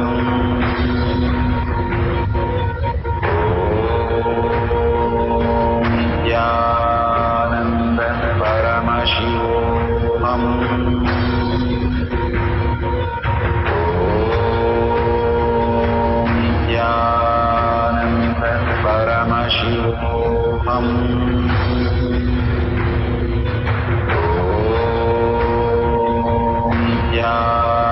Nithyananda Paramashivoham. Om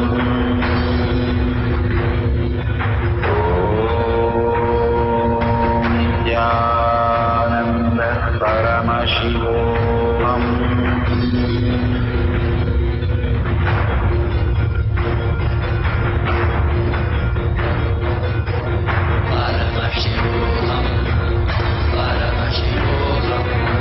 Let Paramashiva's third eye manifest in all our third eye. Let the Amrita pour, let the Vani open up, manifest in all of us. Paramashivoham.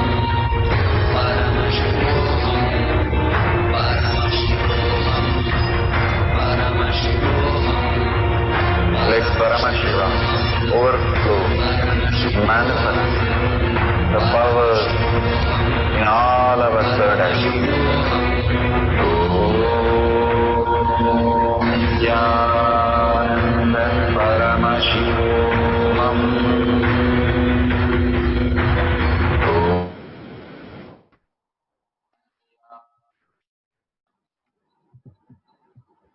Nithyanandam.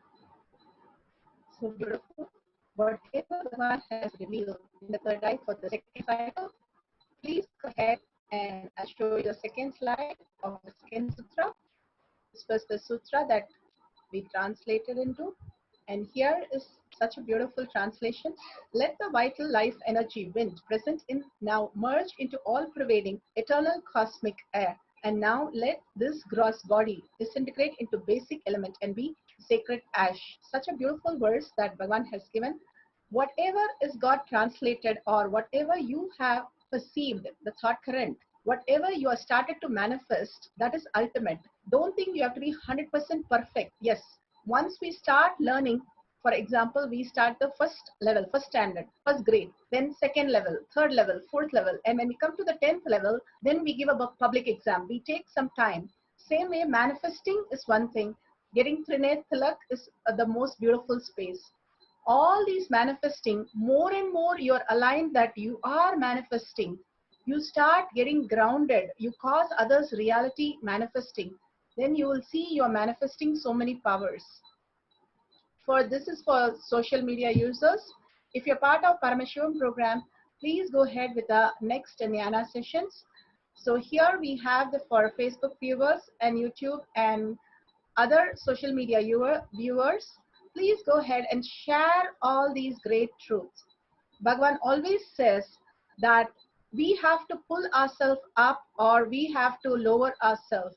When we have to pull ourselves out of delusion, the best thing that Bhagavan has given is enriching and causing. Enriching the world by sharing all Bhagavan's Satsangs, Leelas and power manifestation that is happening in the Kailash courtyard, and all these, please share it with the world.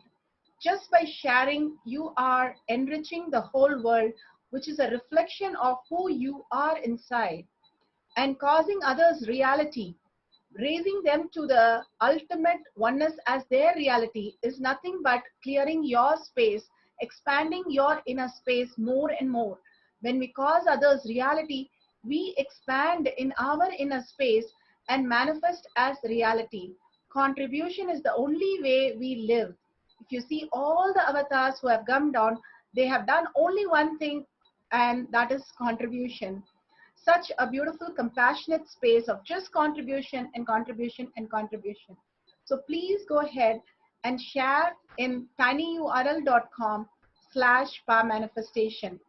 All the beautiful pictures that you have taken before and after, go ahead and present it so beautifully with your powerful cognition, which will raise millions of devotees, disciples, to bring them to Satsang, get initiated and manifest powers. Such a beautiful space Bhagavan has given us. So let's surrender to Bhagavan's lotus feet and thank Bhagavan for this power manifestation and powerful cognition that Bhagavan has given today.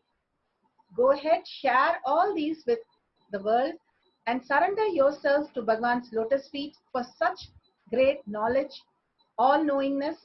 Just like that, because of Bhagavan's initiation, darshan and diksha, we are experiencing this in this world. In such deep gratitude and humbleness, thank Bhagavan and request Bhagavan in the deep seeking to make this as your reality. The only seeking space in us is the ultimate integrity with Bhagavan. So with that, let's remember Bhagavan again in third eye, and let's end this session with a Purna mantra. Om Purnamada Purnamidam Purna Purnamudashyate Purnasya Purnamataya Purnameva Vashishyate. Om Shanti Shanti Shanti.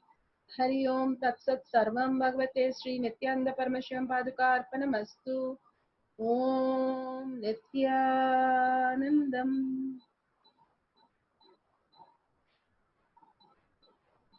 Thank you, everybody. See you in the next satsang, and cause as many people and bring them to Bhagwan's Darshan, Diksha and Kailash Kotyat sessions.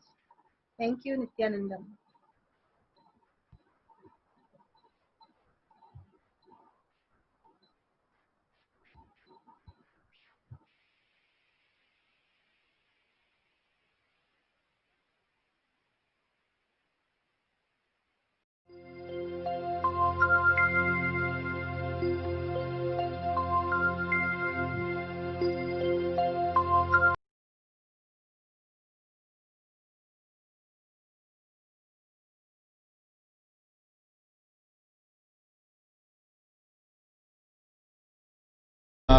Nithyananda Paramashivoham.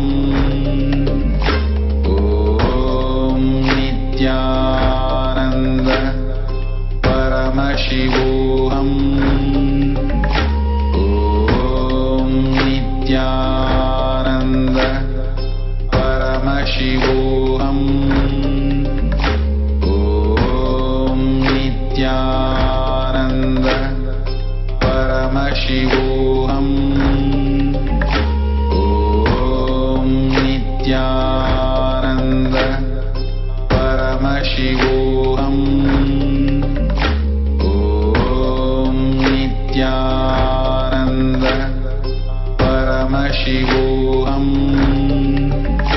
Om Nithyananda Paramashivoham. Om